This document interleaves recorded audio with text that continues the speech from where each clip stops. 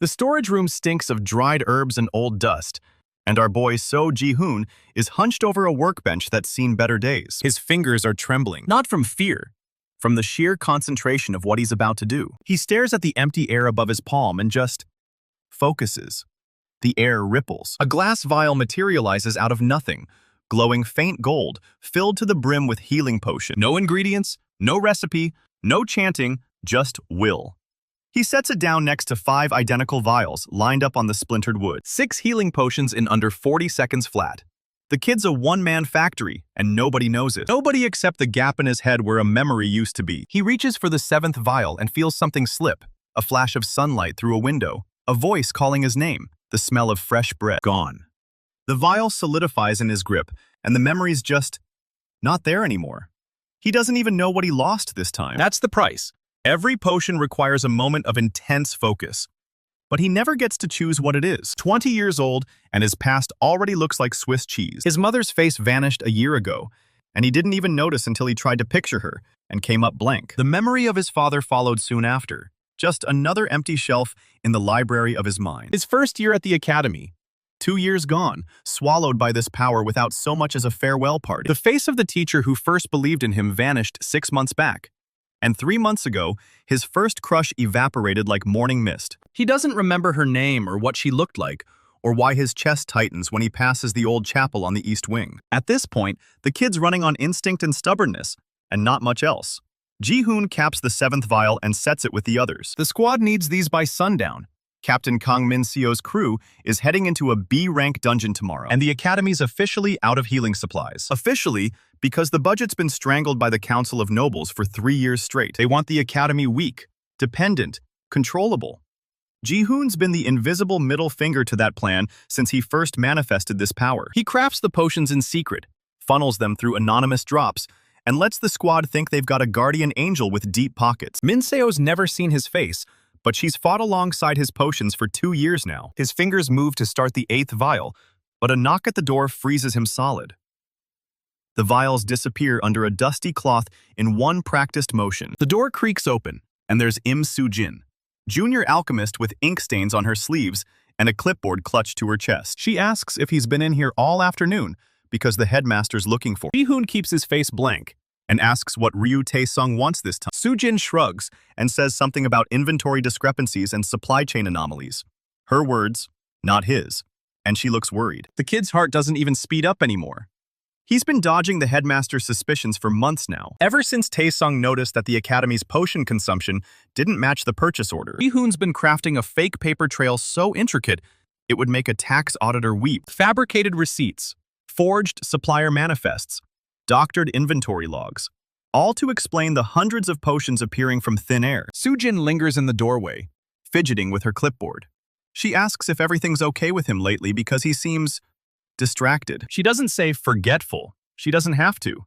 Ji-hoon waves her off with some excuse about poor sleep and too much work. The junior alchemist doesn't look convinced, but she nods and backs out, leaving him alone with his 7 vials and the growing emptiness behind his eyes. He waits until her footsteps fade before uncovering the potions again. 3 more to go before the mental reset kicks in. 10 per minute is his hard limit.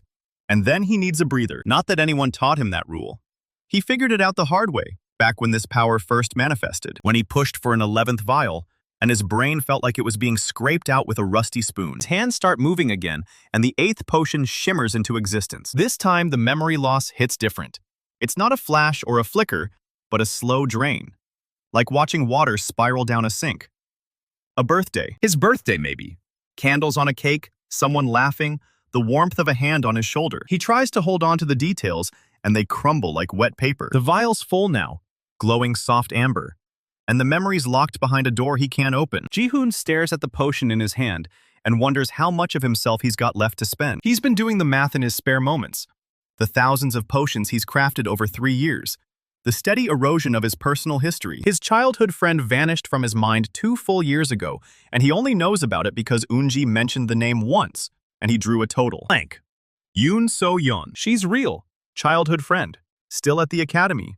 Still watching him with those sharp eyes that notice every flinch and stumble. She asked him last week about a scar on his wrist he doesn't remember getting. He told her it was a lab accident. The truth is, he has no idea where that scar came from. and the memories probably dissolved into potion ingredients by now. Seo Ji-hoon didn't push, but she didn't believe him either. She never does. The 9th vial forms faster than he expected. His body's running on muscle memory now. The motion's so practiced, they don't even need conscious thought. Which is good, because his conscious thoughts are getting harder to hold on to. This time, the memory that vanishes is small, almost insignificant. The taste of his favorite food, maybe. Or the melody of a song he used to hum. The kind of thing you don't notice is gone until you reach for it and find nothing. He's reaching for a lot of nothings these days. 10th potion solidifies with a soft chime, and Ji-hoon sags against the workbench, head pounding, vision swimming. The reset hits like a wave of static, blanking his thoughts for a solid 3 seconds. When it clears, he's staring at 10 perfect healing potions, and he can't remember why he came to the storage room in the first place. He knows he needed to make potions, the squad, the dungeon, the funding, but the specifics are fuzzy. He pulls out a notebook from his back pocket, worn leather with pages falling out, and flips to the front. Every morning, he writes down the things he can't trust his brain to keep: his name, where he lives, who he's supposed to be. Seo Ji-hoon, alchemy assistant, 20 years old. 3rd floor of the East dormitory. Below that, a list of people he can't afford to forget, with little notes to fill the gaps his power keeps emptying. Captain Kang Min-so. She's the reason he does this. Yoon So-yeon, childhood friend, watches him too closely.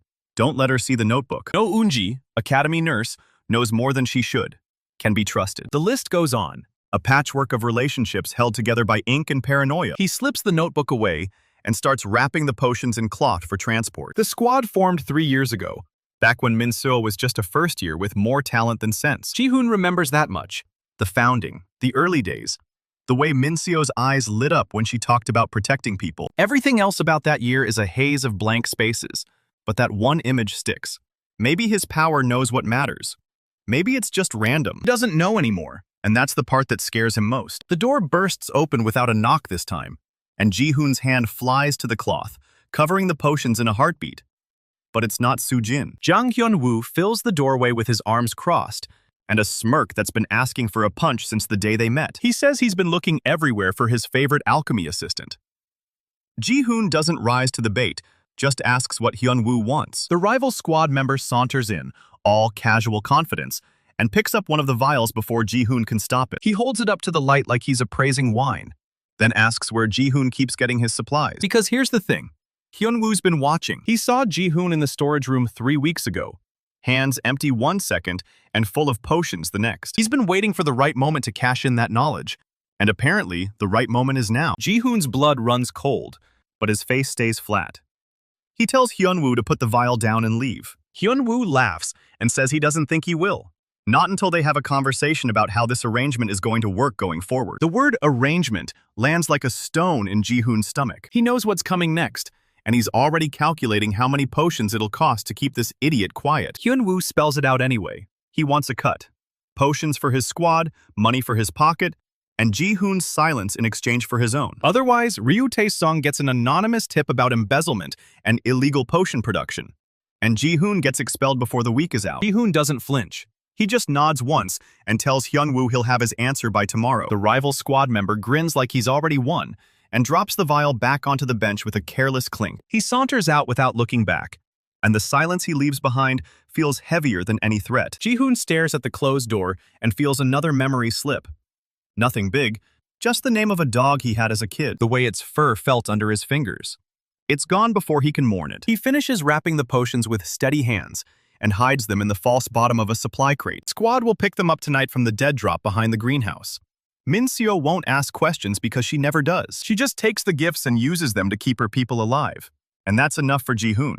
It has to be. Because if it's not enough, if all these sacrificed memories don't add up to something worthwhile, then what the hell is he even doing this for? He pauses at the storage room door, hand on the frame. The academy's evening bells are ringing, and somewhere across campus, the top squad is probably preparing for tomorrow's dungeon run. Min-seo will lead them through monster-infested corridors with nothing but steel and strategy and the anonymous potions that keep showing up like miracles. She has no idea the miracle is a 20-year-old kid who can't remember his own mother's voice. Ji-hoon pulls out his notebook one more time, flips to a fresh page, and writes a single line. Hyun-woo knows, deal with it tomorrow. He tucks the notebook away and steps into the hallway, shoulders squared, face unreadable. The Council of Nobles is still strangling the Academy's funding from their distant mansions, still seeing this place as a piece on their political chessboard. They don't know about him yet. When they find out, and they will find out, the blackmail from Hyun-woo is going to look like a friendly handshake. But that's tomorrow's problem. Tonight, there's a squad to keep alive and a secret to protect, and a growing darkness in his own head that he can't afford to examine too closely. He walks toward the greenhouse with 10 healing potions in a crate and a hole in his memory shaped like a dog he used to love. And somewhere on the other side of campus, Yoon So-yeon watches him from a window and wonders why he didn't recognize her wave this morning. She's been keeping notes of her own. Every forgotten name, every blank stare, every time he flinches when someone mentions the past. She doesn't know what's happening to him, but she's getting closer to finding out. The greenhouse dead drop is empty when Ji-hoon arrives. No Min Seo, no squad. No sign of the pickup. He checks his notebook under the faint moonlight spilling through the glass panels. The page confirms he told them tonight, after the dungeon run, standard protocol. They should be here. The crate of potions weighs heavy under his arm, and something cold settles in his stomach that has nothing to do with the evening chill. He's been doing this for 2 years without a single missed pickup. Min Seo's squad runs tighter than any unit in the academy, and they don't forget a supply drop. He waits 5 more minutes, then 10. Nothing. The path back toward the main campus cuts through the eastern training grounds, and that's where he sees it. A cluster of figures hauling someone between them, moving fast under the torchlights. One of them is limping. Another is shouting something he can't quite make out. Ji-hoon's legs move before his brain catches up. The medical wing doors slam open. No Eunji is already there, sleeves rolled, hands glowing faint green as she works on a squad member stretched across the cot. It's Park Dae-sik, the squad's shield bearer. His left arm is bent at an angle that arms aren't supposed to bend, and his face is the color of old milk. Captain Kang Min Seo stands at the foot of the cot with her arms crossed so tight her knuckles are white. Her uniform is torn at the shoulder, and there's dried blood on her temple that isn't hers. She doesn't notice Ji-hoon slip in. Eunji's healing magic pulses once, twice, then flickers and dies. She's already drained. The Academy's budget cuts mean she's working with half the mana restoration supplies she needs, and it shows in the tremor in her hands. Dae-sik groans, and his arm doesn't look any better. That's when Ji-hoon makes a decision. He backs into the shadowed corner of the medical wing, behind a privacy screen crusted with old alchemy diagrams. The crate goes on the floor. His hands come up, palms open. He focuses. The air between his fingers ripples like heat over stone, and a single glass vial begins to form, molecule by molecule, glowing faint gold. The healing potion materializes in under 2 seconds, warm against his palm, perfect down to the cork stopper. The cost hits immediately. Something tears loose inside his head. Memory surfaces for exactly half a heartbeat. His grandfather's workshop, the smell of sawdust and old tobacco, a calloused hand on his shoulder, and then it's gone. Locked away somewhere he can't reach. Ji-hoon blinks, and he's still standing in the medical wing, but the workshop is just a blank space now. He doesn't even know what he lost. That's the worst part. The forgetting happens so cleanly, you can't miss what you can't remember. He steps out from behind the screen with the potion in hand, and Eunji's eyes go wide. She opens her mouth to ask. He shakes his head once, sharp, and she closes it. The academy nurse has been doing this job for 15 years, and she knows when to save questions for later. Dae-sik's breathing is getting worse. Ji-hoon uncorks the vial and pours the golden liquid between the shield-bearer's cracked lips.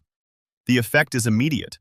Bone creaks back into place. The bruising fades from black to yellow to nothing. Dae-sik's eyes flutter open, and he sucks in a breath like a drowning man breaking the surface. The squad members clustered around the cot exhale as one. Min Seo turns.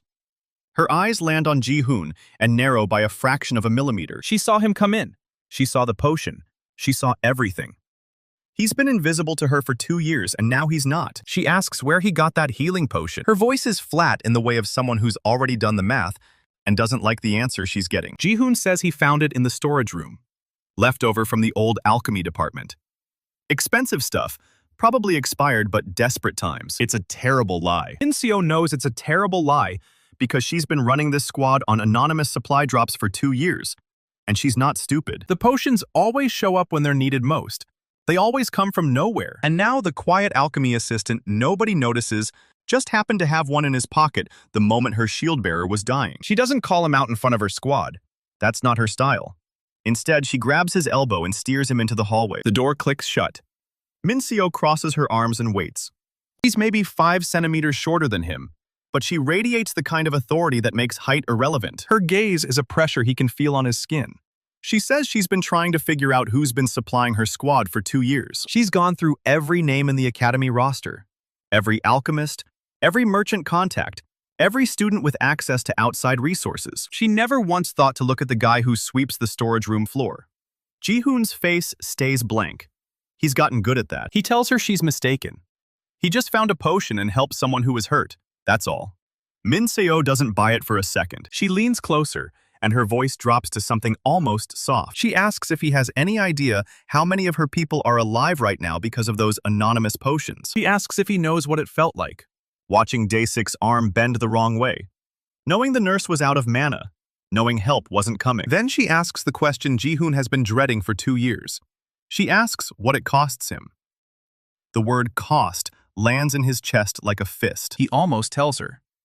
The words are right there, crowding up behind his teeth, and for one terrifying second, he wants to let them out. He wants to tell someone about the blank spaces in his head, and the family he can't remember, and the way he sometimes looks at his own handwriting in his notebook and doesn't recognize it. But that would make it real. That would make her responsible for knowing. And Min Seo is the kind of captain who would try to stop him, who would find another way, who would carry the guilt of every potion he's ever made for her squad.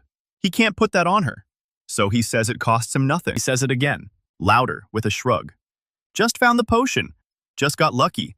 Just happened to be there. Min Seo's jaw tightens. She doesn't believe him, and she doesn't press harder. And somehow, that's worse than if she had. She just nods once, sharp, and tells him she'll remember this. Then she turns and walks back into the medical wing. Ji-hoon stands in the empty hallway and feels another memory slip. This one is small. The recipe for a soup his mother used to make. He can see the pot, the steam rising, the wooden spoon. But the ingredients are gone. The smell is gone. The taste is gone. He writes "Mom's soup" in his notebook and stares at the words like they belong to someone else. The medical wing doors swing open again. Soo-jin nearly collides with him. Her sleeves are smeared with fresh ink, and she's clutching a clipboard to her chest like a shield. The junior alchemist looks up at him with those earnest eyes that always make him feel like a fraud. She asks if he's okay. Ji-hoon says he's fine. She says he doesn't look fine. She says there's blood on his collar. He glances down. She's right. A few drops of Day 6 blood must have landed on him when he was pouring the potion. He didn't even notice. Soo-jin reaches up with her sleeve to wipe it off, and Ji-hoon flinches before he can stop himself. The junior alchemist freezes. Her hand hovers in the air between them. She asks what happened to him. Not the blood on his collar. She means whatever made him flinch like that. Whatever hollow thing she sees when she looks at him. Whatever has been eating holes in his memory for 2 years. He wants to tell her to stay out of it. He wants to tell her she's too young and too good and too bright-eyed to get tangled up in whatever he's become. He wants to protect her the way he protects Min Seo's squad. At a distance. In secret. Without ever letting her close enough to carry the weight. Instead, he just says he's tired. Soo-jin doesn't believe him any more than Min Seo did. But she's also 18 years old, and she looks up to him, and she doesn't know how to push. She lowers her hand. She tells him the headmaster is still looking for him. The summons from earlier, the one she mentioned before Hyun-woo showed up. She doesn't know what it's about, but Ryu Tae-sung's assistant came by twice while he was in the storage room. Ji-hoon's stomach clenches. Ryu Tae-sung has been auditing the academy's accounts for weeks. The headmaster is methodical, suspicious, and absolutely relentless once he catches a scent. If he's looking for Ji-hoon specifically, it means he's found something. The fake paper trail. The doctored inventory logs. The supply orders that don't match the actual deliveries. Ji-hoon has been hiding his potion production for 2 years, and the whole thing is held together with forged signatures and blind faith. One careful audit, and the entire house of cards collapses. Soo-jin asks if he's in trouble. He says no. He says it's probably just routine paperwork. He says he'll handle it. The lies come so easily, now he barely registers them as lies. Soo-jin nods slowly. She doesn't look convinced. She never does. She tells him to get some sleep, and then she slips past him into the medical wing to check on Day 6. The door swings shut, and Ji-hoon is alone in the hallway with a bloody collar and a notebook full of things he's already forgotten. The walk back to his quarters takes him past the eastern dormitory. Yoon So-yeon's window is dark. He doesn't notice her silhouette behind the curtain, watching him pass. He doesn't notice the notebook in her hands, identical to his own, filled with careful observations. Every forgotten name, every blank stare, every time he flinches when someone mentions the past. So-yeon has been keeping notes for 6 months now. She doesn't know what's happening to her childhood friend. She doesn't know about the potions, or the memory loss, or the impossible power that makes glass vials appear from nothing. And somewhere on the other side of campus, in a cramped dorm room with his feet up on a stolen crate, Jang Hyun-woo is counting down the hours until tomorrow. He already has his demands ready. A cut of every potion, a slice of every coin. And if Ji-hoon says no, Hyun-woo has a letter addressed to the headmaster with enough detail to destroy a man. He's not worried. He's seen Ji-hoon's type before. Quiet, terrified, too soft to fight back. He doesn't know that the quiet ones are the most dangerous when they run out of options. He doesn't know that Ji-hoon is running out of everything. The crate of potions sits forgotten on the floor of the medical wing. Eun-ji finds it after everyone leaves. 10 vials of healing potion, glowing faint gold in the dark, packed carefully under a false bottom. She recognizes the craftsmanship. She's seen these potions before, always anonymous, always perfect, always showing up exactly when the academy needs them most. She sits down hard on the nearest cot. The nurse has kept this academy's secrets for 15 years. She's treated students who were hiding abuse, teachers who were hiding addictions, staff members who were hiding debts. She knows how to recognize a secret that's eating someone from the inside out. She saw Ji-hoon's face when he stepped out from behind that screen. She saw the way he hesitated, just for a fraction of a second, like he was listening to something nobody else could hear. And she saw the emptiness behind his eyes when he told Min-so it cost him nothing. Nobody makes potions like that without paying a price. She covers the crate with a clean cloth and locks the medical wing door. Tomorrow she'll start researching. She doesn't know what kind of alchemy creates something from nothing, but she knows where to look. The old texts in the restricted archives, the banned manuscripts, the records of alchemists who traded pieces of themselves for power. She's not going to let a 20-year-old kid destroy himself without a fight. Daesik wakes up at 3 in the morning. His arm is whole. Bones are straight. There's not even a scar. He flexes his fingers in the dark and tries to remember what it felt like when the dungeon trap sprang and his shield arm snapped like kindling. He can't. The memory of the pain is already fading, replaced by something stranger. A flash of gold liquid. A quiet guy with blood on his collar. A captain who looked at that quiet guy like she was seeing him for the first time. He asks the nurse in the morning who saved him.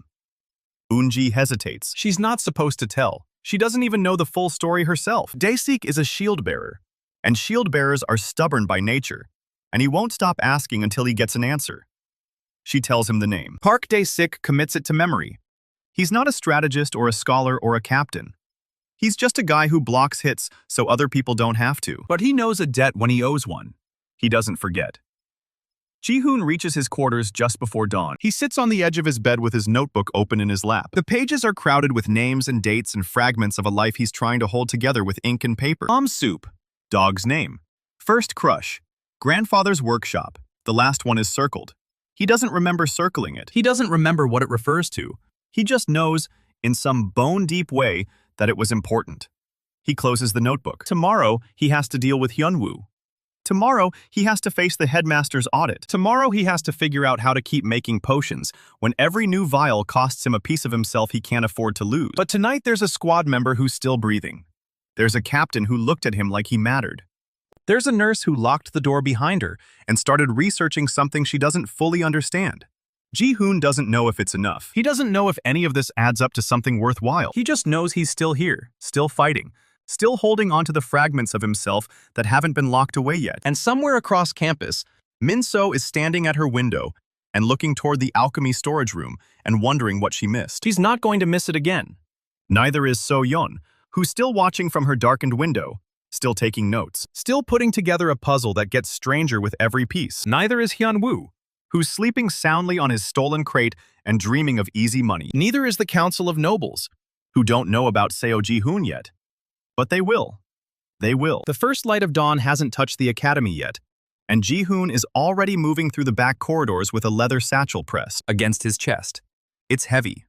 Heavier than any crate of potions he's ever carried. He stops at the East Wing Junction and checks his notebook under the flickering torchlight. Page reads, Quartermaster, Delivery Slot 4, Pay in full. Do not sign. He doesn't remember writing it, but it's his handwriting, and his notebook, and his problem, so he keeps moving. The quartermaster's office is a cramped stone room buried beneath the training hall, where the academy stores requisition forms and equipment, manifests, and a locked strongbox that nobody ever looks at twice. Ji-hoon has a key to that Strongbox. He's had it for 2 years. He doesn't remember how he got it.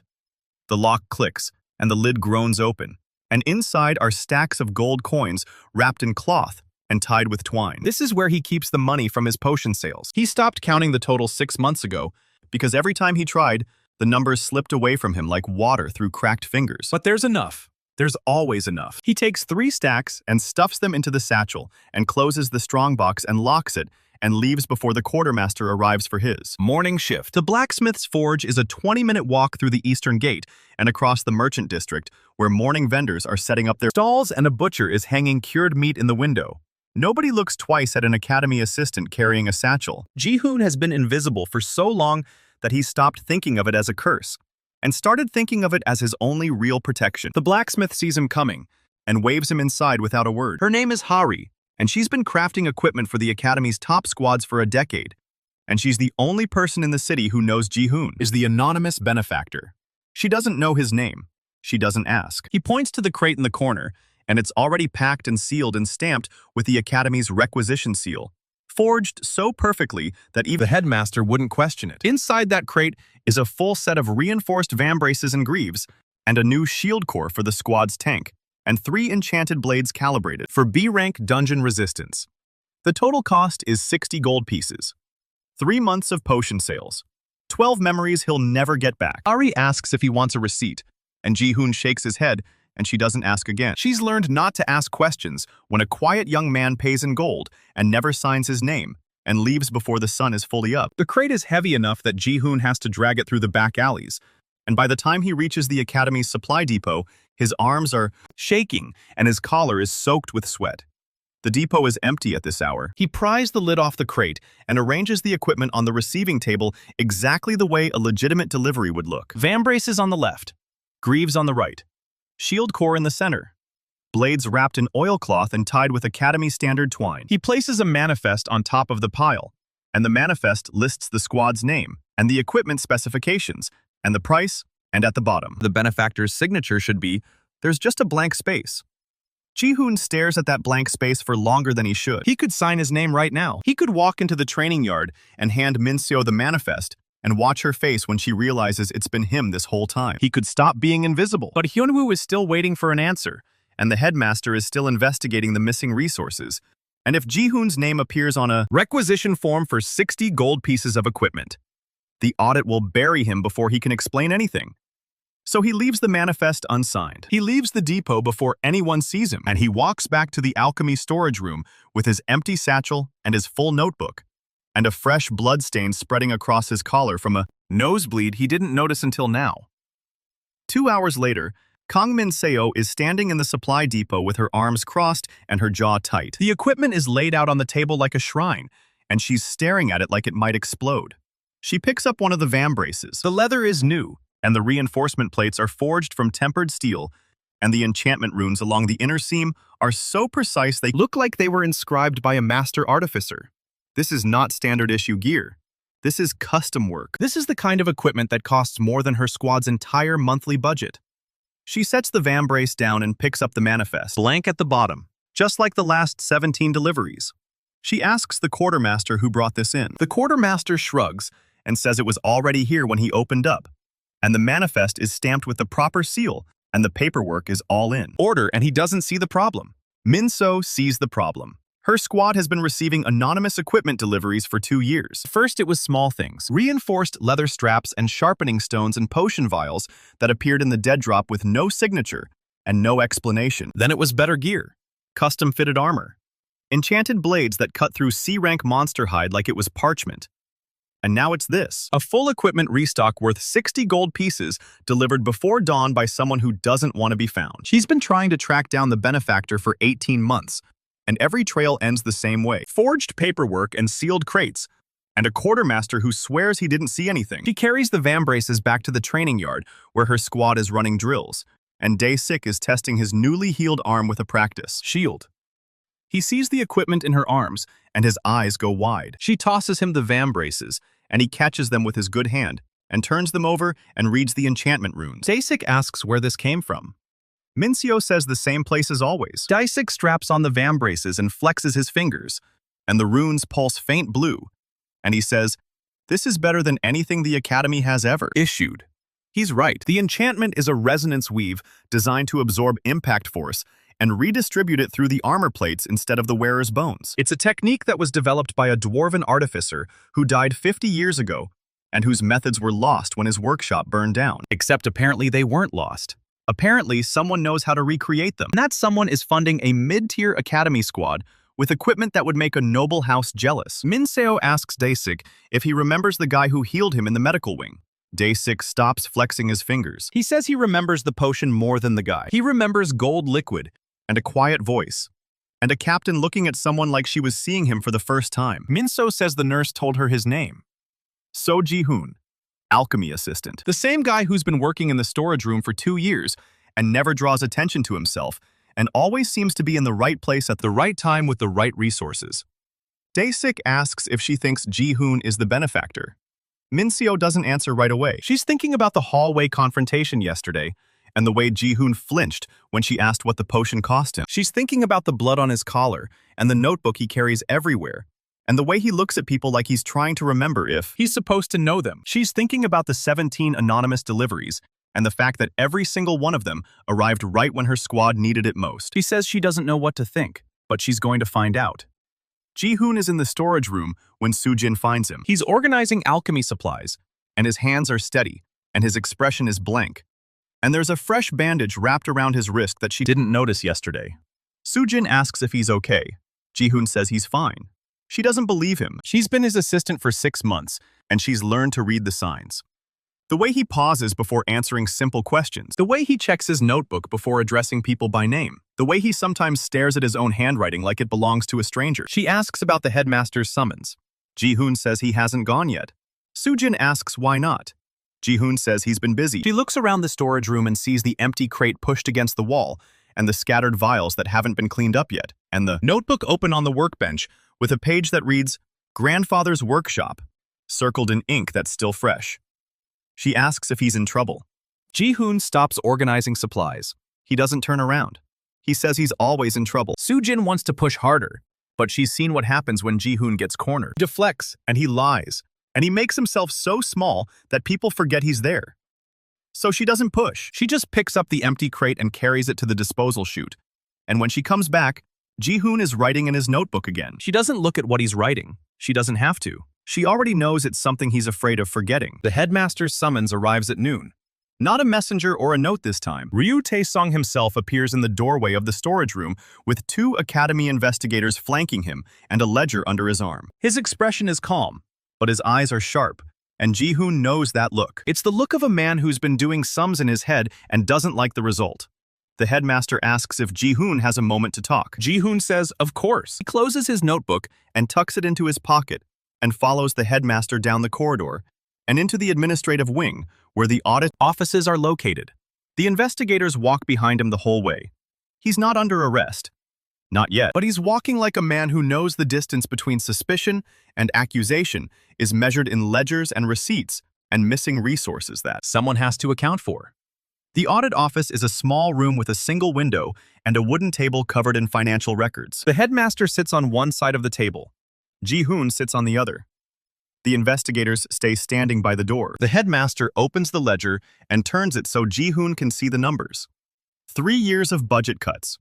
3 years of missing supplies. 3 years of unexplained expenses that don't match any department's requisition records. And in the middle of all of it is the alchemy division, where Ji-hoon has been working for 2 years, with access to every supply cabinet and every inventory manifest and every dead drop location the Academy uses for anonymous deliveries. The headmaster asks if Ji-hoon knows anything about the missing resources. Ji-hoon says no. The headmaster asks if he knows anything about the anonymous equipment deliveries to Captain Kang Min-seo's squad. Ji-hoon says he's heard rumors. The headmaster asks if he knows anything about the healing potions that have been appearing in the medical wing for the last 2 years. Ji-hoon doesn't say anything. The pause stretches long enough that one of the investigators shifts his weight and the floorboard creaks, and Ji-hoon flinches like he's been struck. Headmaster closes the ledger. He says he's been running this academy for 15 years, and he's seen a lot of things he can't explain. He's seen students who should have failed graduate with honors. He's seen equipment appear from nowhere and potions that shouldn't exist, and squads that should have been wiped out come back with nothing but scratches. He's learned not to question miracles when they happen. But he's also learned that miracles have a cost. And he's starting to wonder if someone in this academy is paying it alone. He looks at Ji-hoon and asks if there's anything he wants to tell him. Ji-hoon's hand is in his pocket, and his fingers are wrapped around his notebook, and he can feel the pages against his palm. The pages that hold everything he's still trying to remember. The pages that hold everyone he's still trying to protect. He says there's nothing to tell. The headmaster studies him for a long moment. Then he nods and stands up and tells Ji-hoon he's free to go. But the investigators don't move from the door. And the headmaster doesn't put the ledger away. And Ji-hoon knows this isn't over. It's just beginning. He walks back to the storage room, and his legs are shaking, and his vision is blurring at the edges. And he has to stop twice to lean against the wall and catch his breath. Soo-jin is waiting for him when he gets back. She asks what happened. He says it was a routine audit. She doesn't believe him. She's looking at his face, and she's seeing the same emptiness she saw yesterday when he came back from the medical wing. She's seeing the same blood on his collar from a nosebleed that started 5 minutes ago and hasn't stopped. She's seeing a man who is running out of pieces of himself to give away. And she's not the only one watching. Across the courtyard, Yoon So-yeon is standing at her window with a journal open in her hands and a pen pressed to the page. She's been tracking Ji-hoon's movements for 3 weeks now. Every memory lapse, every unexplained delivery, every time he looks at someone he should know and doesn't recognize their face. She's filled 17 pages with observations and theories, and a timeline that starts 2 years ago, when Ji-hoon suddenly stopped remembering her birthday. She doesn't know what's causing it. She doesn't know if it's a curse or an ability or something worse, but she knows Ji-hoon is destroying himself for something. And she knows she's running out of time to figure out what it is. She writes one more line in her journal and closes it and tucks it under her pillow. Then she sits in the dark and watches the storage room window and waits for the light to go out. It doesn't go out for a long time. Ji-hoon is still in the storage room long after midnight with 10 fresh potion vials glowing faint gold on the workbench and a notebook page that now reads, "Headmaster, audit, do not trust," in handwriting that's getting harder to recognize. But he reads it anyway. And he knows it's true. The dead drop pickup is in 4 hours, and the squad needs their potions, and Hyunwoo is waiting for an answer, and the headmaster is waiting for a mistake. Ji-hoon sits in the dark and tries to remember his grandfather's workshop. He can't. But he can remember the feeling of it, the warmth of the forge, and the smell of oiled leather, and a voice that told him he could be more than what the world expected. He holds on to that feeling as long as he can. Then he stands up and packs the potions into a crate and writes a note for the dead drop, and doesn't sign it. Just like always. Just like he's been doing for 2 years. Just like he'll keep doing until there's nothing left of him to sign. 10 minutes after the headmaster lets him go, Soo-jin is still in the storage room. She hasn't moved from the stool by the workbench. Ji-hoon walks in and almost doesn't see her in the dark. He stops with one hand on the doorframe and the other still pressed to his nose. Blood drips between his fingers and hits the floorboards. Soo-jin doesn't say anything. She just watches him cross the room and pull a rag from the shelf and press it to his face. The rag comes away red. She's seen him bleed before. Every alchemist gets nicked on broken glass or singed by a bad reaction. This is different. This is blood that started 10 minutes ago, with no wound and no spell and no reason. She asks him what the headmaster wanted. He says it was nothing. He's still lying, and she's still not buying it, and they both know it. The rag is already soaked through. He grabs another one and doesn't look at her. He stands up. She walks to the workbench and puts her hand flat on the crate with the false bottom. The one she's not supposed to know about. The one she found 3 weeks ago when she came in early to finish a batch of antidotes and saw the corner of a glass vial poking out from under the dust cloth. She didn't open it then. She doesn't open it now. She just leaves her hand there and asks him how long he's been doing this. Ji-hoon freezes with the rag halfway to his face. He asks what she means. She says she's not stupid. She's been his assistant for 18 months, and she knows every ingredient in every cabinet in this room, and she knows the budget for medical supplies was cut to nothing last quarter. She knows the squad came back from a B-rank dungeon with injuries that should have taken weeks to heal. She knows Day 6's arm was shattered in 3 places yesterday, and today he's doing push-ups in the training yard. She knows the potions don't come from the academy stores. She knows they don't come from anywhere. They just appear in crates with no signature and no manifest and no explanation. And every time one appears, Ji-hoon comes back looking a little more hollow than before. Ji-hoon doesn't answer. He finishes wiping the blood off his face and folds the rag into a neat square and sets it on the edge of the sink. His hands are shaking. Soo-jin asks what the potions cost him. He says they don't cost anything. She's looking at the notebook in his pocket and the blood on his collar and the way he flinches when she says his own name too fast. He's been watching him forget things for weeks. Little things at first. A reagent he's used 100 times. The name of a professor he's worked with for 2 years. The location of a cabinet he stocked himself that morning. Then bigger things. She mentioned his mother once, and he looked at her with no recognition at all. She never mentioned his mother again. Now she's standing in his storage room at midnight with her hand on a crate full of impossible potions, and she's asking him to tell her the truth. He tells her to go back to her quarters. She says no. He says it's not safe for her here. She says it's not safe for him either, and he's still here. He doesn't have an answer for that. She opens the crate. 10 vials of healing potion glow faint gold in the dark. The light reflects in her eyes, and she doesn't look surprised. He looks like someone who's been waiting for confirmation of something she already knew. She asks how many he's made. He says he doesn't know. She asks how many he's made tonight. He says 10.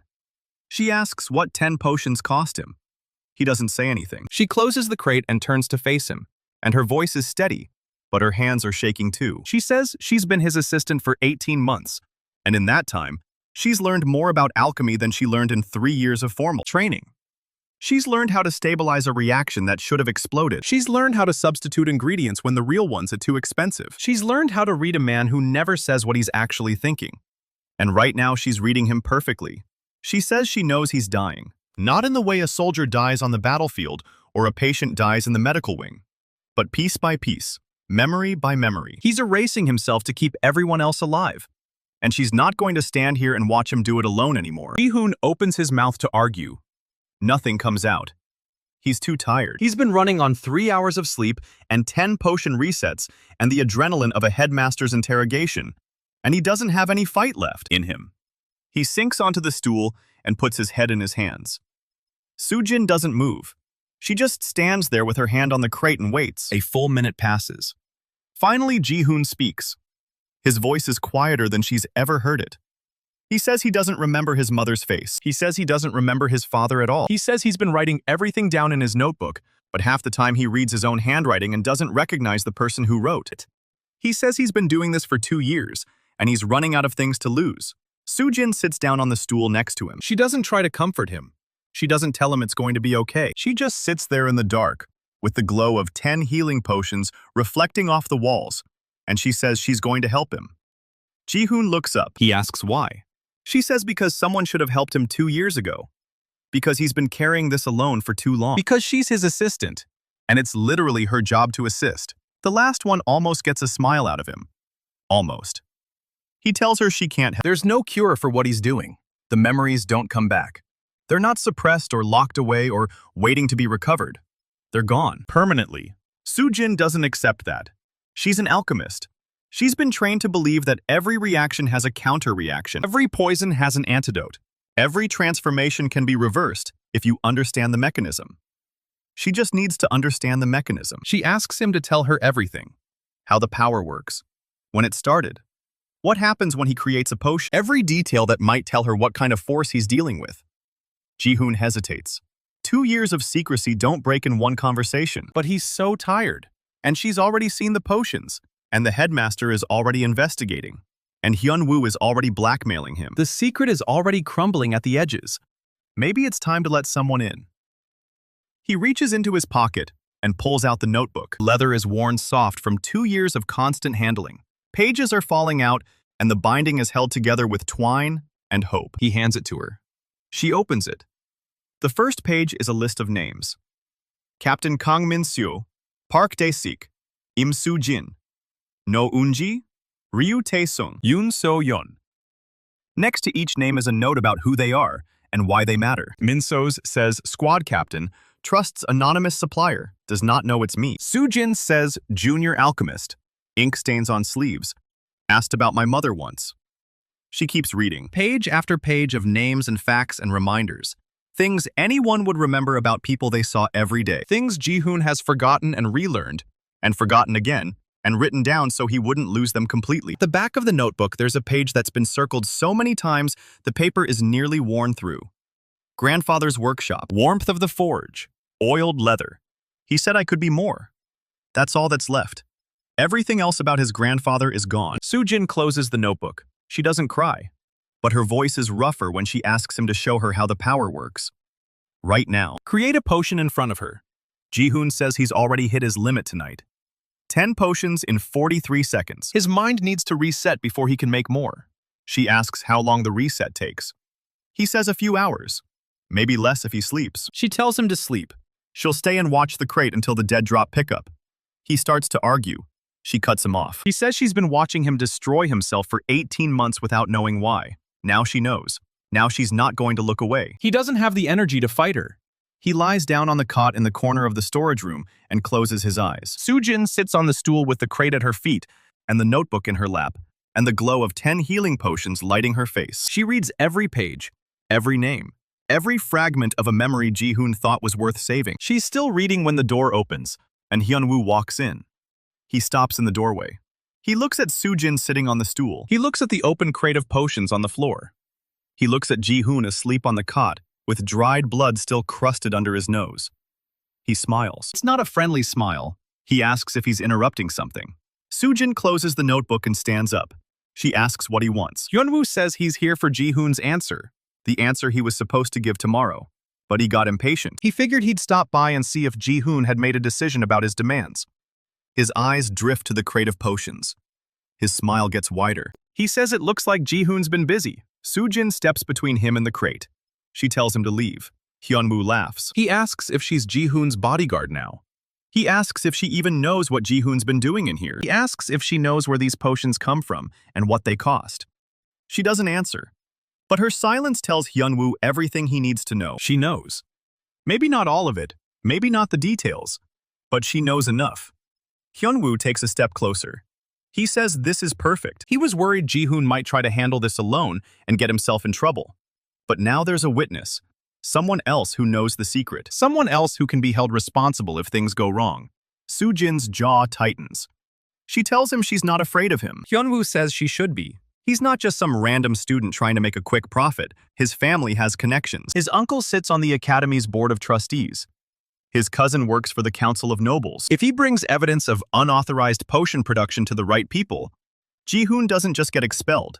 He gets arrested. He gets investigated for embezzlement and fraud and illegal alchemy. He spends the rest of his life in a detention cell while the academy auctions off his secrets to the highest bidder. Soo-jin gets to watch it happen, knowing she could have stopped it.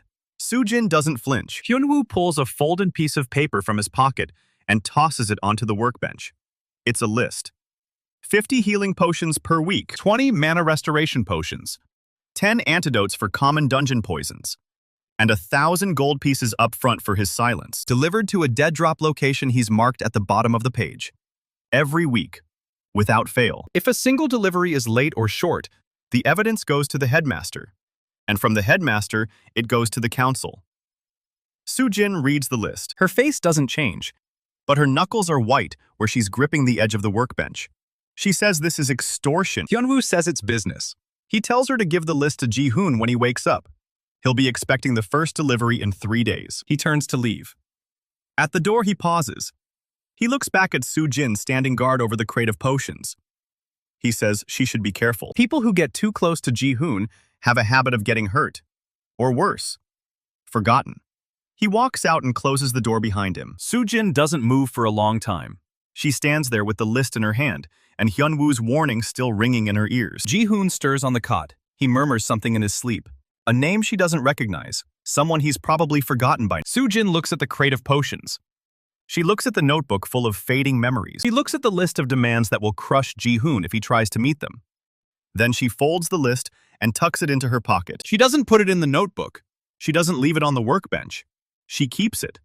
Ji-hoon has been carrying this weight alone for 2 years. Now it's her turn to carry some of it. She sits back down on the stool and waits for the dead drop pickup, and doesn't wake Ji-hoon up. He needs the sleep. Tomorrow, everything changes.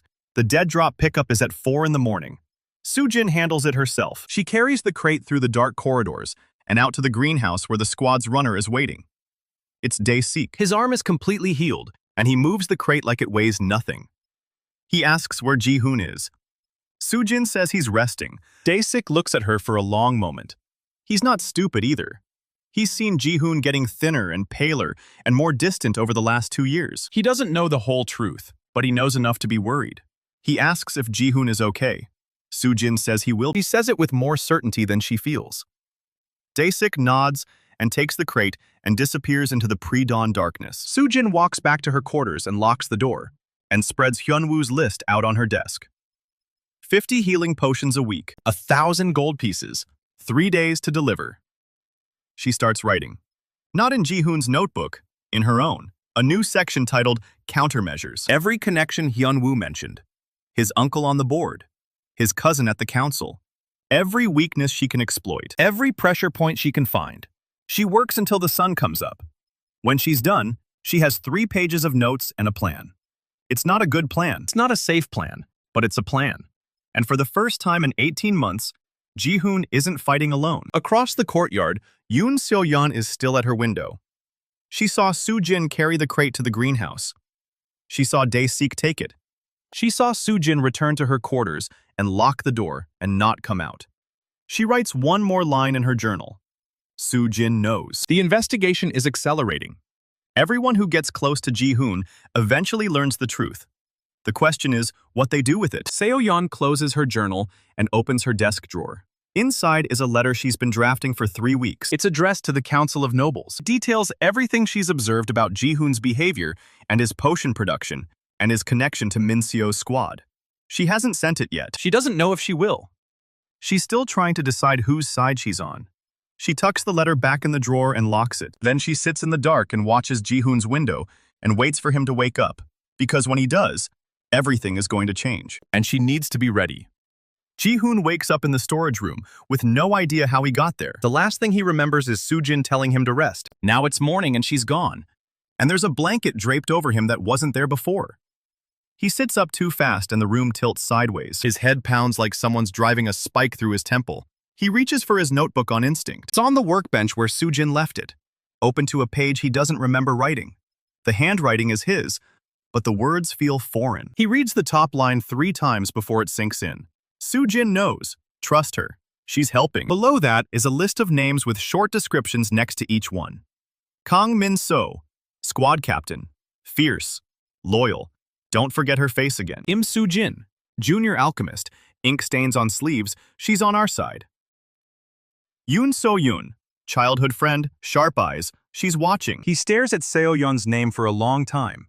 He knows he should know her. He knows she's important. But when he tries to picture her face, there's nothing there. Just a blank space where a person used to be. His hands are shaking when he closes the notebook. He's lost another memory overnight, and he doesn't even know which one it was. That's the worst part of his power. The gaps don't announce themselves until you reach for something and find empty air. He gets up and splashes cold water on his face from the basin in the corner.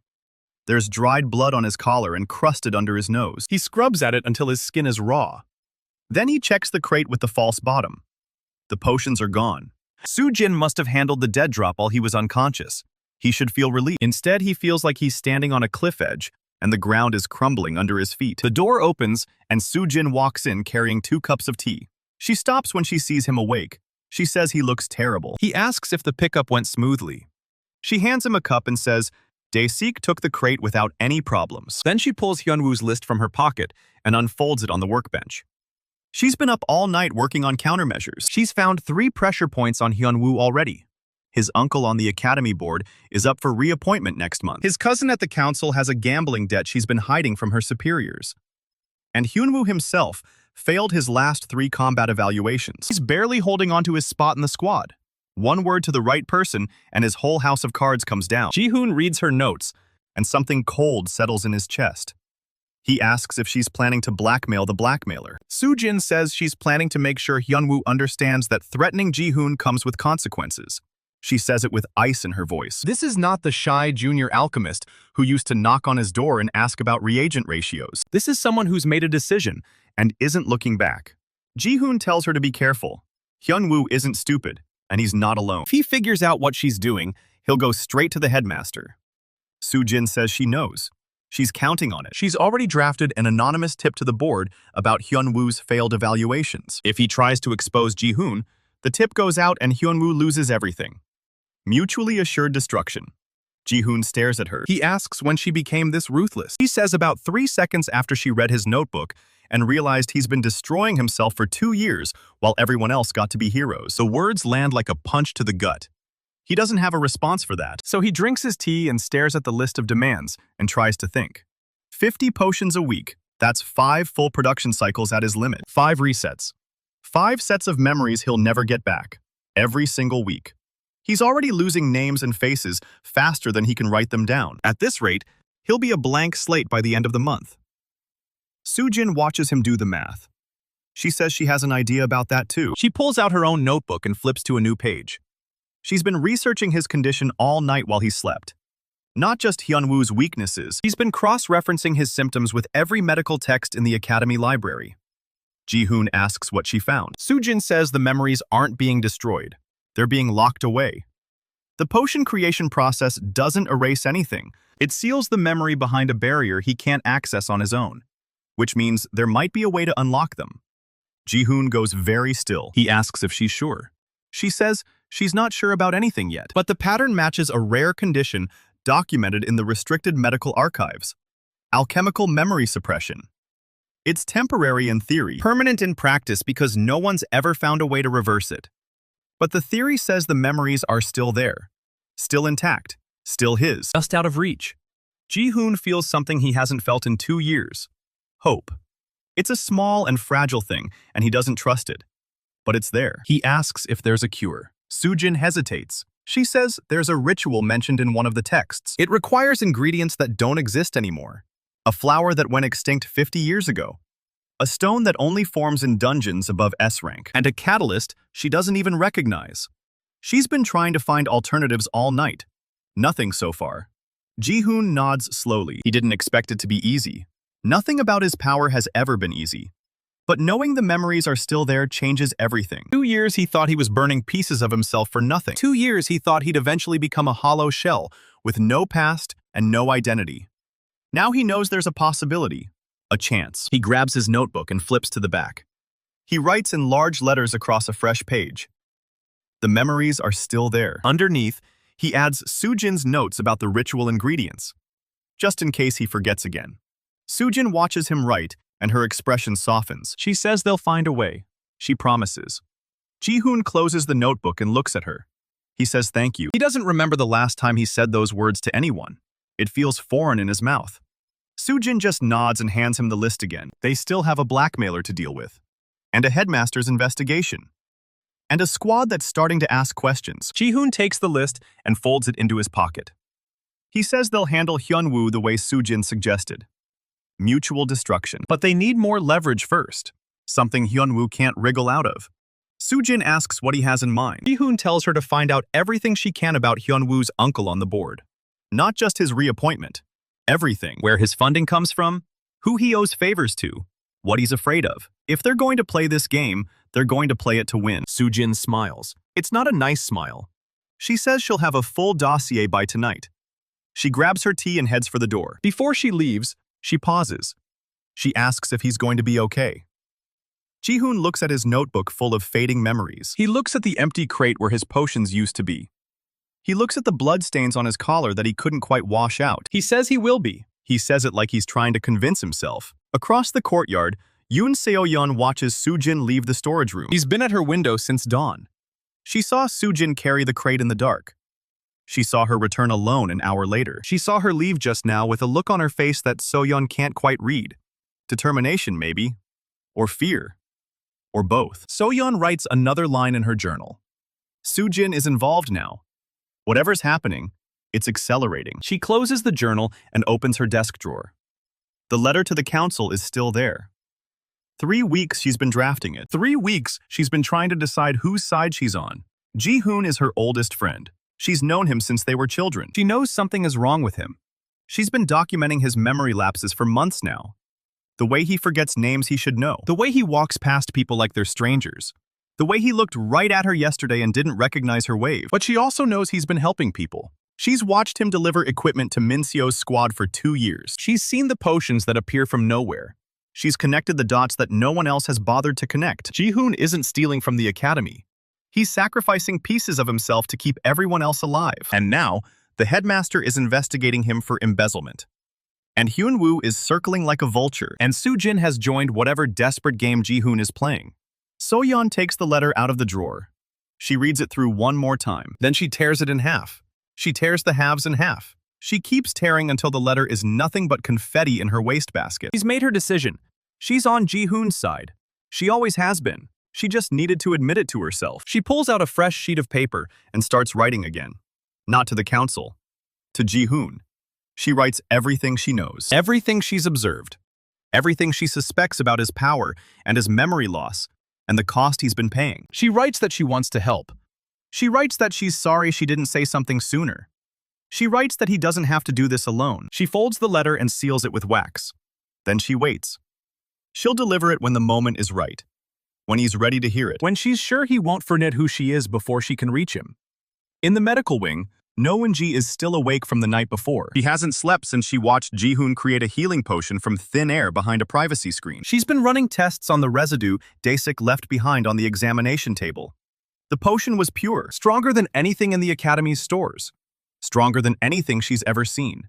And it cost Ji-hoon something. She saw the way his face went blank for a moment when he handed her the vial. Like a light flickering out behind his eyes. She's been researching memory-related alchemical conditions all night. She's found the same texts Soo-jin found. The same extinct flower. The same impossible stone. The same unknown catalyst. And one more thing that Soo-jin missed.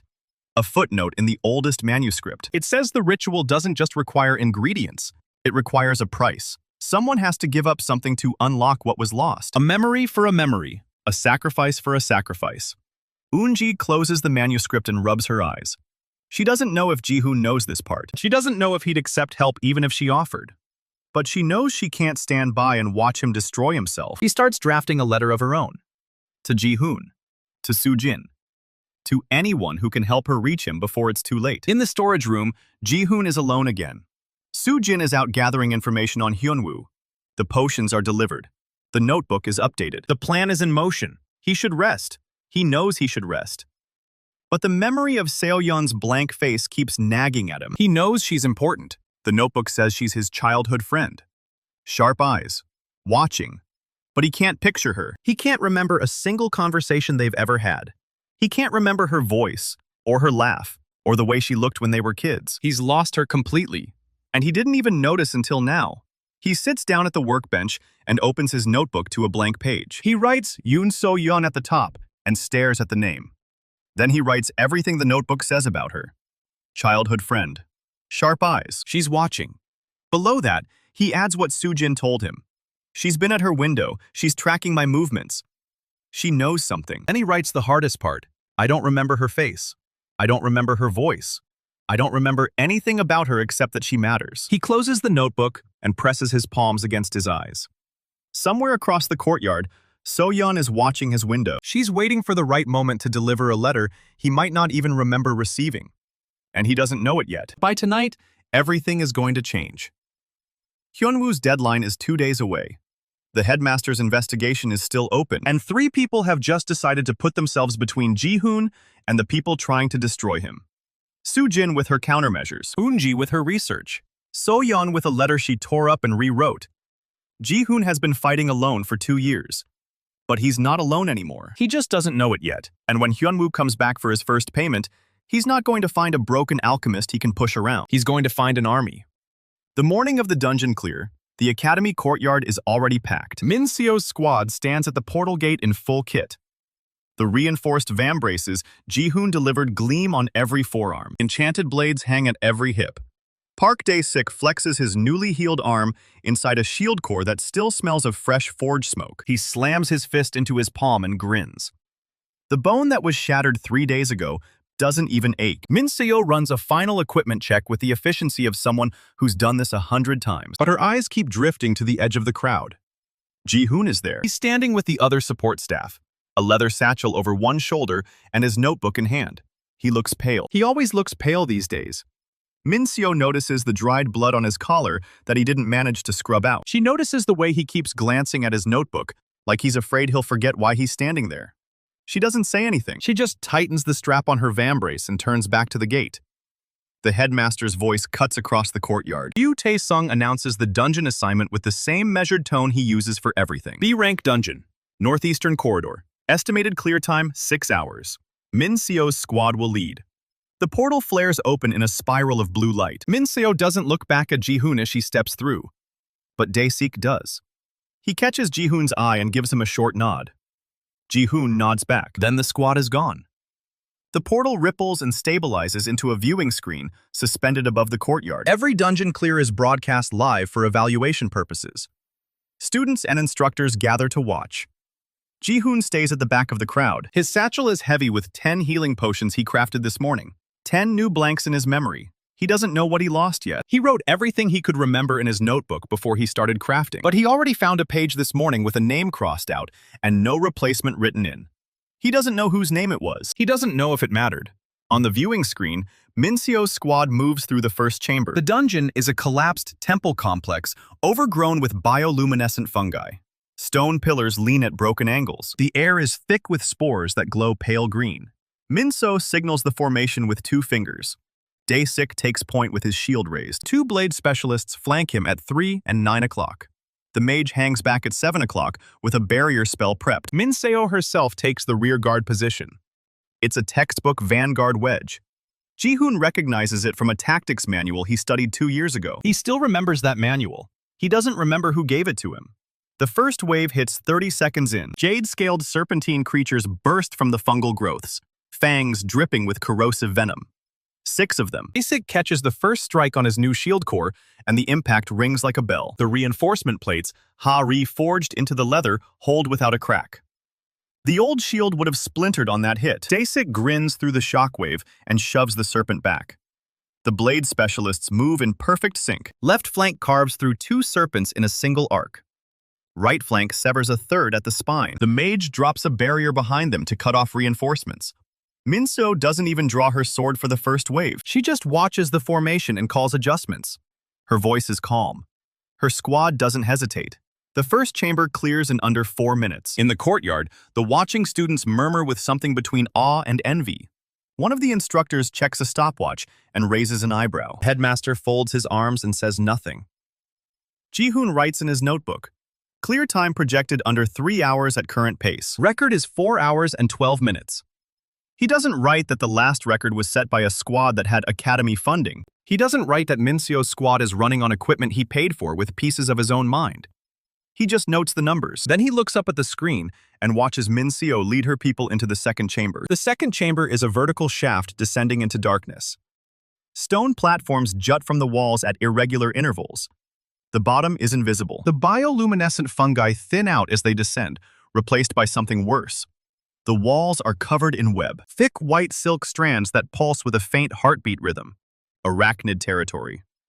Min-seo signals a formation shift. Vertical descent, single file, mage in the middle with light spells active.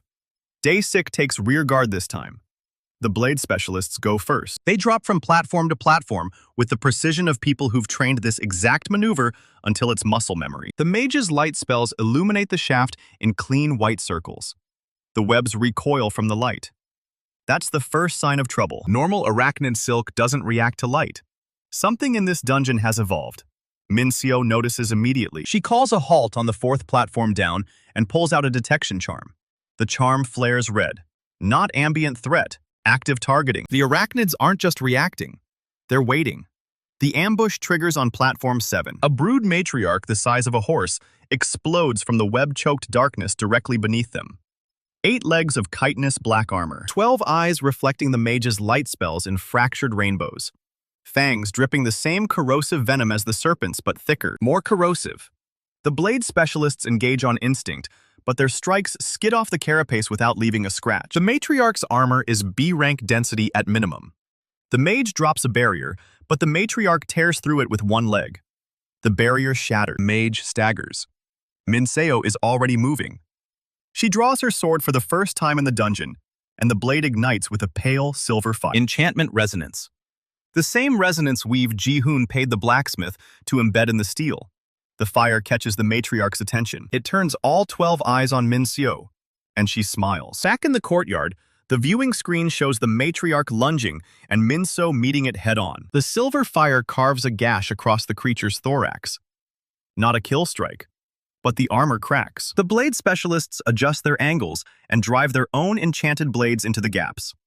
3 strikes land simultaneously. Matriarch shrieks and recoils.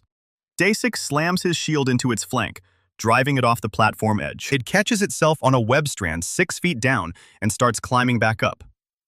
Seo doesn't give it time to recover. She signals the mage for a focused light pulse directly into the creature's eyes. The mage delivers. The matriarch goes blind. Seo drops from the platform with her sword extended and drives the silver fire straight through the creature's skull. The carcass hits the bottom of the shaft 12 seconds later. The impact echoes up through the darkness like a drumbeat. The squad takes 30 seconds to recover. Daesik checks his shield for stress fractures and finds none. The blade specialists swap positions to distribute fatigue. The mage pops a mana restoration draft from her belt. Ji-hoon watches from the courtyard. He recognizes the draft. He crafted it. He doesn't remember when. The third chamber is the boss room. The dungeon's layout is unconventional. Most B-rank dungeons spread the challenge across 5 or 6 chambers, building toward a final confrontation. This one compresses everything into 3. The collapsed temple's inner sanctum opens around them in a dome of black stone. No fungi, no webs, just a single figure standing in the center of the chamber. Humanoid, armored in the same jade scales as the serpents, but layered so thick it looks like a second skeleton. A serrated greatsword rests across its shoulders. Its eyes are closed. It doesn't move when the squad enters. It doesn't react when they spread into attack formation. It just stands there breathing slow and deep, like something that's been sleeping for a long time and doesn't plan to wake up gently. Seo reads the creature's aura in one glance. A-rank threat. In a B-rank dungeon. That's not supposed to happen. In the courtyard, the headmaster uncrosses his arms. One of the instructors mutters something about aborting the clear. Rai Tae-sung shakes his head. Seo is already committed, and the headmaster doesn't pull his students out of fights they've chosen to start. On the screen, the armored figure's eyes snap open. They're not eyes. They're pits of green fire burning in a skull that isn't human. The greatsword comes off its shoulders in a blur of jade light. Seo shouts a single command. The squad scatters. Greatsword hits the stone where they were standing, and the floor fractures in a 20-foot radius.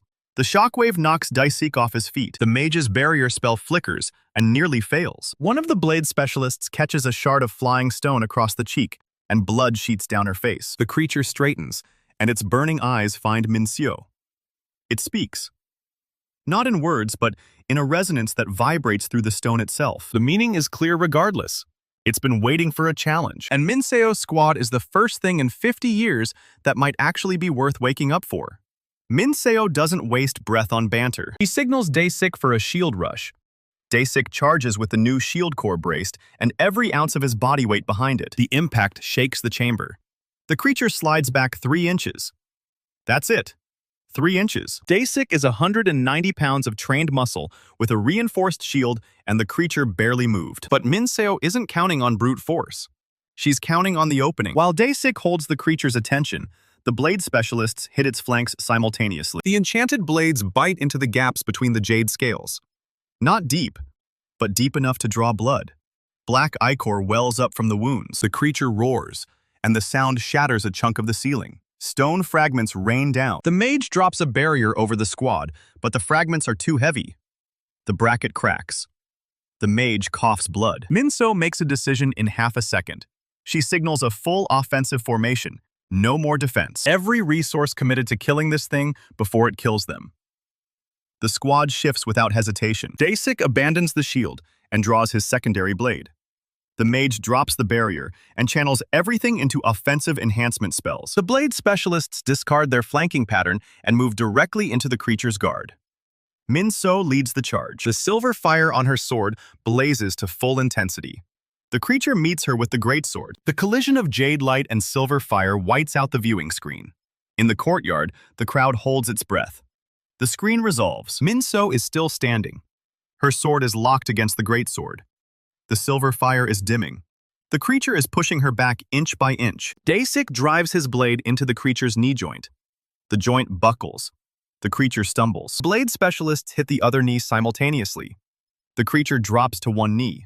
Seo breaks the blade lock and brings her sword down in a two-handed arc.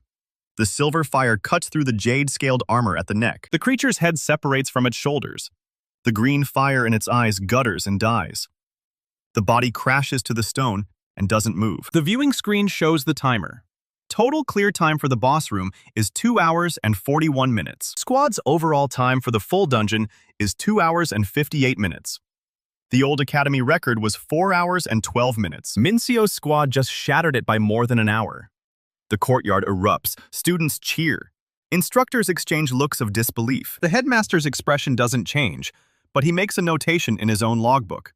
Ji-hoon doesn't cheer. He watches Minseo on the screen, still standing over the creature's corpse with her sword dripping black ichor. Her hands are shaking. Her squad is battered. The mage is down on one knee with blood on her lips. Daesik has a gash across his ribs. One blade specialist's cheek is still bleeding freely. The other is cradling a wrist that's bent at a wrong angle. They won. But they paid for it. Ji-hoon opens his satchel and checks his potions. 10 healing vials glowing faint gold. He knows exactly where to deliver them. He doesn't wait for the squad to return through the portal. He's already walking toward the medical wing. Soo-jin intercepts him halfway across the courtyard. She's out of breath from running. She tells him the headmaster's auditor just requested the supply manifests from the past 2 years. Ji-hoon stops walking. The manifests are clean. The false paper trail he built is solid. But if the auditor is pulling 2 years of records, they're not just looking for recent discrepancies. They're looking for patterns. They're looking for the exact kind of pattern Ji-hoon has been creating every single month for 2 years. Soo-jin asks him what he wants to do.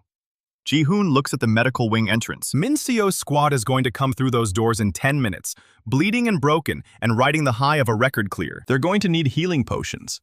They're going to need the good ones, the ones that only Ji-hoon can make. Tells Soo-jin to stall the auditor. She asks how. He tells her to give them the quartermaster's records first. The quartermaster's records are a mess. They've been a mess for years. Nobody can find anything in them without 3 days and a headache. That should buy them some time. Soo-jin nods and takes off toward the administrative wing at a dead sprint. Ji-hoon pushes through the medical wing doors. No Eunji is already prepping beds for the incoming squad. She sees Ji-hoon and her expression does something complicated. She knows what his potions cost. She's been researching it. She's been drafting letters about it. But she doesn't say any of that. She just points at the supply cabinet and tells him to stock whatever he can. Ji-hoon opens his satchel. 10 healing potions. He places them in the cabinet in a neat row. Eunji watches his face while he does it. She's looking for the flicker, the moment of blankness. But Ji-hoon didn't craft these potions here. He already paid the cost this morning. The memories are already gone. Eunji doesn't know that. She just sees him move with the same quiet efficiency he always has. And she wonders how much of him is already missing. The squad arrives 3 minutes later. Daesik first, grinning through the blood soaking his shirt. The blade specialist with the gashed cheek is limping. The mage is leaning on the other blade specialist, who's holding her broken wrist against her chest. Minseo comes last. She's not injured. She's just carrying the weight of a captain who watched her people get hurt and knows it could have been worse. Eunji starts triage. Daesik gets the first potion. The gash across his ribs knits closed in seconds. He flexes and laughs and says it feels better than new. Blade specialist gets the second potion. The wound on her cheek seals without a scar. The mage gets the third. Blood stops leaking from her lips. The broken wrist gets the fourth and fifth in sequence. Bone sets, tendons reknit. The swelling goes down. Ji-hoon stands at the back of the room and watches his potions do exactly what they're supposed to do. Minseo watches Ji-hoon. She's not looking at the potions. She's looking at the person who made them. She's known for 2 days now. Suspects anyway. The anonymous benefactor who's been funding her squad with equipment and potions for 2 years. The alchemy assistant who never takes credit and never signs manifests and never explains where the gold comes from. She walks over to him. She doesn't ask if the potions are his. She doesn't ask what they cost. She just tells him the record clear was his victory too. Ji-hoon doesn't answer. He's looking at his notebook, at a page he doesn't remember writing, at a name crossed out in fresh ink. Minseo sees the expression on his face. She's seen that expression before, on soldiers who came back from dungeons, missing something they couldn't name. She doesn't push. She just puts a hand on his shoulder for a moment, and then walks back to her squad. Ji-hoon closes the notebook. The potions worked. The squad is healed. The record is broken. And somewhere in the administrative wing, Soo-jin is buying him time against an auditor who's about to discover exactly what he's been hiding for 2 years. He leaves the medical wing through the back entrance. He needs to check the dead drop. He needs to make sure the potion deliveries are clean for tonight. He needs to figure out what memory he lost this morning before it matters. He doesn't make it 10 steps. Yoon Seo-yoon is waiting for him in the corridor. She's holding a letter. She's been waiting for the right moment. She decided this is it. She steps forward and opens her mouth to speak. And Ji-hoon looks at her with polite, distant confusion. He doesn't recognize her. The notebook says her name is Yoon So-yeon. Sharp eyes. Childhood friend. But her face is a blank to him. She watches him search his memory and find nothing. The letter in her hand trembles. She doesn't give it to him. She turns and walks away before he can see her cry. Ji-hoon stands in the corridor and tries to remember why the girl with the sharp eyes looked so devastated. He can't. He pulls out his notebook and writes a new entry. So-yeon knows something I don't. She tried to tell me. I couldn't remember her. Across the academy, the auditor opens the first box of quartermaster records. Soo-jin watches from the doorway and counts the minutes. The record-breaking dungeon clear should have been a victory. But victories don't stop the headmaster's investigation. They don't slow down Hyun-woo's deadline. They don't bring back the memory of a childhood friend's face. Ji-hoon closes his notebook and starts walking toward the dead drop. He has potions to deliver. He has a blackmailer to outmaneuver. He has an auditor to survive. And somewhere behind him, Seo-yeon is tearing her letter into pieces for the second time. This time she's not rewriting it. She's done waiting.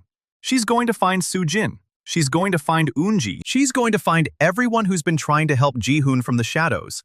And she's going to tell them the one thing none of them know yet. Ji-hoon isn't just forgetting faces. He's forgetting that he ever had people who cared about him at all. And if they don't move fast, there won't be enough of him left to save. The dungeon record is the headline. But the real story is just starting. The armored thing steps forward, and the whole chamber shakes. Dae-sik raises his new shield core, and the impact nearly buckles his knees. This is not a B-rank monster. This is an A-rank nightmare wearing jade scales and carrying a greatsword the size of a door. Min-seo is already moving. She doesn't wait for the thing to choose its target. She chooses it first. Her enchanted blade carves a silver arc across its chest plate, and the jade scales deflect everything. Not a scratch. The creature tilts its head like she just told it a joke. Then it swings. The greatsword comes around in a horizontal arc that would have cut 3 people in half if they hadn't already scattered. Dae-sik takes the next hit on his shield. The enchantment flares white. The shield holds, but Dae-sik slides backwards 6 feet, with his boots leaving grooves in the stone.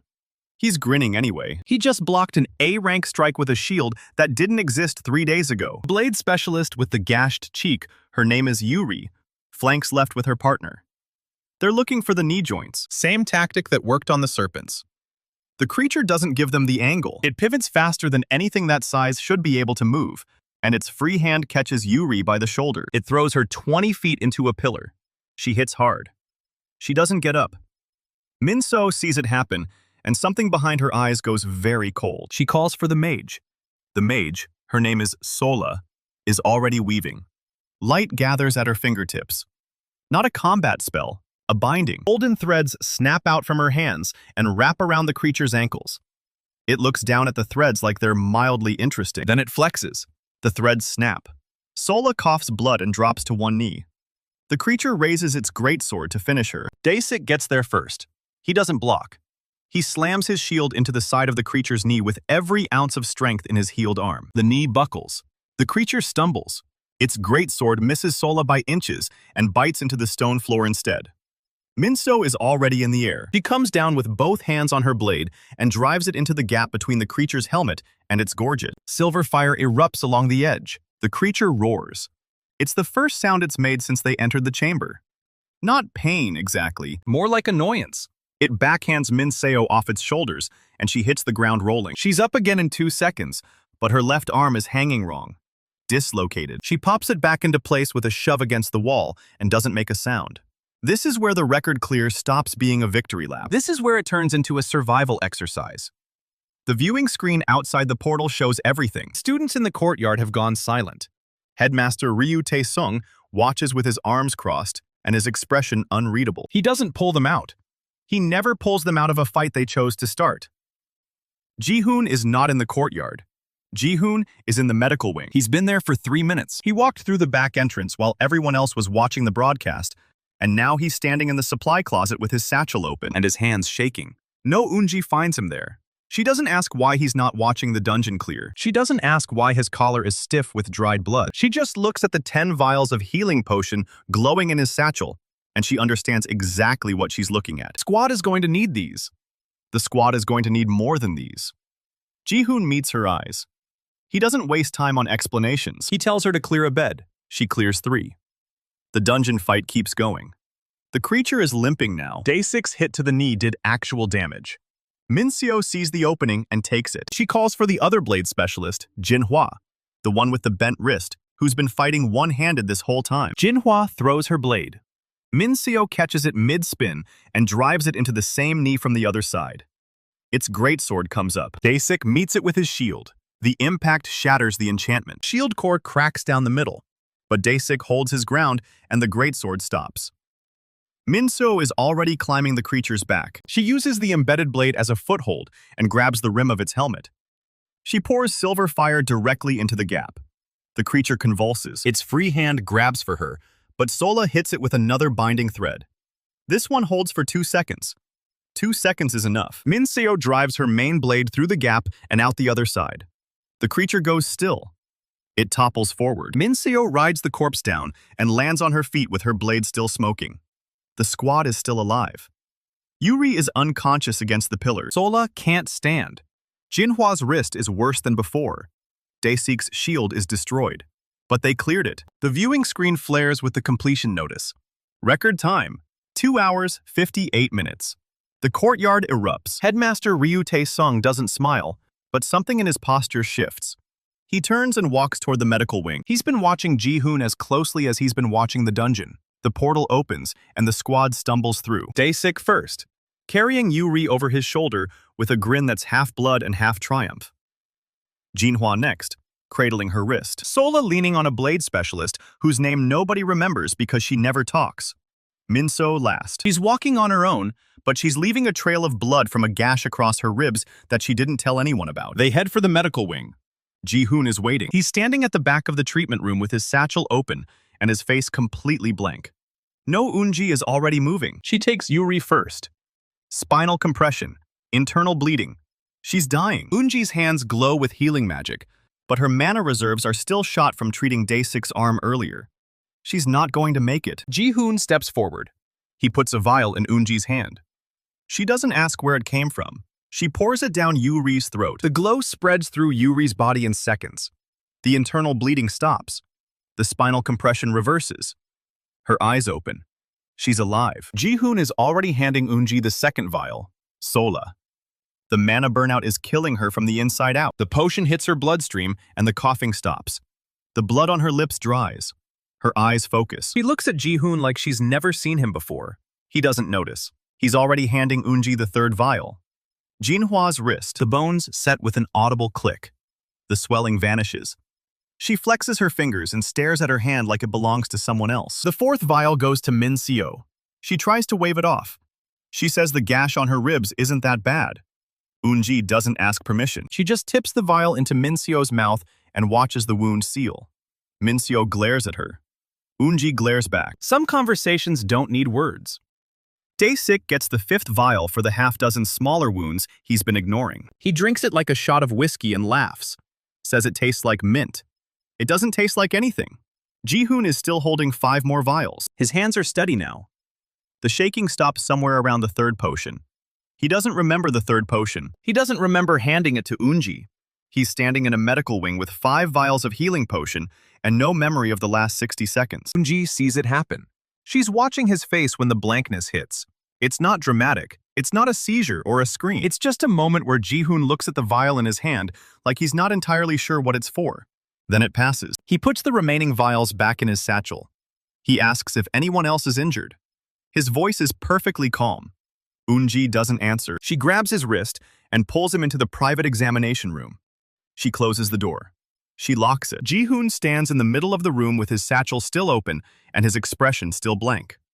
She asks him how long he's been doing this. He doesn't pretend not to understand. 2 years. She asks how many potions. He tells her he stopped counting. He tells her the truth. Every potion takes a memory. Not suppresses. Not blurs. Takes. Permanently. He's been crafting potions for 2 years, and he's lost more of himself than he can remember losing. That's the worst part. He can't remember what he's lost. He just knows there are holes where people used to be. His mother's face is gone. Gone since Chapter 7 in a storage room at 3 in the morning when he needed 1 more healing potion for a squad member who'd been poisoned by a dungeon worm. His father's memory went in Chapter 9. His childhood friend disappeared somewhere around Chapter 16, and he doesn't even know their name anymore. His first day at the academy is a blank. He forgot his own name in Chapter 14. He wrote it down in his notebook before he could lose it completely. Eun-ji listens to all of this without interrupting. Her hands are folded in her lap. Her expression is the same one she wears when she's reading a patient's chart and finding something worse than she expected. When Ji-hoon stops talking, she asks him one question. She asks if he wants to stop. Ji-hoon looks at her. He doesn't answer. He can't answer. Because if he stops, then the squad stops. The potions stop. The funding stops. Seo's people die in a dungeon because they didn't have the healing they needed. The academy collapses under the council's budget cuts. Everything he's sacrificed for 2 years becomes meaningless. And if he doesn't stop, then he keeps losing pieces of himself until there's nothing left but the potions and the notebook and the ghost of whoever he used to be. Eun-ji sees the answer in his silence. She doesn't argue. She doesn't tell him he's wrong. She just stands up and walks to her desk. She pulls out a thick leather-bound book. Not a medical text, an alchemical compendium. She's been researching. She's been researching since the moment she saw him create that potion behind the privacy screen. She found something. Not a cure. Not a way to stop the cost. But a footnote in a 300-year-old manuscript that suggests his memories aren't being destroyed. They're being locked. Alchemical memory suppression. The same principle used in truth serums and interrogation potions. The memories still exist. They're just behind a barrier his own power built. And if there's a barrier, there's a way through it. Ji-hoon stares at the page she's showing him. The ink is faded. The language is archaic. But the diagram is clear enough. A ritual. Rare ingredients. A price. Eun-ji tells him she's already started drafting letters to alchemists who might have access to the ingredients. She's already identified 2 of the 3 components. She's already decided she's going to help him whether he wants her to or not. Ji-hoon doesn't know what to say. He's been doing this alone for 2 years. He's been hiding it from everyone. Soo-jin found out because she wouldn't stop asking questions. Min-seo suspects because she's too sharp not to. Seo-yeon figured it out because she's been watching him since they were children. But Eun-ji didn't figure it out. She just saw him doing something impossible and decided to help. No questions. No judgment. No demands for explanations he doesn't have. Just a nurse with a 300-year-old footnote and a plan to save what's left of him. Ji-hoon closes his satchel. He tells her about Hyun-woo, about the blackmail, about the deadline in 2 days, about the headmaster's audit and the missing resources, and the Council of Nobles cutting the academy's funding piece by piece. He tells her everything, because if she's going to help him, she needs to know exactly how deep the hole goes. Eun-ji listens. She takes notes. She doesn't flinch once. When he's done, she asks him 3 questions. First, does Soo-jin have a plan for Hyun-woo? Second, does the headmaster have enough evidence to move against him yet? Third, does he trust Min-seo? Ji-hoon answers all 3. Yes. No. Yes. Eun-ji nods. She tells him to go rest. He hasn't slept properly in 3 days. His body is running on adrenaline and potion residue, and the stubborn refusal to collapse before the people depending on him are safe. He tells her he can't rest. The dead drop pickup is tonight. Hyun-woo's deadline is ticking. The auditor is in the administrative wing right now, going through 2 years of supply manifests. Eun-ji doesn't argue. She just puts a hand on his shoulder and pushes him toward the examination bed. Her grip is stronger than it looks. Ji-hoon sits. He doesn't mean to lie down. He lies down. He doesn't mean to close his eyes. His eyes close. The last thing he sees before the exhaustion takes him is Eun-ji pulling a blanket over his chest and locking the examination room door from the outside. The squad is healed. The record is broken.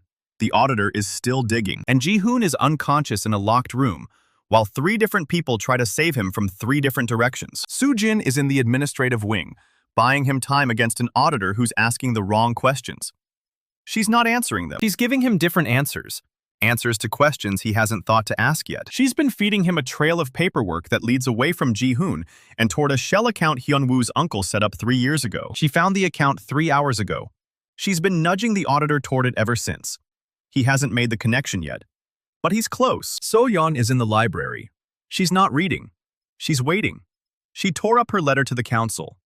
She decided to side with Ji-hoon, but she hasn't told him yet because he doesn't remember her face, and she's not sure how to have that conversation. She's been sitting at a table near the window for 2 hours with a book open in front of her that she hasn't read a single word of. She's watching the door, waiting for Soo-jin or Eun-ji. or anyone who might know what's happening behind the locked door of the examination room. Min-seo is in the hallway, outside the medical wing. She's been treated. She's been healed. She should be celebrating with her squad. She's not. She's standing with her back against the wall, and her arms crossed, and her eyes fixed on the examination room door. She knows Ji-hoon is in there. She knows Eun-ji locked it. She knows something is wrong, and she knows it's connected to the potions, and the equipment, and the 2 years of anonymous deliveries that kept her squad alive while the council tried to starve them out. She doesn't knock. She doesn't demand answers. She just waits. Because whatever Ji-hoon is paying for those potions, he's been paying it alone for 2 years. And Min-seo has decided that stops now. The auditor finds the shell account. He doesn't announce it. He just writes something in his notes and closes the ledger. Soo-jin watches him from the doorway and doesn't let her expression change. She knows what he found. She knows the account leads to Hyun-woo's uncle. She knows the next step is an investigation that will tie up the headmaster's resources for weeks. That's not a victory. That's a delay. But a delay is all Ji-hoon needs right now. The auditor leaves. Soo-jin exhales. She gathers the ledgers and locks them in the cabinet. Then she walks to the medical wing. She doesn't know about the squad's injuries, or the record clear, or the 5 potions Ji-hoon just handed out in front of witnesses. She just knows she hasn't seen him in 3 hours, and she has a bad feeling. She finds Min-seo in the hallway.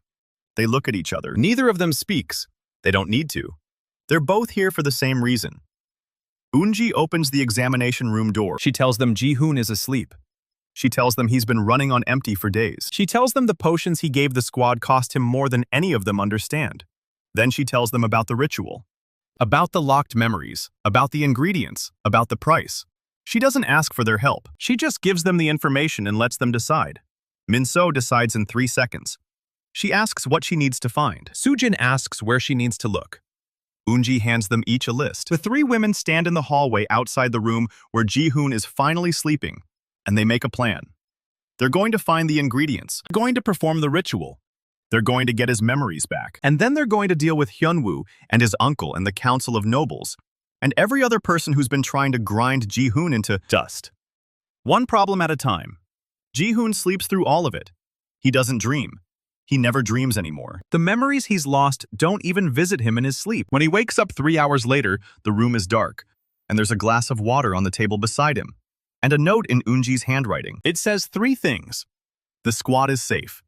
The auditor found the account, and he's not alone anymore. Ji-hoon reads the note twice. He folds it carefully and puts it in his notebook. Then he stands up and opens the door and walks out into the hallway. Min-seo is still there. Soo-jin is beside her. Seo Ji-hoon arrived 10 minutes ago, and she's standing at the end of the corridor with a letter in her hand that she didn't tear up this time. She's going to give it to him. She's going to tell him everything. Even if he doesn't remember her. Even if he never remembers her. She's going to make sure he knows he's not alone. Ji-hoon sees the 3 of them waiting, and for the first time in 2 years, he doesn't reach for his notebook to check who they are. He remembers Min-seo's face. He remembers Soo-jin's ink-stained sleeves. He remembers So-yeon's sharp eyes, even if he can't remember her name. It's not much. It's a few fragments in a sea of blank spaces. But it's something. And right now, something is enough. Eun-ji doesn't sleep. Door closes behind her, and the hallway falls quiet, and her office feels smaller than it did 3 hours ago. Her desk is a disaster zone. 3 open books stacked on top of each other, loose pages covered in her own handwriting, an empty teacup she doesn't remember finishing, and the thick leather-bound compendium open to the page with the footnote that changed everything. She's been following citations for 6 hours, and she's got nothing but dead ends and question marks. The original text that footnote referenced was destroyed in a library fire 40 years ago. The author's surviving manuscripts are in a private collection 3 cities away. Every other mention of alchemical memory suppression she can find just references that same burned book. Circular citations all the way down. She rubs her eyes and reaches for a volume she's already searched twice. Nothing new jumps out at her. She opens the compendium again and stares at the footnote. The handwriting is cramped and old. The ink faded brown. And she's read it so many times now, she can see it with her eyes closed. The ritual requires a price. A memory for a memory. A sacrifice for a sacrifice. That's all it says. No details, no ingredients list, no instructions. Just a warning and a hint. She's been trying to decode it for hours, and she's gotten exactly nowhere. The flower that went extinct 50 years ago shows up in 0 cross-references. The stone from an S-rank dungeon isn't mentioned in any mineralogical text she owns, and the unknown catalyst might as well be called "Good luck finding this," for all the information she has on it. She slumps back in her chair and stares at the ceiling. She's the academy nurse. She's supposed to handle sprained ankles and mana exhaustion, and the occasional dungeon poison. She's not a researcher, she's not an alchemist, and she's definitely not a ritualist. But she's the only one who knows what's happening to Ji-hoon, and she's the only one who read the footnote, and she's the only one who can figure out what it means before the price of that ritual gets even higher. His memories are locked, not destroyed. She knows that now, but knowing it doesn't help if she can't find a way to unlock them. She pulls a fresh sheet of paper toward her and starts a new list. Everything she's learned, everything she's guessed, everything she needs to find out. The compendium's author was a scholar named Yoo Jun-ho, 50 years gone, burned workshop, surviving works scattered across 3 noble collections. Footnote about alchemical memory suppression was a marginal note, not part of the main text. That means Yoo Jun-ho didn't publish it. He jotted it down for himself or for someone who'd understand what he meant. The ritual was common knowledge in his circle, or it was a project he was working on, or it was something he'd seen done and didn't need to explain. Either way, the instructions he didn't write down are the instructions she needs. She circles the name Yoo Jun-ho 3 times. She's already drafted letters to every collector she knows who might have his manuscripts. But letters take days, and Ji-hoon doesn't have days. His memory loss is accelerating. She saw it happen in the medical wing. He forgot Min-so's name. He forgot how he knew Soo-jin. He forgot a face he's seen every day for 2 years while she walked past him in the hallway, and he looked right through her. If she waits for letters, she's waiting for a delivery that arrives after he's already forgotten who he is. She needs a faster source. She thinks about Soo-jin. The junior alchemist spent 2 days digging through old records and found the evidence that Hyunwoo's uncle is embezzling academy funds. She knows the archives better than anyone. If there's a reference to Yoo Jun-ho anywhere in this academy's paperwork, Soo-jin is the person who can find it. She writes Soo-jin's name on the list and underlines it. Then she writes the greenhouse. Ji-hoon uses it as a dead drop for his deliveries, but it's also the oldest structure on the campus. Built 60 years ago by the academy's first headmaster, who was apparently a collector of rare plants and rarer books. The greenhouse has a storage cellar that nobody's touched in decades. If Yoo Jun-ho ever visited this academy, his books might be down there. Worth checking. She writes greenhouse cellar with a question mark beside it. She doesn't have time to dig through a 60-year-old basement on a hunch, but she also doesn't have time not to. The third idea she writes is the one she doesn't like. Ji-hoon's memories. He's been doing this for 2 years. He's lost hundreds of them, maybe thousands, all locked behind whatever barrier his power creates. He can't remember what he's lost, but he can describe the shape of the holes. A face he knows he should recognize. A name he knows he used to say. A street he used to walk down. Fragments. He's written some of them in his notebook, Soo-jin said. And Soo-jin got a full list of names and descriptions from him when she found him in the storage room. If she can cross-reference the holes in his memory with the ritual's requirements, maybe she can reverse engineer the ingredients from the symptoms. It's a long shot, and she knows it. But it's the only shot she's got that doesn't depend on a library that burned down 40 years ago. She pulls the compendium closer and reads the footnote one more time. Not for the words this time, for whatever else is on the page. She's been so focused on the text, she hasn't examined the physical book itself. The ink, the paper, the pressure marks from a quill pressing too hard. She tilts the page toward the lamp and looks at it sideways. The main text is printed, but the footnote is handwritten. Same hand as the other marginal notes in the book, which means Yoo Jun-ho owned this copy. He annotated it himself. She flips through the pages she's already searched and checks the margins more carefully. Half the notes are just cross-references to other books. Most of those books are ones she's already checked. But one note, in the margin of a chapter about alchemical catalysts, catches her attention. It's not a reference. It's a single word, written small and tight in the corner of the page, half smudged by what might have been a thumbprint. She squints at it. It takes her a full minute to decipher the handwriting. Probably a name. Could be a location. She writes it down anyway and adds it to the list. She doesn't know what it means yet. But she's got 3 paths now. Soo-jin in the archives, the cellar under the greenhouse, and the fragments of Ji-hoon's memory. 3 shots at finding an instruction manual that might not even exist. She pushes back from the desk and stands up. Her legs are stiff and her back aches, and she hasn't eaten since breakfast. She doesn't care. She's been waiting for something to break open for 6 hours, and she's not going to stop now. He gathers the loose pages into a stack and tucks them inside the compendium. The empty teacup goes on the tray by the door. She pulls her coat off the hook and checks the window. Still dark. The academy is quiet. Everyone who isn't Ji-hoon is asleep. She cracks the door open and steps into the hallway. The medical wing is empty except for Day 6's empty bed and a lantern burning low on the supply cabinet. She walks past both and heads for the east corridor. That's where the archives are. That's where Soo-jin will be tomorrow morning. And that's where she's going to leave a note asking the junior alchemist to dig through 50 years of academy purchase orders for any mention of a scholar who died before either of them was born. Not a great plan, but it's a plan. She reaches the archives door and finds it locked. Of course it is. She pulls a scrap of paper from her pocket and writes a message for Soo-jin in the cramped handwriting of someone who's been writing notes for 6 hours. She slides it under the door and hopes it doesn't get lost in the pile of ledgers the auditor left behind. Then she turns and walks toward the greenhouse. It's on the other side of the campus, across the courtyard, and past the storage rooms where Ji-hoon is probably still asleep. She walks quietly past his door. She doesn't knock. He needs rest more than he needs another person asking questions. Greenhouse door isn't locked. Nobody locks the greenhouse. It's full of dead plants and empty flower pots, and a broken heating array that hasn't worked in years. Ji-hoon uses it because nobody else does. She steps inside and closes the door behind her. The air smells like old dirt and rust. Moonlight filters through the grimy glass panels in the roof. She's been here before, years ago, when a student had an allergic reaction to something growing in the herb beds. She remembers a trap door in the floor behind the third row of empty planters. It's still there. She kneels down and brushes away a layer of dead leaves. The trap door is wooden, warped with age, and the iron ring is rusted solid. He pulls on it anyway, and it doesn't budge. She pulls harder and feels something in her shoulder complain.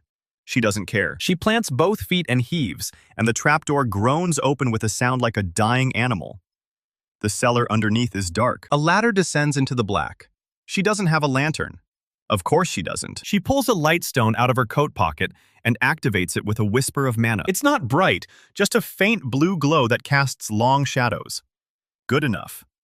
She takes a deep breath. She really doesn't want to climb down into a 60-year-old cellar in the dark. She does it anyway. The ladder creaks under her weight. She counts 16 rungs before her feet hit stone. The cellar is bigger than she expected. Shelves line the walls, packed with crates and boxes and glass jars full of things she can't identify. A workbench hulks in the center of the room, covered in a tarp that's gray with dust. She pulls the tarp off and coughs as a cloud of it fills the air. Underneath are tools. Old tools. Well-made, engraved with runes that are still faintly warm. Alchemical glassware, a crucible, a set of silver knives, and a wooden box with a lock that's long since rusted open. She opens the box. Inside are papers. She lifts the top sheet carefully and reads the first line. Personal notes of Yoo Jun-ho. She almost drops the box. She sets it on the workbench and pulls out the papers one by one. Most are fragments, half-finished formulas, shopping lists, a recipe for something called Dawn's distillation that she's never heard of. But near the bottom of the stack, she finds a leather journal with water-stained pages and handwriting that matches the marginal notes in the compendium. She opens it. The first page is a date, 52 years ago. The second page is an inventory of rare ingredients. The third page is a sketch of a flower she recognizes from a botanical text she read 2 years ago. It's the extinct one. Yoo Jun-ho was growing it in this greenhouse, half a century ago. She flips faster. The journal is a project log. He was working on a memory restoration technique, not just suppressing memories, but recovering them. The footnote in the compendium wasn't a warning. It was a reminder. He'd already solved the problem of locked memories, and he was writing himself a note about what it costs. He scans through the pages, looking for instructions, for ingredients, for anything she can use. She finds it on page 43. The ritual requires 3 components. The extinct flower, which he called Vigil's crown, and noted grew only in soil treated with a specific alchemical formula. The S-rank dungeon stone, which he identified as a memory anchor that could hold the ritual's target in place. And the catalyst he couldn't name because it wasn't an object. It was a person, someone who shared a memory with the target, someone who could stand in the circle and hold the connection while the ritual did its work. A memory for a memory. A sacrifice for a sacrifice. The catalyst isn't an ingredient. The catalyst is the price. Someone has to give up a memory of their own to unlock one of Ji-hoon's. Eunji closes the journal. Her hands are shaking, but her mind is clear. She knows how to do this now. She knows what it costs. She knows she has to find the Vigil's crown, which might still be growing in some forgotten corner of this greenhouse, or might be completely extinct. She knows she has to find a memory anchor from an S-rank dungeon, which Min Seo's squad just happened to clear a dungeon that was way above its pay grade, and might have exactly what she needs. And she knows she has to find someone willing to give up a piece of themselves to bring Ji-hoon back. She climbs out of the cellar with the journal in her coat, and the lightstone clutched in her fist.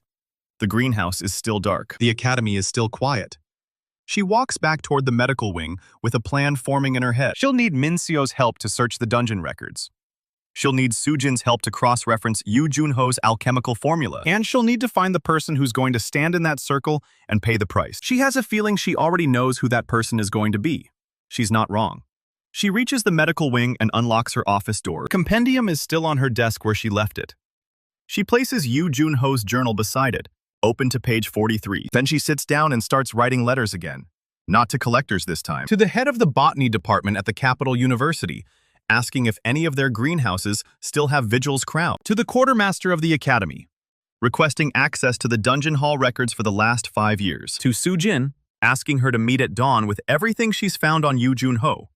She seals each letter and slides them under the appropriate doors. Then she goes back to her office, sits at her desk, and waits. The sun comes up. Footsteps echo in the hallway. Soo-jin arrives first. Then Min So, still bruised from the dungeon clear. Then So-yeon, quiet and sharp-eyed, and carrying a letter she didn't tear up this time. Eunji tells them everything. The journal, the ritual, the price. She doesn't hold anything back. And when she's done, she asks the question she's been dreading. Who's going to give up a memory to save Ji-hoon's? So-yeon says she will. She doesn't hesitate. She's been waiting for 2 years to help him, and she's not going to wait any longer. Min So says they need to find the ingredients first. Soo-jin says she already knows where to start. Their plan unfolds between them like a map they've been drawing separately and just now laid flat. The Vigil's crown. The memory anchor. A willing sacrifice. They've got a shot. Not much of one, but more than they had yesterday. And right now, that's enough. The auditor's name is Kang Myung-shik, and he arrives at dawn. He carries a leather satchel stuffed with ledgers and wears the gray coat of the capital's Financial Oversight Bureau. Nobody in the academy invited him. Headmaster Ryu Tae-sung sent the request 3 weeks ago, and the capital finally responded. Ji-hoon learns about the audit from Soo-jin, who bursts into the storage room before breakfast. She tells him a gray coat is in the headmaster's office with 2 assistants and a stack of warrants. Ji-hoon's blood goes cold, not because he's guilty, because he's been leaving unsigned manifests, untraceable gold transfers, and equipment deliveries for 2 years. If the auditor traces any of it back to him, the headmaster's investigation stops being a theory and becomes a verdict. He grabs his notebook. Soo-jin asks what he's going to do. He says he needs to see what the auditor is looking at first. He leaves the storage room and walks toward the administrative wing. The hallways are quiet. Most students are in morning drills, and the squad is still recovering from the dungeon clear. He passes the medical wing and sees Eunji through the window. She's asleep at her desk, face down on Yoo Jun-ho's journal. He keeps walking. The administrative wing smells like old paper and floor wax. The headmaster's office door is closed, but Ji-hoon can hear voices through the wood. He recognizes the headmaster's low rumble. The other voice is higher, sharper, and it recites numbers like a weapon. Ji-hoon presses himself against the wall beside the door and listens. Kang Myung-shik says the academy's supply records show a 2-year discrepancy. He says equipment worth over 1,200 gold pieces has been delivered without invoices, manifests, or requisition orders. He says the quartermaster has no records of who authorized the deliveries. He says someone in this academy is running a parallel supply chain. Headmaster Ryu asks if the auditor has any suspects. Kang Myung-shik says he doesn't need suspects. He has manifests with no signatures, depot logs with no names, and a trail of gold that leads to a strongbox nobody claims. Ji-hoon's stomach drops. The strongbox. He retrieved gold from it 6 times in the past 2 years. Always late at night. Always alone. If the auditor traces the strongbox back to him, the whole secret collapses. Kang Myung-shik says he'll need access to every storage room, every supply closet, and every alchemy lab in the academy. Headmaster Ryu agrees and assigns 2 guards to escort the auditor. Ji-hoon slips away before the door opens. He reaches the storage room and tells Soo-jin everything.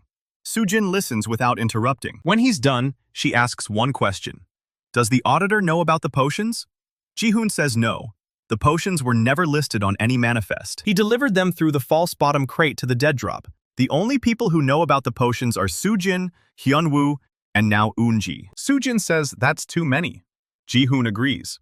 He opens his notebook and starts writing. There are 23 supply manifests he's left unsigned in the past year alone. Each one corresponds to a delivery of vambraces, greaves, enchanted blades, shield cores, or mana restoration drafts. If the auditor finds even half of them, the pattern is undeniable. Soo-jin says they need to create a paper trail. Ji-hoon asks how. Soo-jin says by forging requisition orders. She pulls out a blank requisition form from her satchel. It's the same form every squad captain uses to request equipment from the academy stores. It requires 3 signatures: the captain, the quartermaster, and the headmaster's approval stamp. Ji-hoon says they can't forge the headmaster's stamp. Soo-jin says they don't need to. She points at a footnote on the form. Equipment valued under 50 gold pieces can be approved by the quartermaster alone, with a valid squad requisition. Ji-hoon stares at her. He asks if she's suggesting they forge 18 months of squad requisitions. Soo-jin says they only need to forge enough to create reasonable doubt. If the auditor sees some deliveries with proper paperwork, he'll hesitate before accusing anyone of embezzlement. Ji-hoon asks where they'll get signatures from squad captains. Soo-jin's expression doesn't change. She says Min-seo will sign them. Ji-hoon says Min-seo doesn't know he's the benefactor. Soo-jin says she's about to find out. 20 minutes later, Min-seo stands in the storage room with her arms crossed. Her shoulder is still bandaged from the dungeon clear. She looks at Ji-hoon, then at Soo-jin, then at the stack of blank requisition forms on the workbench. She asks if this is a joke. Ji-hoon says no. He tells her everything. Not in pieces this time. Not through hints or anonymous deliveries or unsigned manifests. He tells her about the potions, the memory loss, the blackmail, and the audit. When he's done, Min-seo doesn't speak for a long moment. Then she asks one question. She asks if the equipment he gave her squad was real. Ji-hoon says yes. Every vambrace, every blade, every shield core. Real materials, real enchantments, real gold. He didn't steal from the academy. He created value from nothing and paid for it with his own mind. Min-seo uncrosses her arms. She picks up one of the requisition forms and asks how many she needs to sign. Soo-jin slides a list across the workbench. 53 requisitions, dating back 18 months. Each one corresponds to a specific delivery. Min-seo looks at the list for 3 seconds. Then she pulls out her pen and starts signing. Ji-hoon watches her work. Her signature is sharp and precise, exactly the same every time. She signs 20 forms before she asks another question. She asks who else knows. Ji-hoon says Hyun-woo knows about the potions. Min-seo's pen stops moving. She asks if Hyun-woo is the one who's been blackmailing him. Ji-hoon says yes. Deadline is tomorrow. Min-seo starts signing again. She says they'll deal with Hyun-woo after the audit. Ji-hoon doesn't argue. Soo-jin takes the signed forms and starts organizing them by date. He'll deliver them to the quartermaster's office through different students at different times. One batch in the morning, one at midday, one before dinner. Not enough to flood the system, just enough to look like normal bureaucratic backlog. Ji-hoon asks what happens if the auditor checks the dates. Soo-jin says he will check the dates. That's the point. She's not trying to hide the deliveries. She's trying to show that the deliveries had paperwork. The auditor will see requisitions filed weeks or months after the equipment was delivered. That's sloppy. That's suspicious. It's not embezzlement. It's incompetence. And the capital's Financial Oversight Bureau has investigated 47 academy audits in the past decade. He asks how she knows that. Soo-jin says she spent last night reading audit records in the archives. Turns out the Bureau doesn't prosecute administrative sloppiness. They prosecute fraud. If the academy can produce paperwork, even late paperwork, the auditor has to close the case. Ji-hoon asks if this will actually work. Soo-jin says it'll work as long as the auditor doesn't find a smoking gun. Ji-hoon realizes he's the smoking gun. He's been funding the academy's top squad for 2 years without a single approval. Every piece of evidence points to him. The Strongbox, the manifests, the potions. If the auditor interviews him, he's finished. Soo-jin says they need to make sure the auditor never gets to him. Min-seo says she can keep the auditor busy. She'll request a review of her squad's equipment as part of the audit. Every blade, every vambrace, every shield core. She'll demand the auditor verify that everything was properly requisitioned. It'll buy Ji-hoon time. Ji-hoon asks what he's supposed to do with that time. Soo-jin pulls a blank sheet of paper from his notebook. She writes a list. 3 things. First, empty the strongbox. If the auditor finds a cache of gold with no owner, the investigation escalates. Second, create a false log of potion requisitions. Not the real potions. Cover potions. Standard healing drafts, mana tonics, antidotes. List them as academy stores, requisitioned by the medical wing and the alchemy lab. Third, stay visible. Don't hide in the storage room. Don't avoid the auditor. Be exactly where a normal alchemy assistant would be. Ji-hoon looks at the list. Then he looks at Soo-jin. He asks when she got this sharp. Soo-jin says she's been paying attention. Min-seo finishes signing the last form and slides the stack across the workbench. She says she'll start the equipment review now. She turns to leave. At the door, she stops. Without looking back, she says she's going to have questions about the memory loss when this is over. Ji-hoon says he'll answer them. Min-seo nods and leaves. Soo-jin spreads the requisition forms across the workbench and starts grouping them by quarter. She works fast. Ji-hoon watches her for a moment, then grabs his satchel and heads for the Strongbox. The Strongbox is in a maintenance closet on the 3rd floor of the alchemy wing. Ji-hoon chose it 2 years ago because nobody ever goes there. He retrieves the key from behind a loose stone in the wall and opens the box. Inside are 87 gold pieces, 3 silver, and a stack of old manifests he should have burned years ago. He takes everything. He shoves the gold and silver into his satchel and stuffs the manifests into his coat. The Strongbox is empty now. If the auditor finds it, there's nothing to connect it to Ji-hoon. He locks the box and replaces the key behind the loose stone. Then he walks to the east courtyard and buries the gold beneath the 3rd flagstone from the fountain. It's the same spot where he used to hide snacks from the academy kitchens when he was a first year. Some habits don't change. He returns the satchel to his shoulder and heads for the alchemy lab. The auditor is in the lab. Ji-hoon sees the gray coat through the window before he reaches the door. Kang Myung-sik is standing at the supply shelves with a clipboard, counting vials. His 2 assistants are cross-referencing the inventory with the Academy's quarterly reports. Headmaster Ryu is watching from the doorway with a face like stone. Ji-hoon walks in like he belongs there. Kang Myung-sik looks up from his clipboard. He asks who Ji-hoon is. Headmaster Ryu says he's the alchemy assistant. Kang Myung-sik asks if he has access to the supply stores. Ji-hoon says he does. Everyone in the alchemy lab does. Kang Myung-sik asks if he's noticed any discrepancies in the past 2 years. Ji-hoon says the academy has supply chain issues, but he's not in charge of inventory. The auditor writes something on his clipboard. Then he asks Ji-hoon to open his satchel. Ji-hoon's heart slams against his ribs. He opens the satchel. The auditor looks inside. There's a notebook, 3 ink pens, a half-eaten roll of bread, and a single mana restoration draft. Kang Myung-sik asks about the draft. Ji-hoon says it's for personal use. He's been working long hours and his mana reserves run low. The auditor nods and hands the satchel back. Ji-hoon's hands don't shake.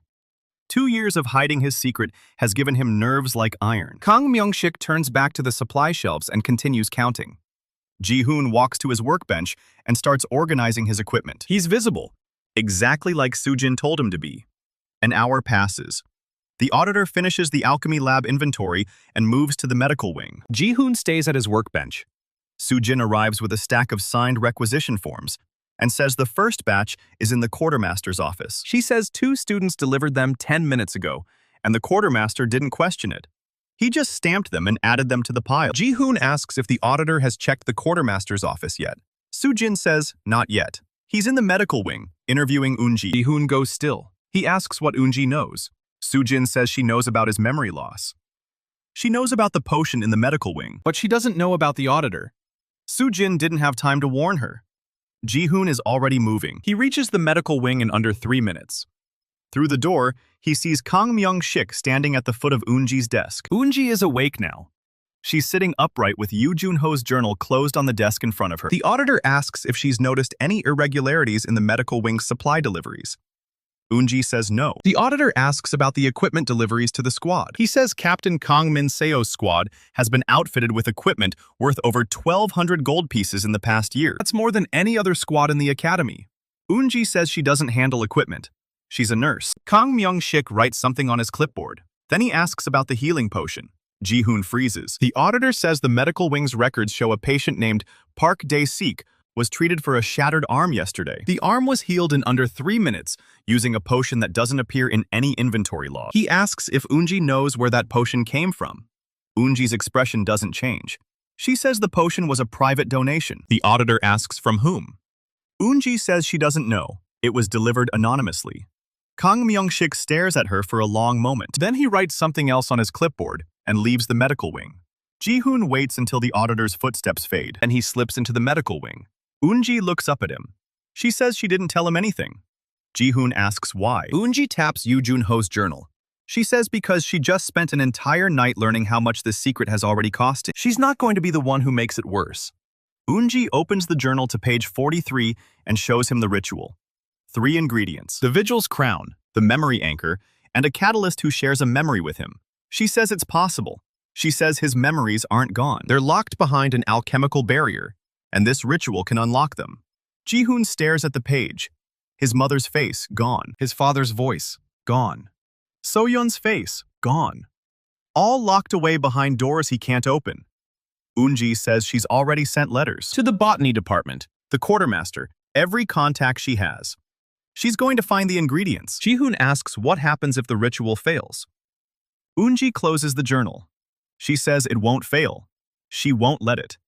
Ji-hoon believes her. That scares him more than the auditor, more than Hyun-woo, more than the headmaster's investigation.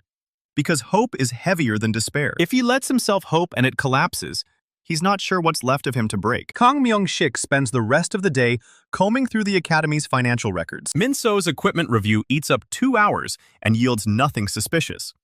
The auditor finds requisition forms for every delivery, late, incomplete, and poorly filed, but present. The quartermaster confirms the forms are valid. Soo-jin's diversion holds. By evening, the auditor has a ledger full of discrepancies and no proof of embezzlement. He tells Headmaster Ryu that the Academy's record-keeping is a disgrace. He recommends disciplinary action against the quartermaster and a full overhaul of the supply chain. But he can't find a culprit. There's no smoking gun. Headmaster Ryu thanks the auditor and escorts him to the gate. Ji-hoon watches from the window of the alchemy lab as the gray coat climbs into a carriage with his 2 assistants and disappears down the road. The audit is over. He survived. Soo-jin appears beside him with a stack of requisition forms in her hand. She says they burned the unsigned manifests. Every trace of the original deliveries is gone. What's left is a paper trail that looks sloppy and bureaucratic and utterly unremarkable. Ji-hoon asks if they're safe. Soo-jin says they're safer than they were yesterday. Kang Myung-sik won't be back. The bureau doesn't reopen closed cases without new evidence. Ji-hoon leans his forehead against the cold glass of the window.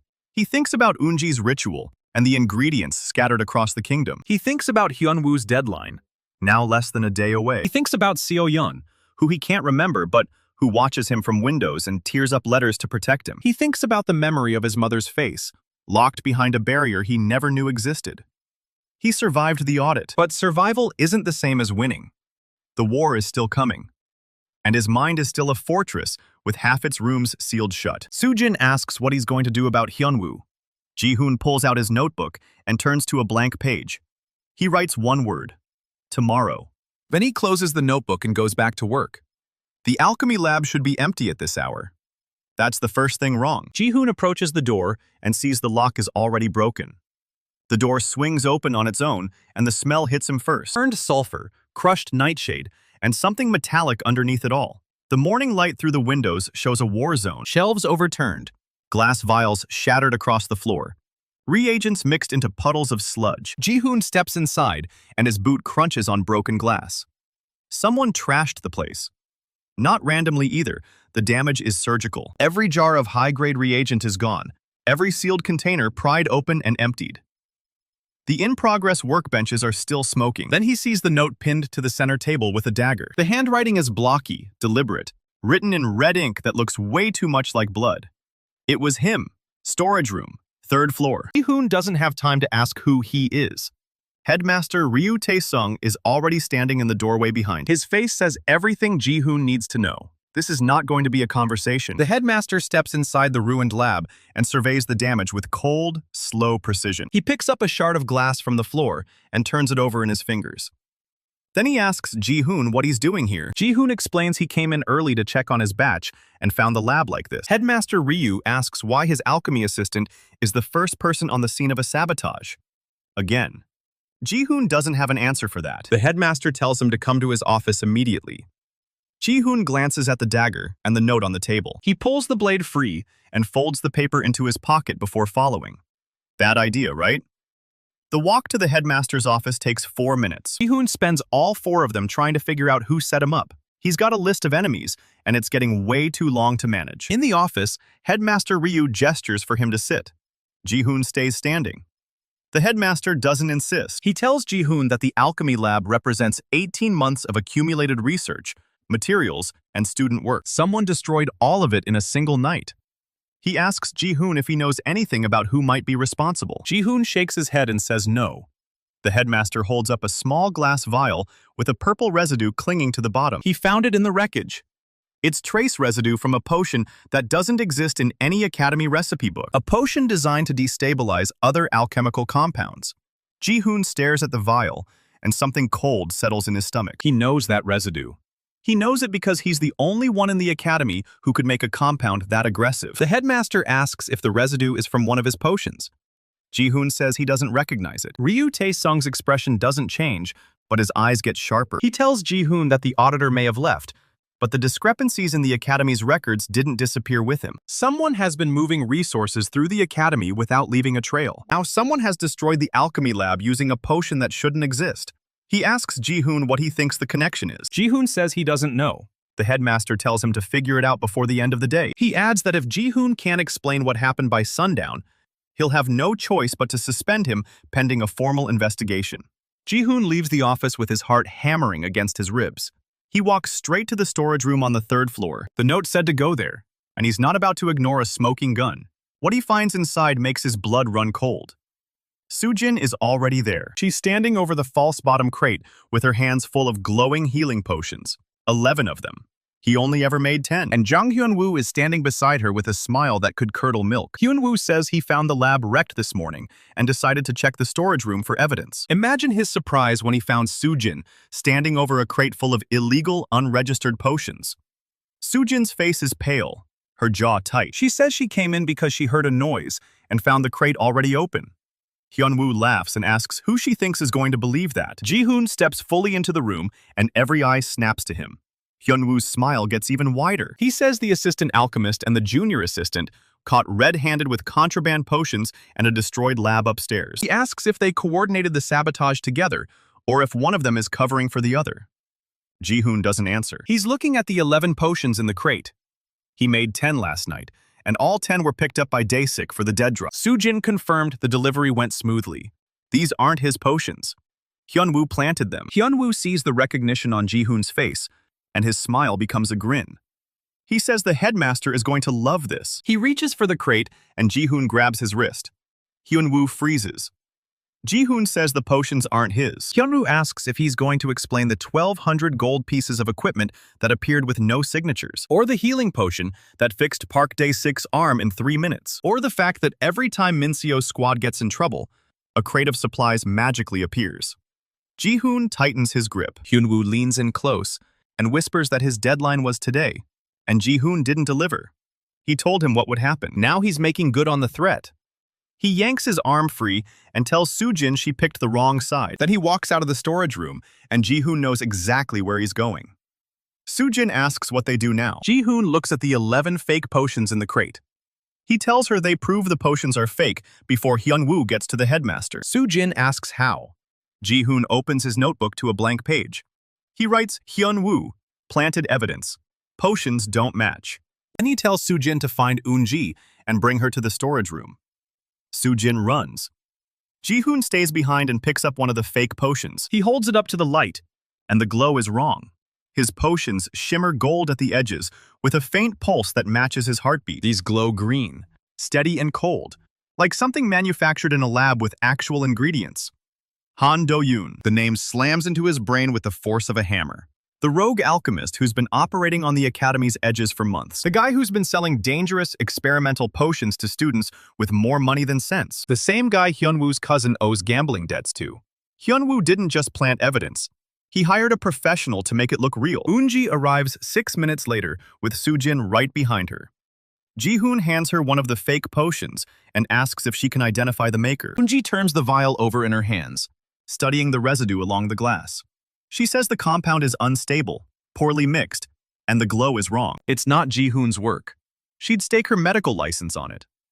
Ji-hoon asks if she can prove it. Eun-ji says she can take a sample to her office and run a resonance test. His potions carry a unique magical signature because they're crafted from nothing. A real alchemical potion made from physical ingredients will show traces of base reagents. The test will take 15 minutes. Ji-hoon tells her to run it now. Eun-ji takes 2 vials and disappears down the hallway. Soo-jin turns to Ji-hoon with her hands shaking. She asks if Hyun-woo already went to the headmaster. Ji-hoon says he probably did, which means they have less than an hour before this whole thing blows up in their faces. Soo-jin asks what else they can do. Ji-hoon pulls out his notebook again and flips to the page where he wrote down Hyun-woo's demands. 50 healing potions, 20 mana potions, 10 antidotes, 1,000 gold pieces per week. Written in Hyun-woo's handwriting on Hyun-woo's paper. Ji-hoon says they have leverage too. He tells Soo-jin to find Min Seo and bring her to the headmaster's office. He'll meet her there. Soo-jin runs for the second time that morning. Ji-hoon takes the list and the dagger from the lab and starts walking. He doesn't run. Running looks guilty, and he's done looking guilty. By the time he reaches the headmaster's office, Hyun-woo is already inside. His voice carries through the door, loud and righteous, explaining how he found the stolen potions and the 2 alchemists who've been embezzling academy resources for months. Ji-hoon knocks once and walks in without waiting for an answer. Hyun-woo stops mid-sentence. Headmaster Ryu looks at Ji-hoon with an expression that's impossible to read. Ji-hoon places the dagger on the desk and the list beside it. He says Hyun-woo broke into the alchemy lab last night, destroyed the equipment, and planted fake potions in the storage room to frame him. Hyun-woo laughs and asks how he's supposed to believe that, when Ji-hoon is the one who's been hiding resources for months. Ji-hoon holds up the list. Hyun-woo's smile freezes. Ji-hoon explains this is a list of demands Hyun-woo gave him 3 days ago. He was blackmailing Ji-hoon because he found out about the potions. When Ji-hoon didn't deliver on time, Hyun-woo destroyed the lab and planted evidence to get rid of him. Hyun-woo says Ji-hoon is lying, that the list is a forgery, that he'd never demand blackmail money. The headmaster picks up the list and studies the handwriting. He asks Hyun-woo if this is his handwriting. Hyun-woo's mouth opens and closes. Before he can answer, the door swings open and Min Seo walks in with Soo-jin behind her. Min Seo looks at Hyun-woo, and her hand is on her sword. She says she can confirm that Park Dae-sik's arm was healed by a potion Ji-hoon gave him yesterday. She was there when it happened. She also confirms her squad has been receiving anonymous equipment deliveries for 2 years. Equipment that Ji-hoon paid for. Hyun-woo says that proves Ji-hoon is the embezzler. Min Seo turns to him and says no. It proves Ji-hoon has been funding the Academy's top squad with his own resources while Hyun-woo has been failing combat evaluations and demanding bribes. Hyun-woo's face goes red. Eun-ji arrives before the shouting starts. She's holding a piece of paper with the resonance test results. She places it on the headmaster's desk and says the potions in the storage room are fake. They were crafted with physical reagents, probably in the last 12 hours, by someone who knows alchemy but not well enough to make a stable compound. Ji-hoon's potions carry a unique magical signature. These don't match. Headmaster Ryu looks at the test results, then at the list, then at Hyun-woo.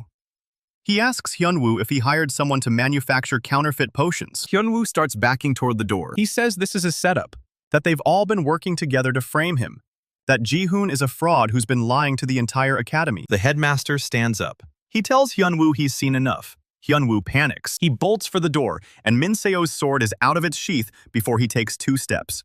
The blade stops an inch from his throat. Min Seo says she's been wanting to do this since he threatened Ji-hoon. Hyun-woo freezes with his hands up. His eyes are wild, darting between the headmaster and the blade at his neck. He starts talking fast, words spilling out in a desperate flood. He says he didn't destroy the lab. He only planted the potions. It was supposed to be simple. Just enough evidence to get Ji-hoon suspended. He didn't know the lab would be destroyed. Headmaster Ryu asks who destroyed it. Hyun-woo's mouth trembles. Ji-hoon steps forward and asks him who made the fake potions. Hyun-woo squeezes his eyes shut and whispers a name.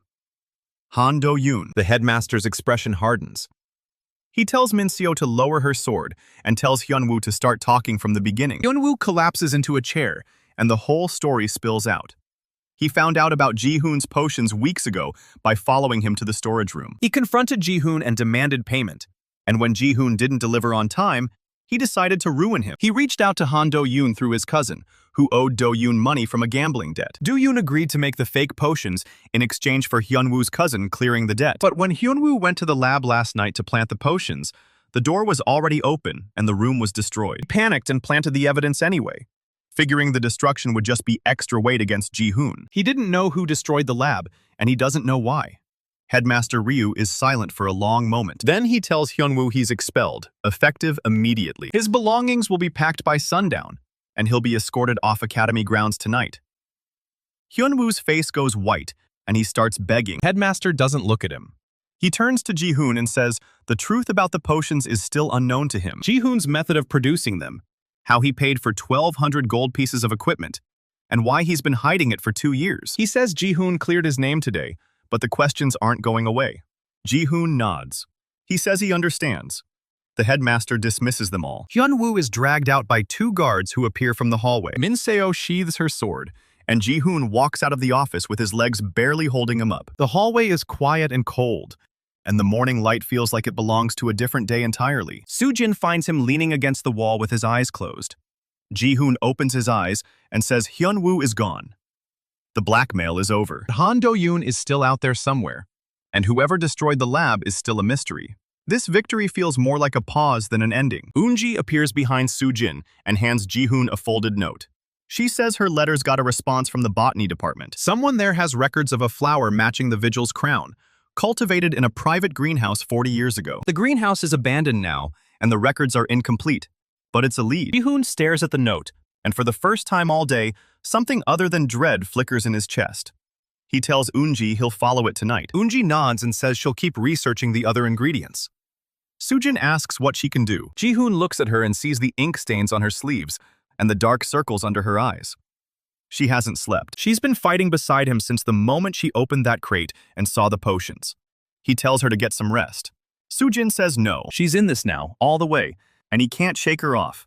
Ji-hoon almost smiles. He tells her to start tracking Han Do-yoon's movements through the academy's supply records. If Do-yoon made those fake potions using physical ingredients, he had to buy them from somewhere. The quartermaster might have records of unusual purchases.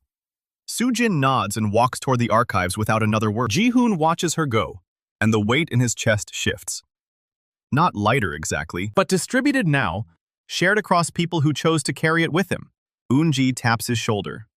She says his name and waits until he looks at her. She tells him the memory he lost this morning. He should write it down before he forgets he ever had it. Ji-hoon pulls out his notebook and stares at the blank page. He doesn't know what he lost. He never knows. That's the cruelty of it. He uncaps his pen and writes anyway. Hyunwoo expelled. Lab destroyed. Han Do-yoon is the rogue alchemist. Eunji found a lead on the flower. Soo-jin is still here. He closes the notebook and looks up at the window at the end of the hallway. Yoon So-yeon is standing on the other side of the courtyard, watching. Their eyes meet for half a second. She doesn't wave. She just looks at him with an expression he can't read, and he doesn't know if he's supposed to recognize her. He doesn't. The memory of her face is gone. But the feeling lingers, a ghost of something important, a shape in his mind where a person used to be. He raises his hand. She doesn't raise hers back. She turns away and disappears into the shadow of the dormitory. Ji-hoon lowers his hand, and the weight settles back onto his shoulders. The day isn't over, and the academy is still full of enemies he can't see. But Hyunwoo is gone, and the truth is on the table, and the people who matter know what's at stake. He walks back toward the alchemy lab to see what can be salvaged from the wreckage. Tomorrow, he hunts for the flower. Tonight, he writes down everything he still remembers while he still can. The morning after Hyunwoo's expulsion is a disaster before breakfast is even cold. Headmaster Ryu's voice cuts through the academy PA system at 6:30. An emergency assignment. A rank. Priority 1. The top squad reports to the portal gate in 20 minutes. Soo-jin bursts into the storage room while Ji-hoon is still buttoning his coat. She's holding a cup of tea and a look he's never seen on her face before. It's fear. She says it's not a drill, and the portal is already flaring red. Ji-hoon doesn't ask questions. He grabs his satchel with the 5 remaining potion vials, and he runs. The courtyard is chaos. Students are lined up along the colonnade, watching the portal gate pulse with a sickly crimson light. It's not supposed to look like that. Headmaster Ryu stands at the front with 4 instructors flanking him. Min-seo's squad is already there in full kit. Day 6 got a new shield core strapped to his arm. A replacement for the one that cracked against the A-rank creature. His face says he doesn't trust it yet. Yuri and Jinhwa are lacing their vambraces with the reinforced threading Ha-ri installed. Sola's mana crystals are already glowing. Min-seo sees Ji-hoon approach, and her jaw tightens. She doesn't ask why he's there. She just nods once and turns back to the gate. Headmaster Ryu's voice is tight. He says the gate is an A-rank dungeon that flared open 4 hours ago in the eastern mountain range. Standard scouts went in. They didn't come out. The academy is the closest institution with a squad rank for this kind of clear. Min Seo's squad stepped up before anyone could volunteer. Ji-hoon counts 6 squad members assembling at the gate. Then he counts himself, and the number becomes 7. The headmaster's eyes land on him for a long moment. He doesn't say a word. Ji-hoon steps forward anyway, and Min Seo doesn't stop him. The portal flares, and the temperature drops 10 degrees in a single heartbeat.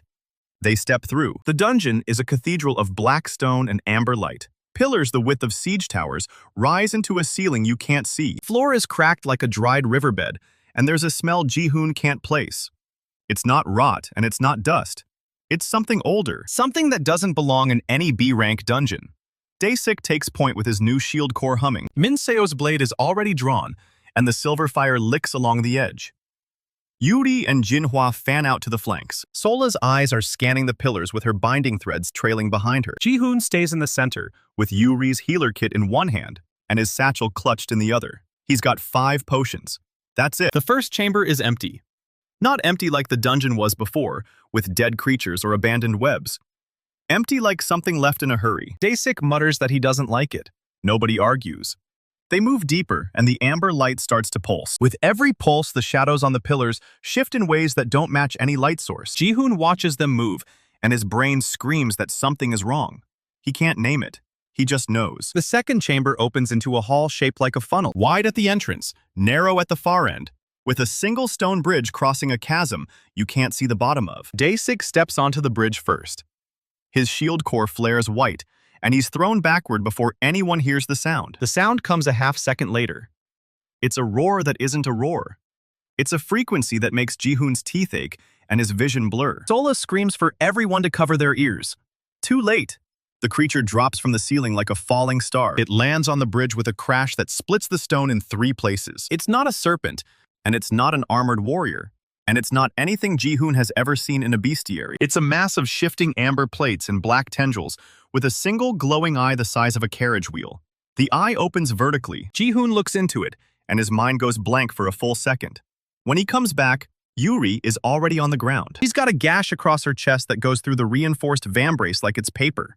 Jinhwa is dragging her backward by the collar. Sola's binding threads wrap around the creature's tendrils, and they hold for maybe 2 heartbeats before the creature flexes and the threads shatter into golden sparks. Sola drops to one knee with blood pouring from her nose. Daesik charges. His new shield core slams into the creature's central mass with a sound like a bell being struck underwater. The creature doesn't move. It doesn't even register the hit. One of its tendrils whips around and catches Daesik in the ribs. He goes flying into a pillar, and the shield core shatters on impact. It's dead already, and they've been in the dungeon for less than 4 minutes. Min Seo's voice cuts through the chaos. She's ordering a full retreat to the first chamber. They need to regroup. Jinhwa is already dragging Yuri back through the funnel entrance. Sola stumbles after her with one hand pressed to her nose. Min Seo grabs Daesik by the collar and hauls him up. His eyes are unfocused, but he's breathing. Ji-hoon is the last one through the funnel entrance. He looks back once. The creature hasn't moved from the bridge. It's just watching them. That single eye tracks Ji-hoon's movement with a focus that makes his skin crawl. It's not a mindless monster. It's waiting. The first chamber is a triage station in under a minute. Yuri's gash is deep enough to see bone through the torn muscle. Jinhwa's got pressure on it, but the bleeding isn't slowing. Daesik is conscious, but his left arm is bent at an angle. Arms aren't supposed to bend. Sola's mana channels are fried. She can barely hold a spark. Ji-hoon opens his satchel. 5 potion vials glow back at him. He hands one to Jinhwa for Yuri. She pours it over the wound and the flesh knits itself together in seconds. The bleeding stops. Yuri gasps and her eyes open wide. She's alive. He hands a second to Daesik. The big man downs it in one gulp and his arm straightens with a sickening crack. He's still pale, but he can move his fingers again. That's 3 left. Min Seo is standing at the entrance to the second chamber with her blade drawn. She's watching the creature on the bridge through the funnel. It still hasn't moved. She asks Ji-hoon how many potions he has left. He tells her 3. She doesn't ask what they cost him. She already knows. She tells him to stay with the wounded, while she and Jinhwa flank the creature from both sides of the bridge. There's a narrow ledge along the chasm wall. She thinks they can use it to get behind the thing and hit the eye. Ji-hoon looks at the creature's single eye. It's still watching, still waiting. He tells Min-seo he's coming with her. She starts to argue, and he cuts her off. He says if someone goes down on that bridge, she'll need a potion faster than anyone can run it from the first chamber. She looks at him for a long second. Then she nods. The ledge is barely wide enough for a single foot. Ji-hoon presses his back against the chasm wall and shuffles sideways with his satchel clutched against his chest. Below him is nothing but darkness and the faint sound of something moving. He doesn't look down. Min-seo is ahead of him, and Jinhwa is taking the other side of the bridge. The plan is simple. They hit the creature from 3 angles at once. Min-seo takes the front. Jinhwa hits the flank. Ji-hoon stays on the ledge and gets a potion to whoever goes down first. The creature's eye tracks Min-seo as she steps onto the bridge. Its tendrils uncoil like snakes waking up. Min-seo doesn't wait. She charges. Her blade arcs with silver fire, and she drives it straight into the creature's central mass. The amber plates crack, but they don't break. The creature's tendrils lash out, and Min-seo twists in midair to avoid 3 of them. The 4th catches her across the shoulder. She spins and hits the bridge railing hard. Blood sprays across the stone. Ji-hoon's already moving. He's off the ledge and running across the bridge before he knows what he's doing. The creature's eye swivels to track him. One of the tendrils whips toward his head. He drops and slides across the stone, and the tendril passes through the air where his skull was a half-second ago. He reaches Min-seo. Her shoulder is a mess of torn muscle and visible bone. She's trying to get up, but her left arm isn't responding. Ji-hoon yanks a potion from his satchel and pours it over the wound. The flesh knits. Min-seo gasps and her eyes refocus. She shoves him off her and gets to her feet. 2 potions left. Jinhwa hits the creature from the far side. Her blade finds a gap in the amber plates and sinks deep into the black flesh beneath. The creature shrieks. The sound is like metal tearing, and Ji-hoon's ears start bleeding. The tendrils whip toward Jinhwa all at once. She dodges the first, and the second. The 3rd catches her leg. The 4th wraps around her waist. She's lifted off the ground and thrown across the chasm. She hits the far wall with a sound that Ji-hoon will hear in his nightmares for the rest of his life. She doesn't get up. Min-seo screams her name. Creature turns its eye toward Min-seo again, and the tendrils coil back for another strike. Ji-hoon's satchel has 2 potions left. He looks at the creature. He looks at Min-seo. He looks at Jinhwa's crumpled form on the far side of the chasm. 2 potions won't fix this. 2 potions won't save Jinhwa. He needs something stronger. Something that can heal a body that's been broken in ways a standard healing potion can't touch. He knows exactly 1 potion that might work. He's seen it once before, in an old alchemy text Eunji showed him 2 years ago. It's called a mending draft. It doesn't just close wounds. It rebuilds bone and restores ruptured organs and pulls someone back from the brink of death. It's a potion that should require 6 rare ingredients and 3 hours of careful brewing. Ji-hoon doesn't have ingredients. He doesn't have 3 hours. He has his power, and he has his memories. He closes his eyes. The creature's tendrils are lashing out at Min-seo, and she's dodging them one by one. She won't last. Ji-hoon reaches into the empty air in front of him. He focuses on the mending draught, the color of it, the consistency, the way the old text described the shimmer at the edges. The air warps. The potion materializes in his palm. It's gold. Not amber gold like the dungeon light. Real gold. A liquid that glows with its own internal radiance, warm against his skin. The cost hits him in the same instant. A memory tears itself out of his mind like a page ripped from a book. It's his father's workshop. The smell of sawdust and old leather, and the pipe smoke his father always denied. The sound of his father's voice explaining how to sand a curve without leaving a mark. The feeling of small hands and big hands working side by side at the workbench. And then it's gone. Ji-hoon opens his eyes, and he knows he's lost something massive. He doesn't know what it was. He only knows there's a hole in his chest where a person used to be. The potion is still glowing in his hand. He runs. He crosses the bridge in a dead sprint, while Min-seo keeps the creature's attention. 1 tendril whips past his ear. Another catches his sleeve and tears the fabric clean off. He doesn't stop. He reaches the far side of the chasm and drops to his knees beside Jinhwa. Her body is broken. He can see the angle of her spine and the way her ribs are caved in on one side. She's not breathing. He pours the gold potion over her chest. The liquid sinks into her skin, and for a terrible second, nothing happens. Then her spine straightens with a crack that echoes off the pillars. Her ribs pop back into place one by one. Her eyes fly open and she gasps a lungful of air that sounds like a drowning woman breaking the surface. She's alive. She's whole. Ji-hoon's hands are shaking. He doesn't know what memory he just lost. He doesn't know if he'll ever know. But Jinhwa is breathing, and that's enough. That has to be enough.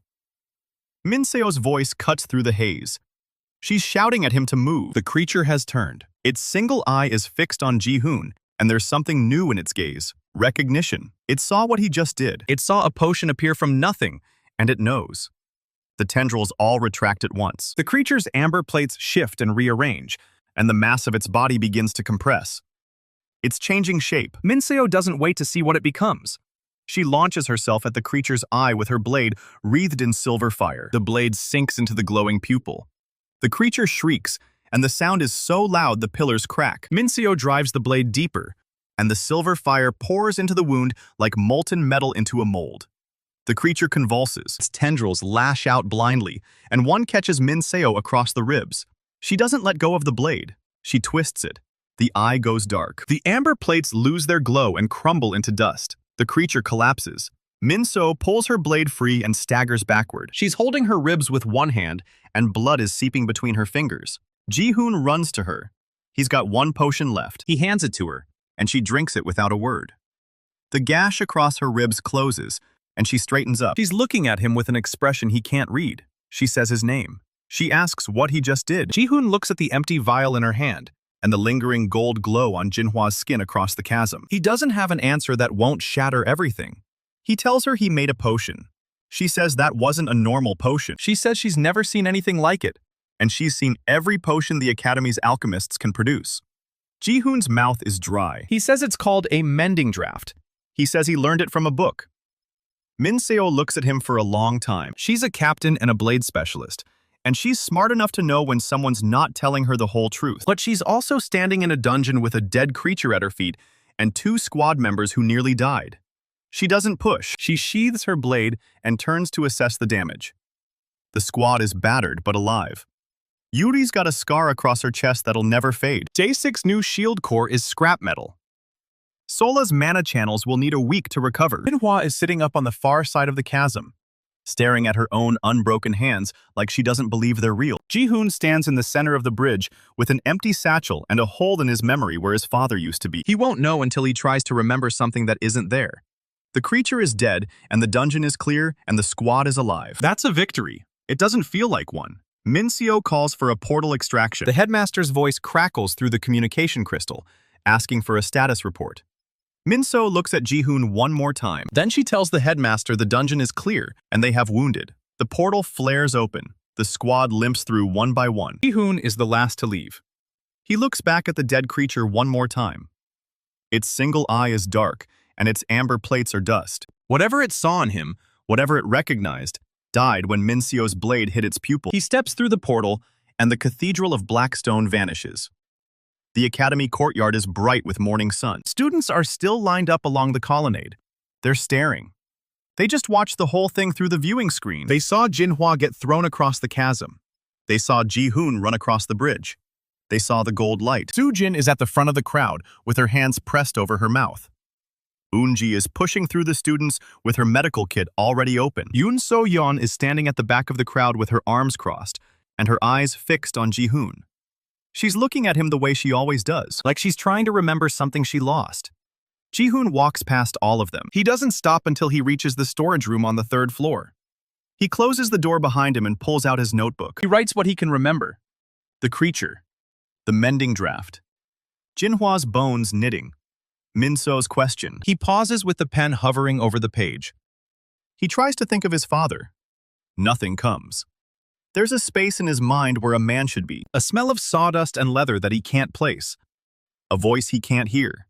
He writes father in the notebook and stares at the word. It's just ink on paper. It means nothing to him now. The door opens. Eunji walks in without knocking and closes the door behind her. She's holding her medical kit and her face is white. She says she saw what happened.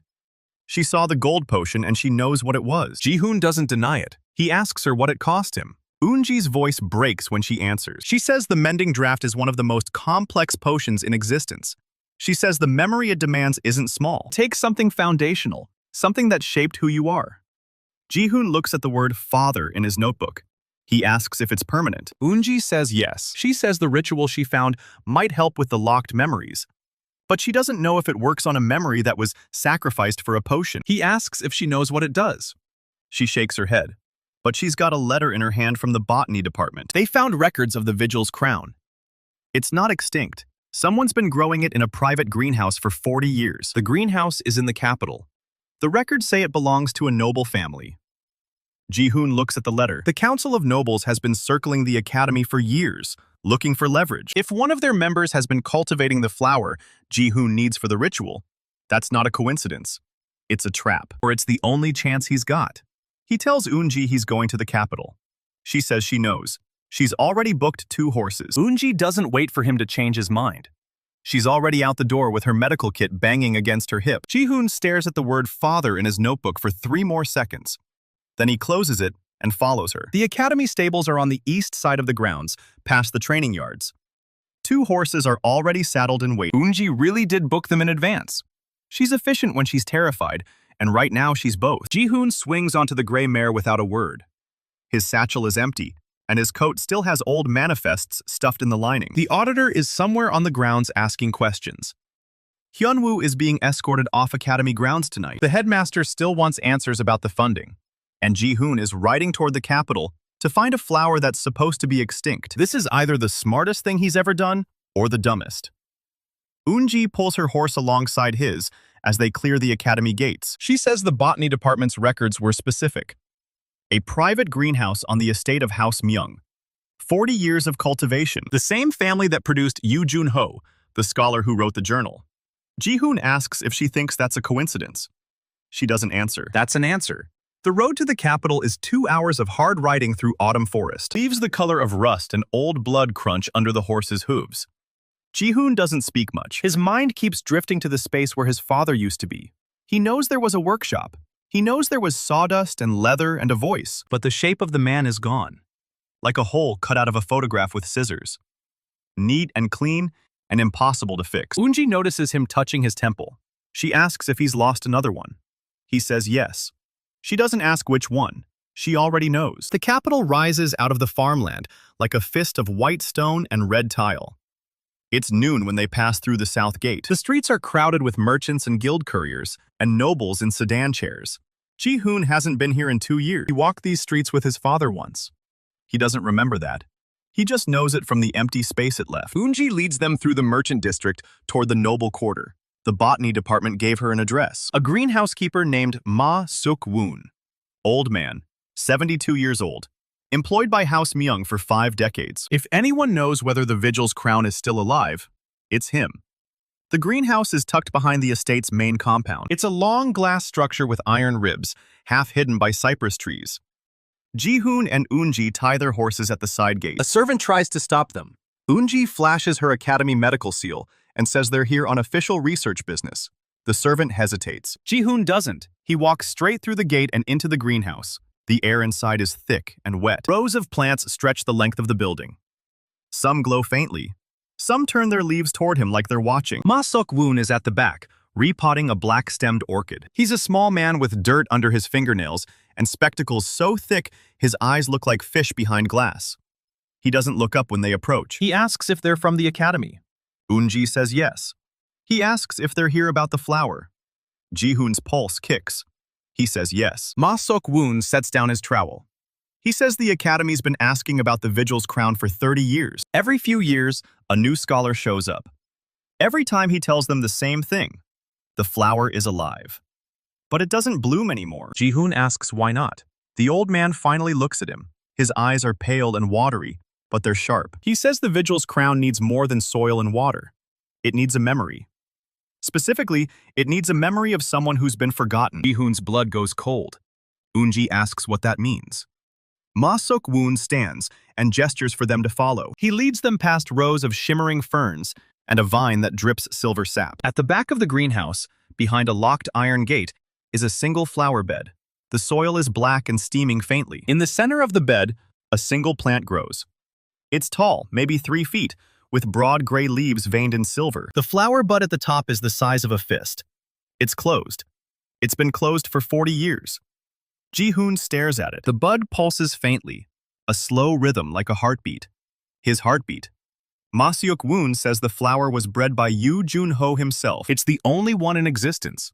It was designed to unlock what alchemy locked away, but it needs to be fed a memory to bloom, a memory of loss, a memory of someone forgotten. Ji-hoon asks how that works. The old man says he doesn't know the mechanism. He's just the gardener. But he knows the flower hasn't bloomed since Jun-ho died, because no one else has been willing to pay the price. Eun-ji is already pulling out Yoo Jun-ho's journal from her medical kit. She flips to the pages about the ritual. The Vigil's crown is listed as the first component, the flower of remembrance. Blooms only when fed a memory of the forgotten. Ji-hoon looks at the closed bud. He's been losing memories for 2 years. His mother, his father, his childhood friend, his first day at the academy. Pieces of himself, locked away behind barriers he can't break. If the flower needs a memory of someone forgotten, he's walking around with a head full of them. He asks Ma Seok-woon what happens if he feeds it. The old man tilts his head. He says the flower will bloom, and the memory will be gone. Not locked, gone. Ji-hoon says he understands. Eun-ji grabs his arm. She says that's not the plan. The ritual requires 3 components, and the flower is only one of them. They still need the memory anchor from an S-rank dungeon. They still need a catalyst. They don't even know if the ritual works. Ji-hoon asks her what the alternative is. She doesn't have one. He steps toward the flower bed. Ma Seok-woon unlocks the iron gate with a key from his belt. He says he's been waiting 40 years for someone to try. Ji-hoon walks into the enclosure. The black soil is warm under his boots. The flower turns its closed bud toward him like a blind face seeking light. Ji-hoon kneels in front of it. The pulse of the bud matches his heartbeat now. Thump, thump, thump. He closes his eyes. He thinks about his father, the space where his father used to be. The sawdust and leather and the voice he can't hear. He doesn't remember the man, but he remembers the loss of him, the shape of the absence, the ache of a name that means nothing. That's a memory of someone forgotten. He reaches out and touches the bud with his bare hand. The flower reacts instantly. Silver veins in the leaves flare bright, the bud shudders, and then it opens. Petals of pale gold unfold one by one, each one glowing from within. The center of the flower is a deep, impossible blue, the color of a sky just before dawn. Ji-hoon feels something leave him. It's not pain. It's quieter than that, like a door closing somewhere in his mind. Soft and final. He opens his eyes. The flower is fully bloomed. The golden petals are spread wide, and the blue center is pulsing with light. Ma Seok-woon exhales. He says he never thought he'd see it. Ji-hoon stands up. His legs are steady. His mind is not. He tries to remember his father's workshop. There's nothing there now. Not even the hole. Just smooth blank space where a man in a workshop and a smell of leather used to be. Eun-ji is at his side. She asks what he lost. That's the worst part. Ma Seok-woon hands Eun-ji a small glass container. He says the bloom will last 6 hours. After that, the petals close and the flower dies. If they need it for a ritual, they have until sunset. Ji-hoon takes the container. The bloom inside glows softly, warm against his palm through the glass. He asks the old man about the other components, the memory anchor. Ma Seok-woon says he doesn't deal in dungeon stones, but he knows someone who does. A broker in the Undercity who trades in S-rank materials. The kind of broker who doesn't ask questions about why an academy student needs a stone that costs more than most nobles make in a year. Ji-hoon says that's fine. He doesn't have money anyway. Eun-ji stares at him. He says they'll figure it out. They always do. They leave the greenhouse through the back gate. The sun is already sliding toward the horizon. 6 hours until the bloom dies. Ji-hoon tucks the glass container into his coat. Next to the old manifests he still hasn't burned. He and Eun-ji mount their horses and ride toward the Undercity. The Undercity is a warren of stone tunnels beneath the noble quarter. It's where the capital hides its secrets. Black markets, illegal alchemy, unregistered dungeon dealers. The kind of place where an academy student with no money and a stolen flower can find what he needs. Or get a knife between the ribs. The broker's shop is behind a tannery. The stench of curing leather is so thick, Ji-hoon can taste it. Eun-ji holds a cloth over her nose. Ji-hoon doesn't notice the smell. He's too busy noticing the empty space where that smell should mean something. He lost the memory of his father's workshop, but the physical senses still hit him. Leather and sawdust. His body remembers what his mind can't. The broker is a woman named Chon Sora. She's maybe 40, with gray-streaked hair and a mechanical eye that clicks when she focuses. She's counting dungeon stones behind a counter reinforced with steel plates. She doesn't look up when they enter. She says she doesn't deal with academy students. Ji-hoon sets the glass container on the counter. The golden light of the Vigil's crown bloom fills the room. Chon-sora stops counting. Her mechanical eye whirs. She looks at the flower, then at Ji-hoon, then at the flower again. She says that's supposed to be extinct. Ji-hoon says it's not. She asks what he wants for it. He says he's not selling. He needs an S-rank dungeon stone, one suitable for use as a memory anchor. She laughs. She says an S-rank stone for a flower that dies in a few hours is the worst trade she's ever heard. Ji-hoon says he's not trading the flower. He's offering something else. Cheon-sora leans back. She asks what an academy student with ink-stained hands has that's worth an S-rank stone. Ji-hoon reaches into his coat. He pulls out the old manifests. The paper trail he's been carrying since the audit started. 2 years of supply records with no signatures. Proof of systematic resource movement that bypassed the Academy's oversight. If someone wanted leverage over the Academy's supply chain, this is it. Chon-sora looks at the manifests. Her mechanical eye clicks 3 times. She asks if they're real. Eunji says yes. She says they're the originals.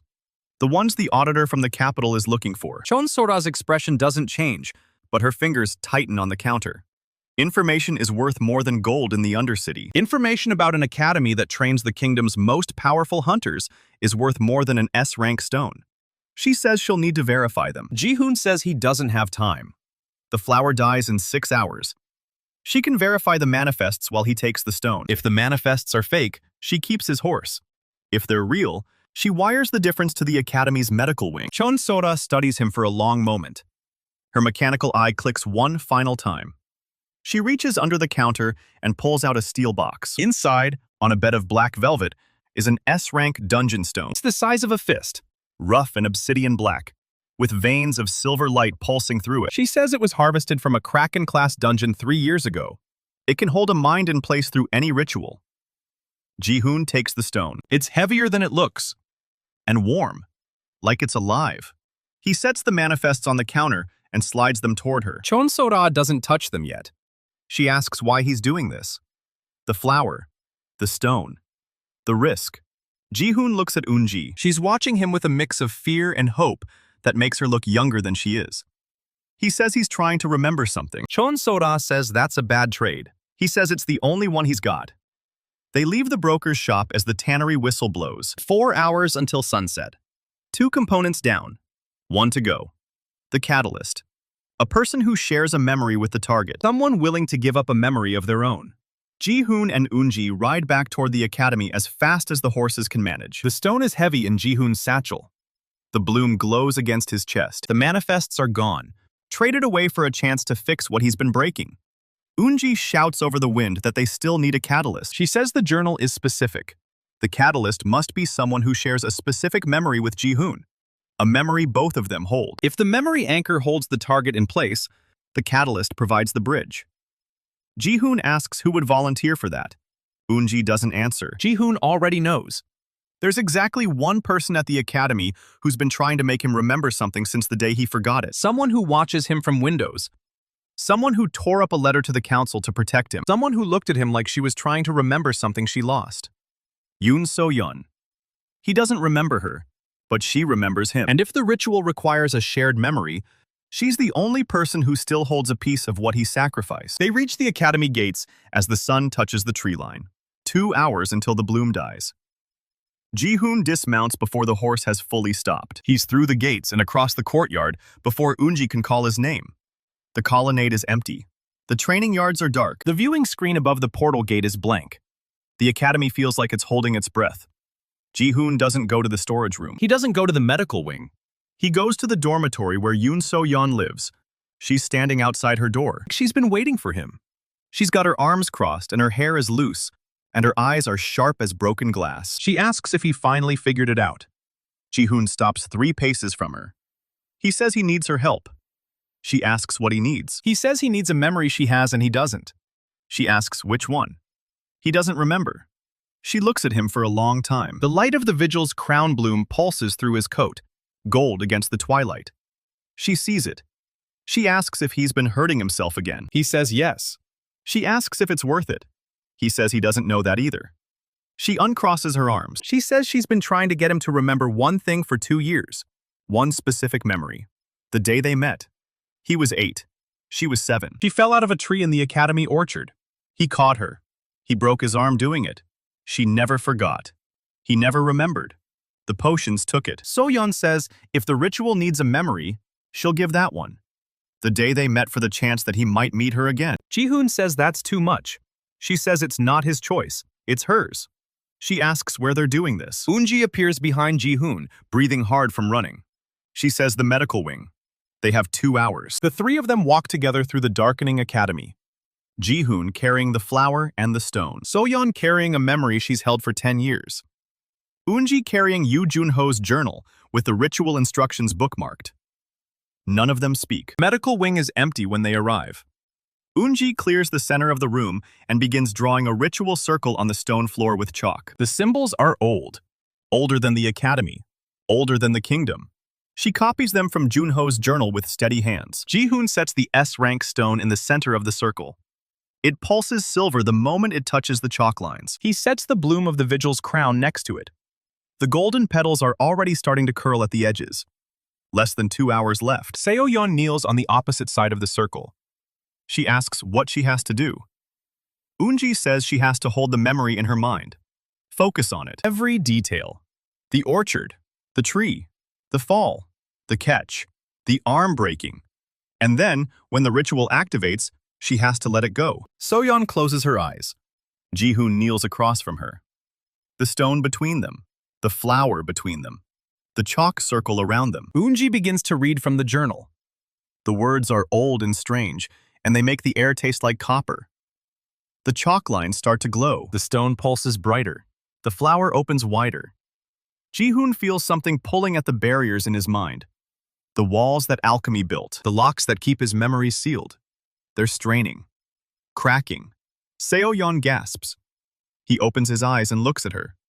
She's crying. She says she can feel it leaving. The memory of the fall. The catch. The broken arm. The first words they ever said to each other. She asks if he'll know her when this is over. She says that's fine. She lets it go. The ritual circle flares white.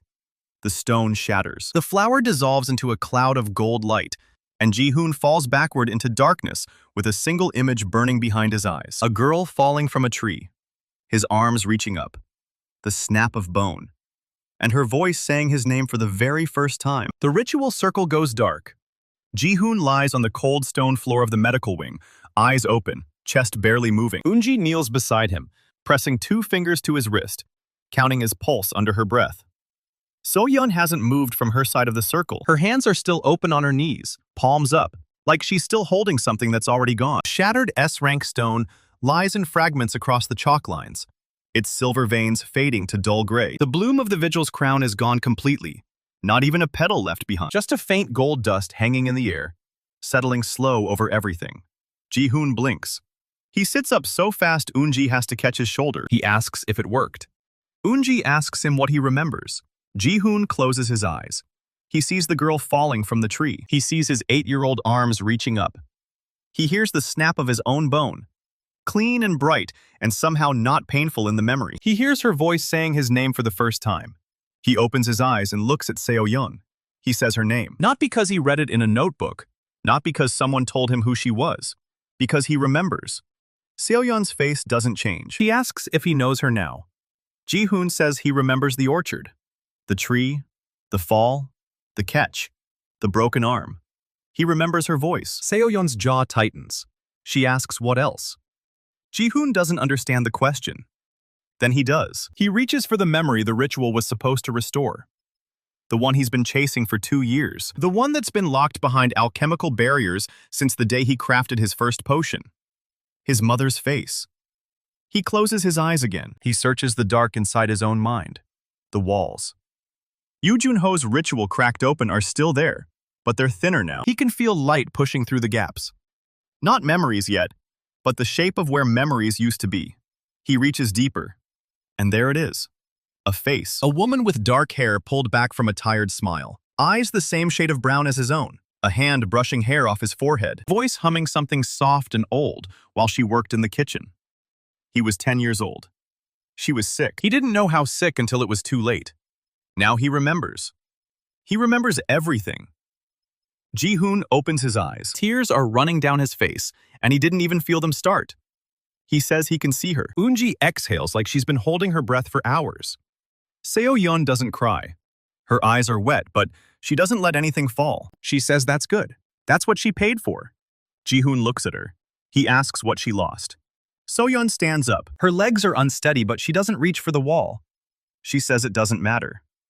Eun-ji asks her what memory she gave up. So-yeon looks at Ji-hoon. She says it wasn't the orchard.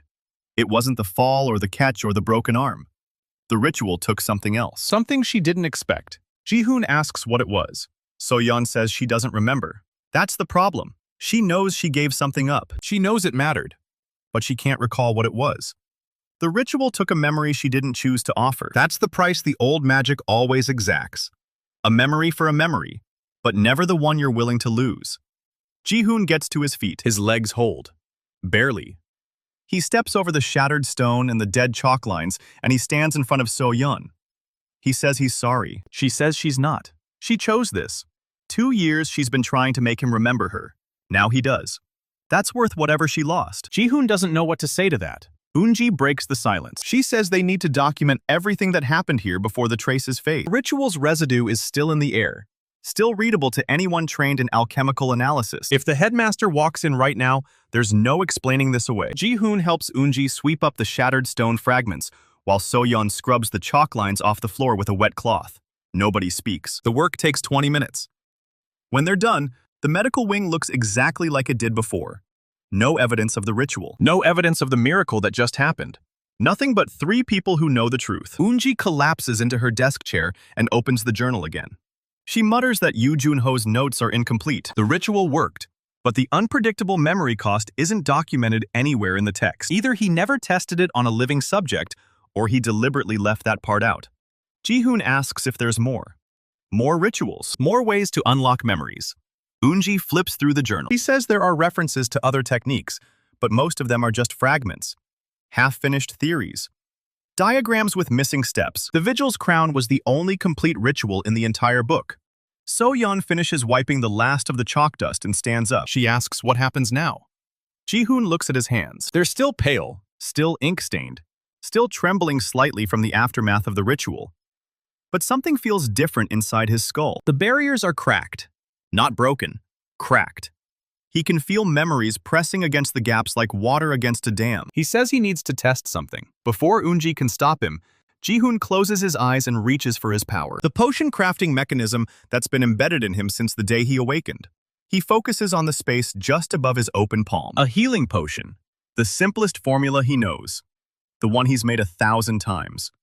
The one that's cost him 1,000 memories. Golden light starts to form in his hand, and Ji-hoon feels the pull. The familiar sensation of something being dragged out of his mind and locked behind alchemical walls. But this time, he can feel exactly which memory the power is trying to take. It's reaching for the orchard, the girl falling, the broken arm. Voice saying his name, the memory he just got back. Ji-hoon shuts the power down. The golden light dies in his palm before the potion can complete. He opens his eyes, breathing hard. Eun-ji asks what happened. Ji-hoon says he almost lost it again. The memory So-yeon just paid for. The power tried to take it. Now that he knows what the memories actually are, now that he can feel the power reaching for specific moments, the cost isn't just blind anymore. It's targeted. It's predatory. Seo-yeon crosses her arms. She says that's useful. If he can feel which memory the power wants, maybe he can choose which ones to keep. Ji-hoon shakes his head. He says the power doesn't ask. It takes whatever it can reach. He just never noticed before because he didn't know what he was losing. Now he does. That changes nothing about the cost. It just makes it worse. Eun-ji closes the journal. She says they need to be careful. The ritual worked for one specific memory, but Ji-hoon's lost hundreds. Thousands, maybe. He's been doing this for 2 years. The amount of his life that's locked away is staggering. One flower, one stone, one sacrifice isn't going to fix all of that. Ji-hoon says he knows. But now he has proof the memories aren't destroyed. They're just sealed. And seals can be broken. Someone knocks on the medical wing door. All 3 of them freeze. Eun-ji calls out, asking who it is. Min-seo's voice comes through the door. She says the headmaster wants to see Ji-hoon right now. Ji-hoon exchanges a look with Eun-ji and Seo-yeon. He asks why. Min-seo says she doesn't know, but the auditor is with him. Kang Myung-sik, the man in the gray coat. And he's holding a folder full of papers. Ji-hoon's stomach drops. The requisition forms, the forged signatures, the buried gold. Something's gone wrong. Seo-yeon steps forward. She says she'll go with him. Ji-hoon says no. He doesn't know what the auditor has, but if it's bad, he's not dragging her into it. She already paid enough tonight. So-yeon's jaw tightens. She says she didn't give up a memory just to watch him walk into a trap alone. Ji-hoon says it's not a trap. Not yet. He'll find out what Kang Myung-sik knows, and he'll deal with it. If he needs help, he'll call for it. Min-seo opens the door enough to look inside. Her eyes scan the room. The clean floor. The shattered stone fragments in the waste bin. The faint gold dust still glinting in Eun-ji's hair. She doesn't ask. She just looks at Ji-hoon and says, "The headmaster's waiting." Ji-hoon nods. He follows Min-seo out into the dark corridor. The academy is quiet at this hour. Most of the students are in their dormitories. The only light comes from the lanterns spaced along the walls, casting long shadows across the stone floor. Min-seo walks beside him without speaking. Ji-hoon asks if she knows what the auditor found. Min-seo says she doesn't. But Kang Myung-sik's been in the quartermaster's office all evening. He's been pulling records, comparing manifests, cross-referencing requisition dates. Whatever he found, he thinks it's enough to go to the headmaster directly. Ji-hoon asks about Soo-jin. Min-seo says Soo-jin's been in the archives all night. She hasn't been questioned yet. Ji-hoon exhales. Small mercies. They reach the headmaster's office. The door is open. Inside, Headmaster Ryu Tae-sung sits behind his desk, his face unreadable. Kang Myung-sik stands to the side, his gray coat immaculate, his leather satchel open on the chair beside him. The folder in his hands is thick with papers. He looks up when Ji-hoon enters. He says he's been hoping to speak with the Academy's alchemy assistant. Ji-hoon steps into the office. Min-seo stays by the door. Ji-hoon asks what this is about. Kang Myung-sik opens the folder. He pulls out a single sheet of paper. A requisition form, dated 6 months ago. Signed by Min-seo, countersigned by the quartermaster, approving the purchase of 12 healing potions at 47 gold pieces. He asks if Ji-hoon recognizes this form. Ji-hoon says it looks like a standard requisition. Kang Myung-sik says it is. Except for one detail. The quartermaster who supposedly signed this form has been dead for 8 months. The office falls completely silent. Ji-hoon's blood turns to ice. Min-seo's face goes pale. She asks if he's sure. Kang Myung-sik says he's very sure. He spent the last 6 hours reviewing every requisition form filed in the past 18 months. The first batch Soo-jin delivered to the quartermaster's office matched the quartermaster's actual signature perfectly. Those forms are fine. But the second batch, the ones delivered this afternoon, have a signature that doesn't match. Because the quartermaster who signed them died of a heart attack 3 months before the date on the forms. Someone forged his signature, and that someone either didn't know he was dead or didn't care. Headmaster Ryu speaks for the first time. He says Ji-hoon told him the requisitions were legitimate. Ji-hoon says he believed they were. He didn't know about the quartermaster's death. He didn't forge anything. Kang Myung-sik sets the form down on the desk. He says he believes Ji-hoon. The forged signature is clumsy. Amateur work. Whoever did it was in a hurry. The fact remains that someone in this academy has been submitting fraudulent requisition forms to cover up a 2-year pattern of unauthorized resource distribution. And all of that resource distribution traces back to one person. Ji-hoon asks who. Kang Myung-sik pulls another paper from the folder. A manifest. Unsigned. Dated 2 years ago. The first delivery of equipment that appeared in the supply depot with no explanation. He says every trail he's followed leads to the same conclusion. Ji-hoon is the source. Not the thief, the benefactor. Ji-hoon says nothing. Headmaster Ryu leans forward. He says he's been trying to figure out how a student with no family money, no inheritance, and no salary could afford to fund an entire squad's worth of enchanted equipment for 2 years. Now he has his answer. He's been creating resources out of nothing and giving them away. That's the real reason he couldn't explain where the money came from. Because there is no money. There's just him. And whatever ability lets him craft potions from thin air. Ji-hoon meets the headmaster's eyes. He asks if this is the part where he gets expelled. Headmaster Ryu doesn't answer right away. He looks at the forged requisition form. He looks at Kang Myung-sik. He looks at Min-seo, still standing by the door, tension radiating off her like heat from a forge. Then he looks back at Ji-hoon. He says no. Ji-hoon blinks. He asks what the headmaster means. Headmaster Ryu says he's not expelling Ji-hoon. He's promoting him. The academy has a crisis on its hands.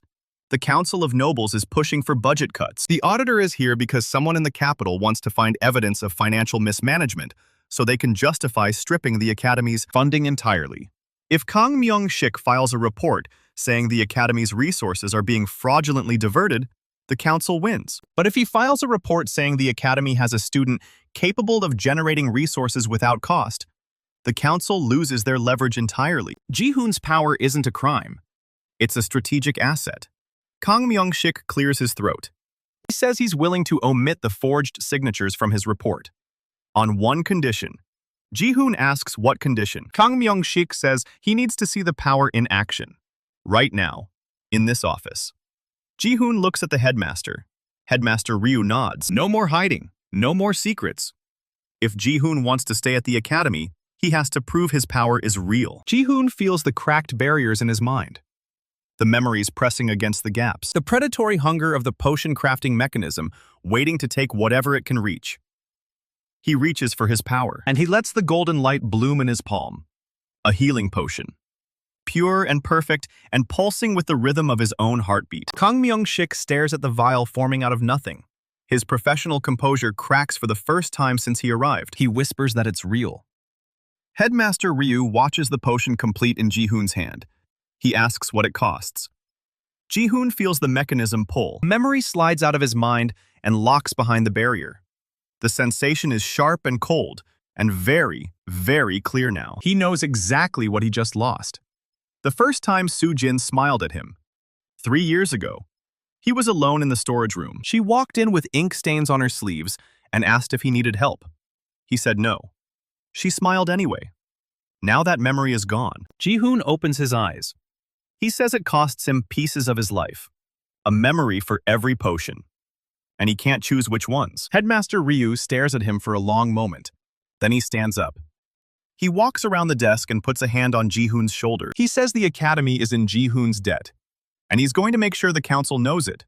Kang Myung-sik closes his folder. He says he'll prepare his report. The academy will not lose its funding. The council's leverage is gone. Ji-hoon stands in the headmaster's office with a potion in his hand and a hole in his memory and the weight of an entire institution suddenly resting on his shoulders. Min-so catches his eye from the doorway. She doesn't smile. She just nods. One warrior to another. The fight isn't over, but they just won a battle nobody else knew they were fighting. So-yeon meets him outside the headmaster's office. She's been waiting in the corridor, arms crossed, eyes sharp. Ji-hoon says the council is going to be very unhappy with the auditor's report. So-yeon asks if that's a good thing. Ji-hoon says it's a dangerous thing. The council wanted to strip the academy's funding. Now they can't, which means they're going to try something else, something worse. So-yeon says they'll be ready. He remembers the orchard, the tree, the fall, the catch. He says thank you for the memory. So-yeon says she didn't do it for thanks. She did it because he's the only person in this academy who never asked her to be anything except what she is. So he says nothing. They walk back toward the dormitories together through the dark, quiet academy. Behind them, the shattered fragments of an S-rank stone lie in a waste bin in the medical wing. The gold dust of a dead flower still glints in the cracks of the stone floor. And somewhere in the archives, Soo-jin is still working. Ink-stained fingers flipping through old records, trying to find the next piece of the puzzle. The ritual worked. But one memory reclaimed doesn't win a war. Ji-hoon knows the council is already moving. He just doesn't know how fast, or how hard they're going to hit.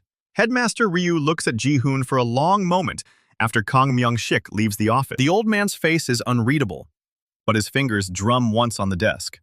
He tells Ji-hoon to sit down. Ji-hoon sits. The chair is hard and uncomfortable, and exactly the same as every other chair in this academy, built for soldiers, not scholars. Headmaster Ryu says the promotion is real, but it comes with conditions.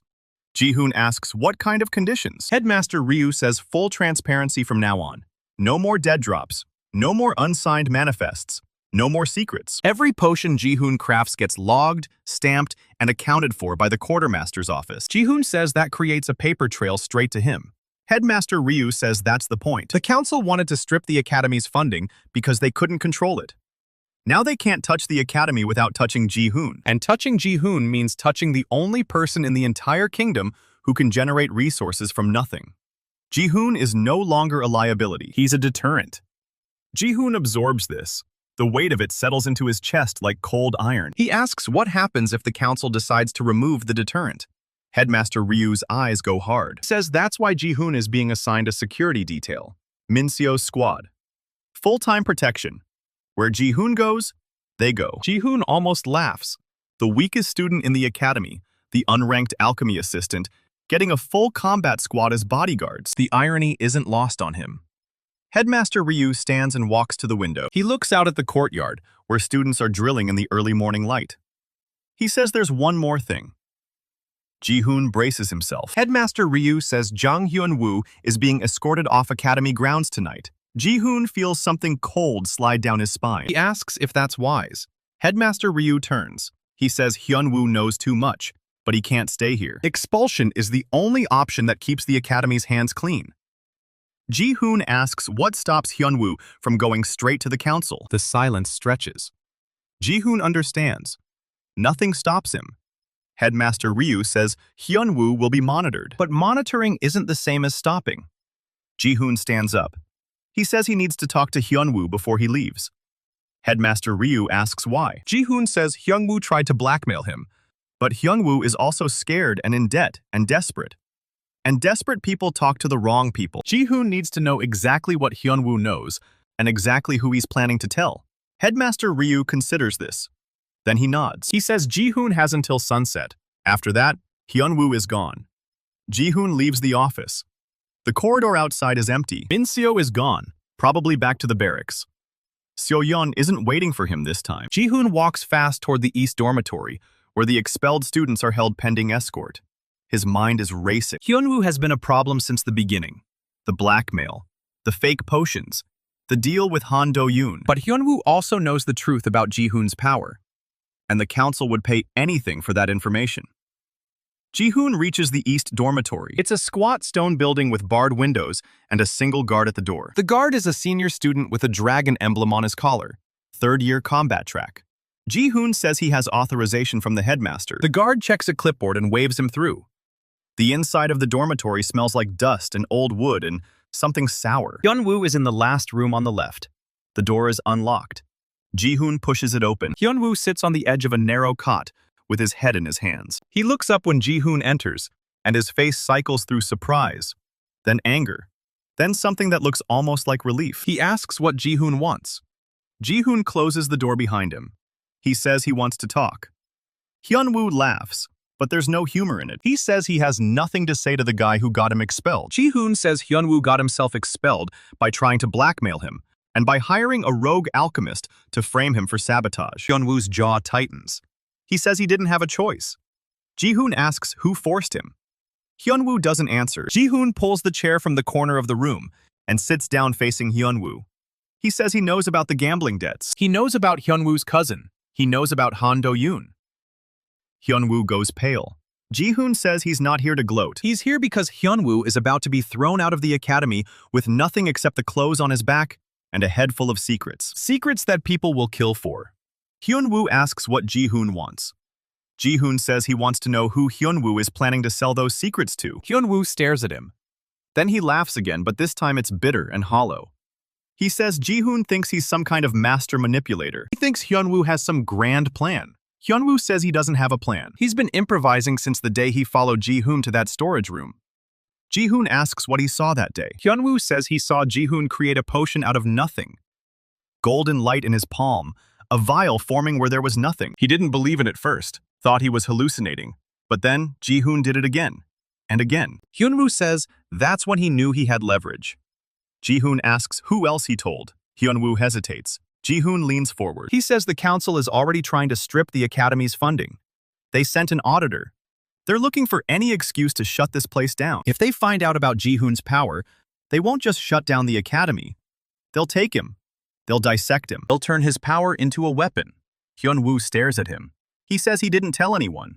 Ji-hoon doesn't believe him. Hyun-woo says he's not stupid. Telling people about Ji-hoon's power means losing his leverage. The only thing keeping Ji-hoon from destroying him was the secret. If he spread it around, the secret lost its value. Ji-hoon asks about Han Do-yoon. Hyun-woo says Do-yoon doesn't know anything. Do-yoon was just a tool. Hyun-woo paid him to make fake potions and frame Ji-hoon. That's it. Do-yoon thinks Ji-hoon is just another student Hyun-woo wanted to get rid of. Ji-hoon asks how much Hyun-woo paid him.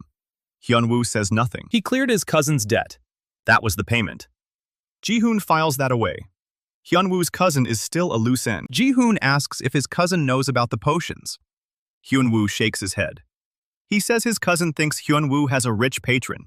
That's all. Ji-hoon sits back. The room is quiet except for the distant sound of drills in the courtyard. Ji-hoon asks what Hyun-woo is going to do now. Hyun-woo stares at his hands. His family won't take him back. He has no money, no skills except combat training, and his evaluations were garbage. Ji-hoon says that's not true. Hyun-woo looks up.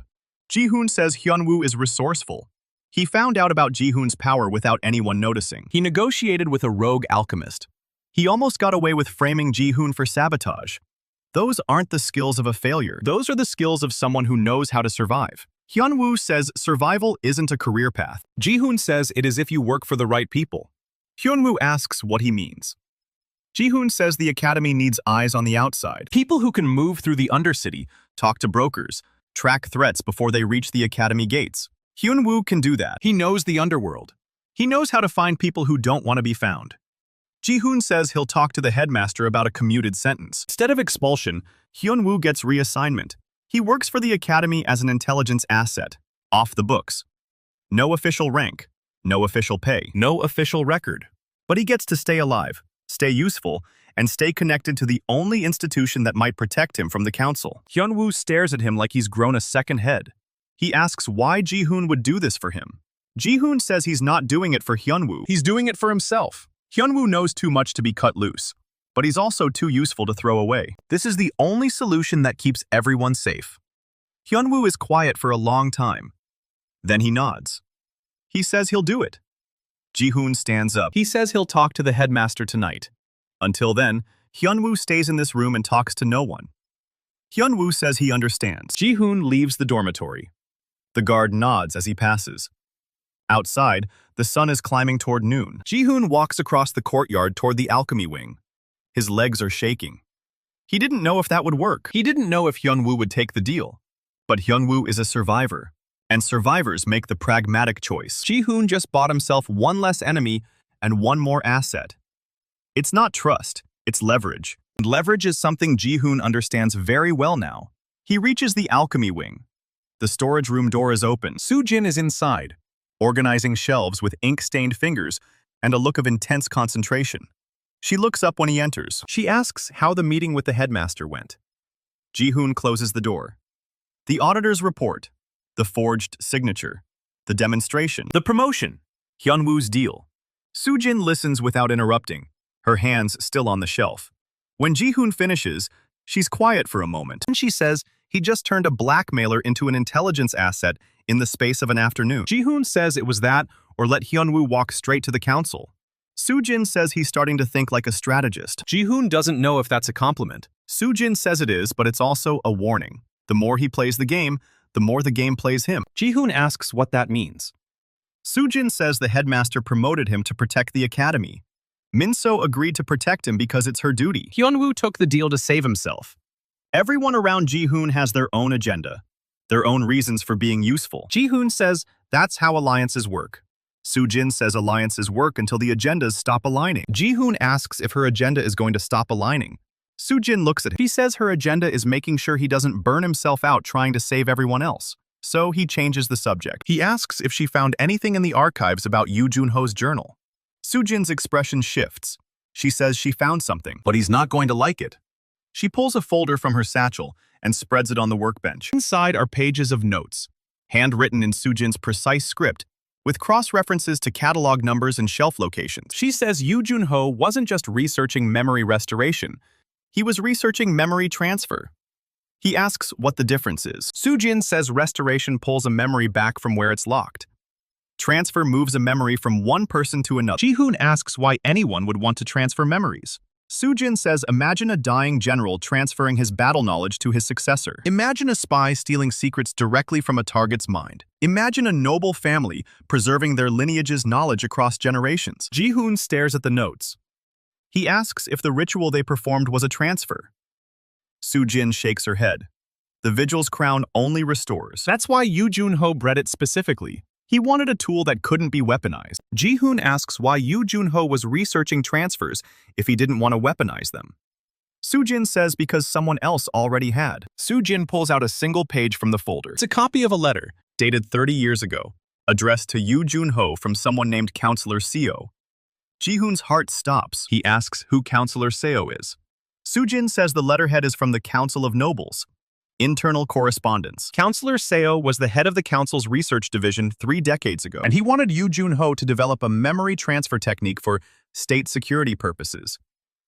Ji-hoon sinks onto a stool. He asks if Yoo Jun-ho did it. Soo-jin says she doesn't know. The letter trail ends there, but the fact that Yoo Jun-ho was researching transfers at all suggests he at least considered it.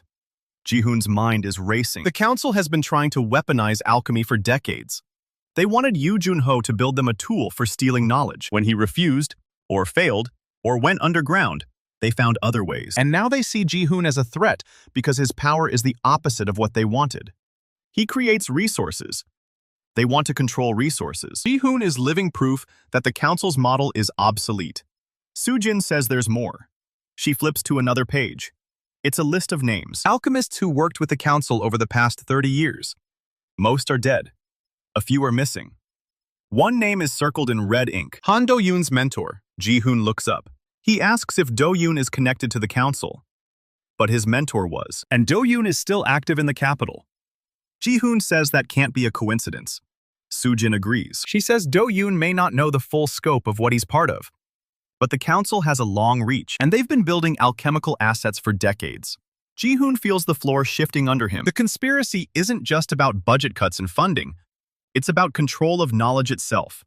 And Ji-hoon is standing right in the middle of it. The floor shifting under him is not a metaphor. Ji-hoon's hands are flat on the workbench, and he is watching the grain of the wood like it might open up and swallow him. The council has been building alchemical assets for decades. They wanted Yoo Jun-ho to build them a memory transfer weapon. When he refused or failed, they found other alchemists. And one of them trained Han Do-yoon. Soo-jin says his name twice before he hears her. He asks what he wants to do. Ji-hoon looks at the list of names on the workbench. Dead alchemists. Missing alchemists. Do-yoon's mentor circled in red. He says he wants to talk to the headmaster. Soo-jin says the headmaster is still in meetings with the auditor. Ji-hoon says this can't wait. He grabs the folder and walks out of the storage room before Soo-jin can argue. The hallway is empty. The alchemy wing is always empty at this hour. His footsteps echo off the stone walls, and the sound follows him like a second heartbeat. He reaches the administrative corridor and stops. Auditor Kang Myung-sik is standing outside the headmaster's office with his gray coat folded over his arm.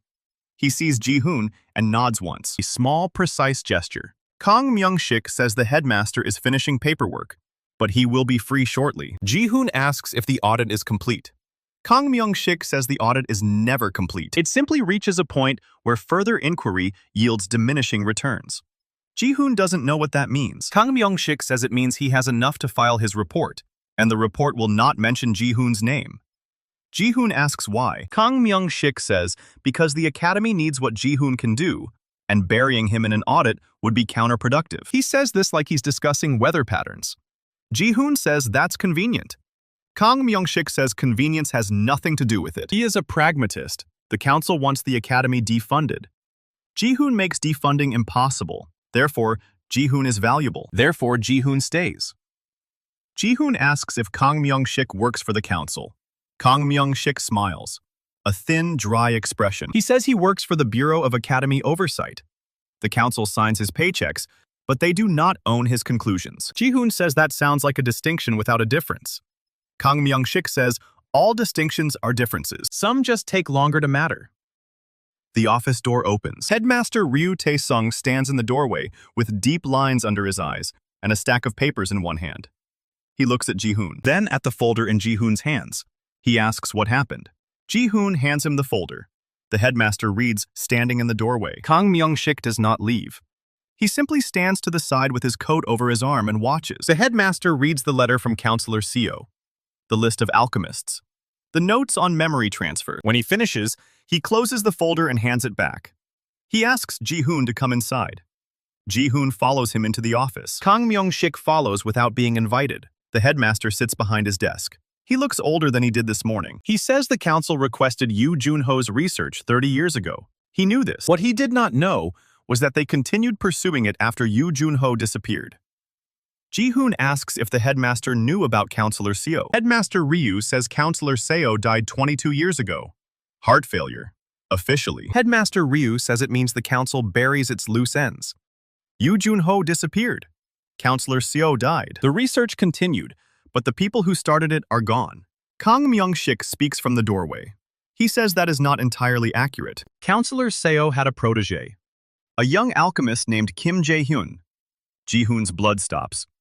He asks who Kim Jae-hoon is. Kang Myung-sik says Kim Jae-hoon was one of the alchemists on Soo-jin's list. He trained under Counselor Seo directly. After Seo's death, he took over the research division's alchemical projects. Ji-hoon asks where Kim Jae-hoon is now. Kang Myung-sik says he is dead, officially, like Seo. Ji-hoon says that's not an answer. Kang Myung-sik says it is the only answer available. Kim Jae-hoon's body was found in a fire 12 years ago. But the fire destroyed his laboratory, his notes, and all evidence of his work. Convenient. He asks if the council has been running alchemical projects in secret for 30 years. Headmaster Ryu says yes. Ji-hoon asks if those projects involve memory manipulation. Headmaster Ryu says yes.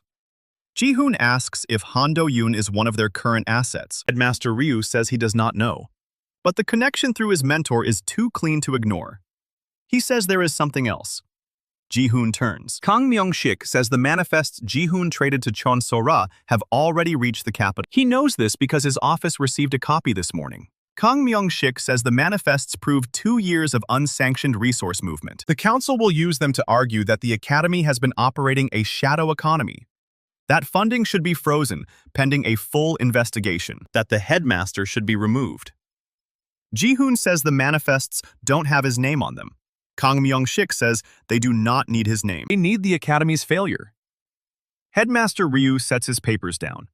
He says the council is moving faster than he anticipated. The auditor's report was supposed to buy them time.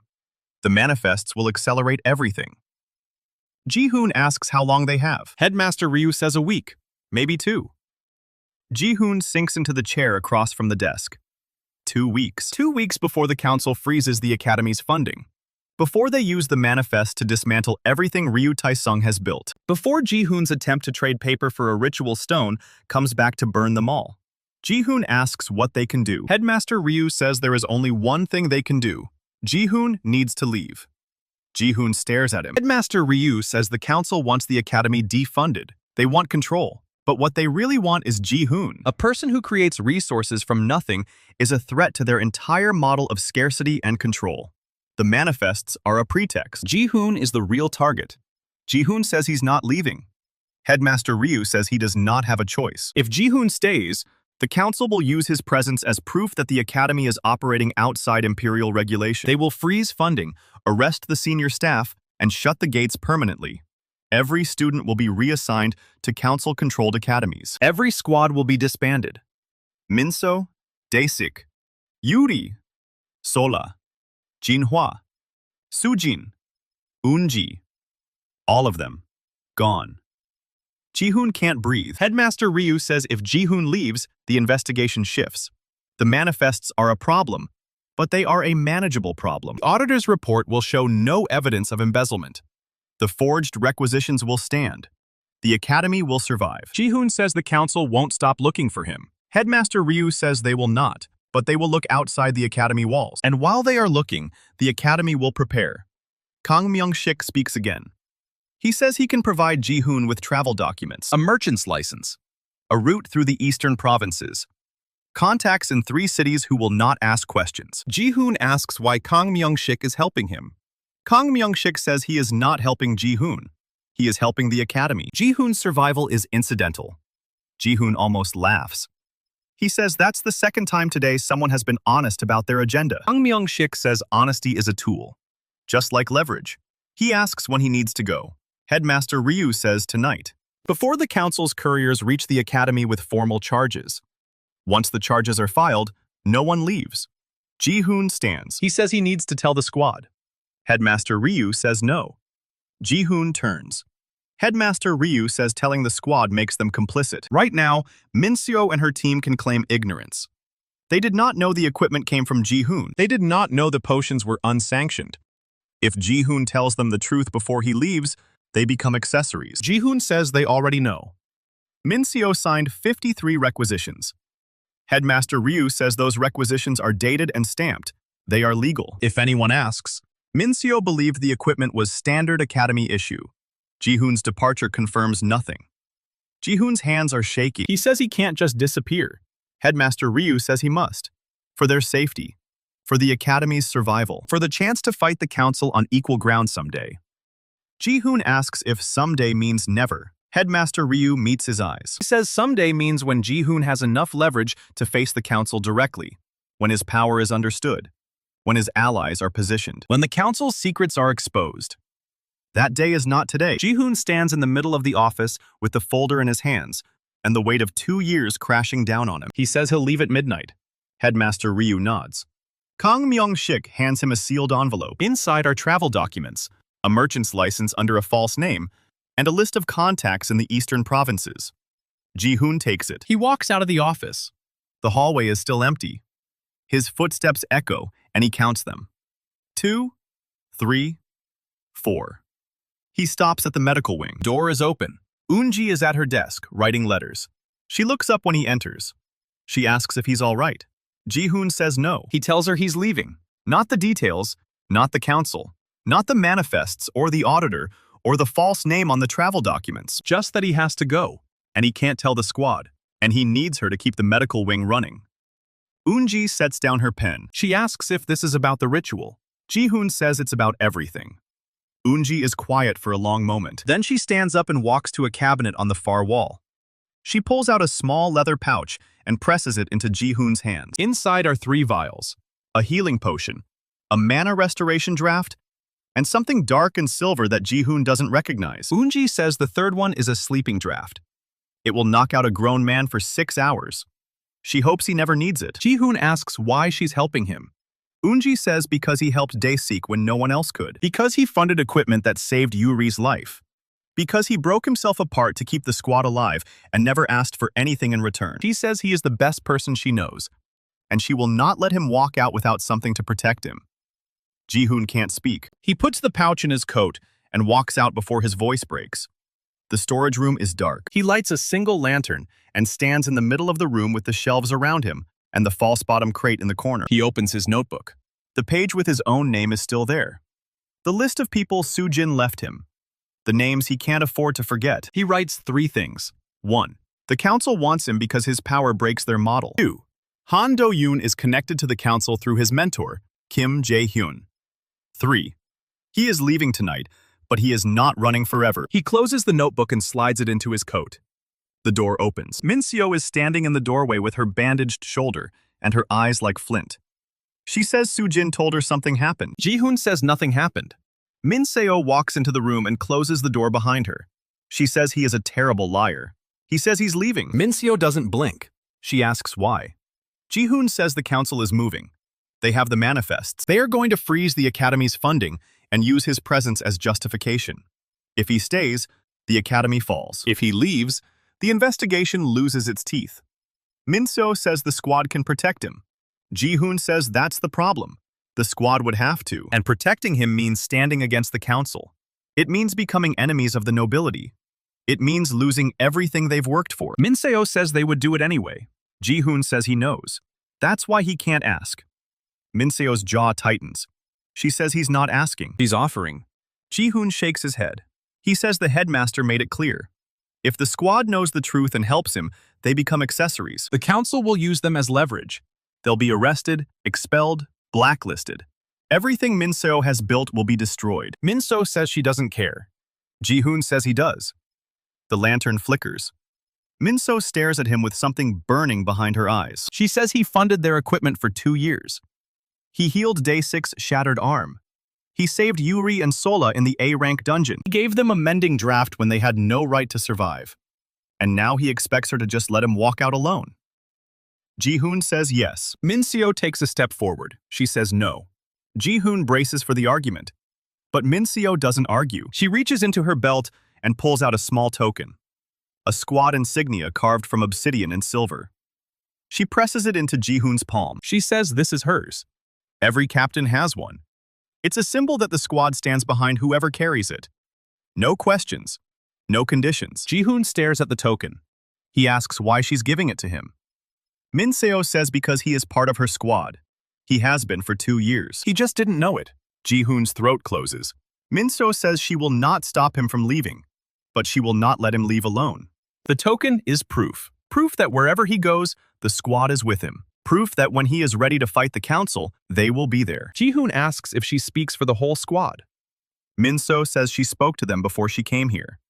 Dae-sik, Yuri, Sola, Jinhwa, all of them. They know Ji-hoon is the source of the equipment. They know he healed Dae-sik's arm. They know he risked everything to keep them alive. And they don't care. They don't care about the council. They don't care about the investigations. They care about the person who stood in a storage room and broke himself apart so they could survive. Ji-hoon closes his fist around the token. He says he doesn't deserve this. Min-seo says deserving has nothing to do with it. The squad chose. And they chose him. She turns and walks out of the storage room before he can say anything else. Ji-hoon stands alone with the lantern and the token and the weight of something he doesn't have words for. Midnight comes too fast. Ji-hoon packs a single satchel, his notebook, the 3 vials from Unji, the travel documents from Kang Myung-sik, the token from Min-seo, the folder with Soo-jin's research. He writes 3 letters. The first is for Soo-jin. It tells her to keep researching Yoo Jun-ho's journal, track the council's alchemical assets, to watch Han Do-yoon, and to remember that she is the smartest person in the room, always. The second is for Unji. It thanks her for the sleeping draft, for the ritual, for the Vigil's crown, for believing him when no one else did. The third is for Seo-yeon. He stares at the blank page for 5 minutes before he writes a single line. I remember the orchard. I remember you. I will come back. He seals the letters and leaves them on Soo-jin's desk. The academy gates are quiet. Kang Myung-sik is waiting with a horse and a cloak that smells like road dust. He says the eastern road is clear. The first contact is in a town called Haeju, 3 days' ride. A woman named Park Yeon-woo. She runs a tea house and knows how to hide people. Ji-hoon mounts the horse. He looks back at the academy. The windows are dark. The courtyard is empty. The tower where Seo-yeon watches is silent. He doesn't know when he'll see it again. Kang Myung-sik says one more thing. Ji-hoon looks down. Kang Myung-sik says the council does not know Ji-hoon's power has a cost. They believe he creates resources from nothing with no sacrifice. If they learn the truth, they will exploit it. Ji-hoon asks why Kang Myung-sik is telling him this. Kang Myung-sik says because the truth is the only leverage Ji-hoon has left, and he should guard it with his life. Ji-hoon nods. He rides out through the gates and onto the eastern road. The night swallows him whole. 3 hours before dawn, Ji-hoon stops at a way station to rest the horse. He sits on a bench under a flickering lantern and pulls out his notebook. He writes one more line. They chose me. I will not waste it. The sky in the east is beginning to lighten. Ji-hoon mounts the horse and rides on. The road stretches ahead, empty and endless, and full of trouble he cannot see yet. But behind him, the token from Min-seo presses against his chest. And for the first time in 2 years, Ji-hoon is not alone. The road to Haeju is 3 days of dust and silence. Ji-hoon rides through the first dawn with Min-seo's token pressed against his chest under the shirt. The horse is steady and unremarkable, exactly the kind of animal a fleeing merchant's assistant would ride. He stops at way stations when the horse needs rest and sleeps in barns with his satchel as a pillow. No one follows him. No one asks questions. But on the second night, Ji-hoon notices something wrong with his hands. The ink stains on his fingers are fading. Not washing away, fading, like they were never there. Like 2 years of alchemy work is being erased from his skin 1 hour at a time. He stares at his palms under the flickering lantern of a roadside inn. Clean fingers, soft palms. The hands of someone who has never ground reagents or measured catalysts or burned himself on a hot alembic. The hands of someone who has never been an alchemist. Ji-hoon pulls out his notebook and writes what he can remember. The cooling rack in the storage room. The smell of crushed moonflower. The way Soo-jin's ink-stained fingers looked exactly like his used to look. The memory of the memory. That's what he's writing now. Memories of memories. Ghosts of ghosts. He doesn't sleep that night. Haeju is a port town that smells like salt and fish and trouble. Ji-hoon rides through the gate at noon on the third day with his merchant's license in his pocket and his hood pulled low. Kang Myung-sik's instructions are specific. The tea house is called the Silver Leaf. 3rd Street past the Market Square. Green door, red lantern. Ji-hoon finds it without difficulty. The woman behind the counter is in her 50s, with gray streaking her black hair, and eyes that have seen too much to be surprised by anything. Park Yeon-woo. Ji-hoon gives her the passphrase Kang Myung-sik made him memorize. She pours him a cup of tea and doesn't ask his name. She says the room upstairs is paid for through the end of the month. She says hot water in the mornings, meals twice a day, and no one will ask questions as long as he doesn't bring trouble through her door. Ji-hoon thanks her. She looks at his hands. She asks if he's an alchemist. Ji-hoon freezes. She says she can always tell. Stains. The way they hold their fingers. The slight tremor from too many nights hunched over a workbench. Ji-hoon looks at his clean, soft hands and says he used to be. Park Yeon-woo nods like that's the most normal answer in the world. She says the man he's looking for is in the old lighthouse at the edge of the harbor. Ji-hoon didn't say he was looking for anyone. Park Yeon-woo pours herself a cup of tea and says Kang Myung-sik's people always come looking for someone, and the only someone worth finding in Haeju right now is Han Do-yoon.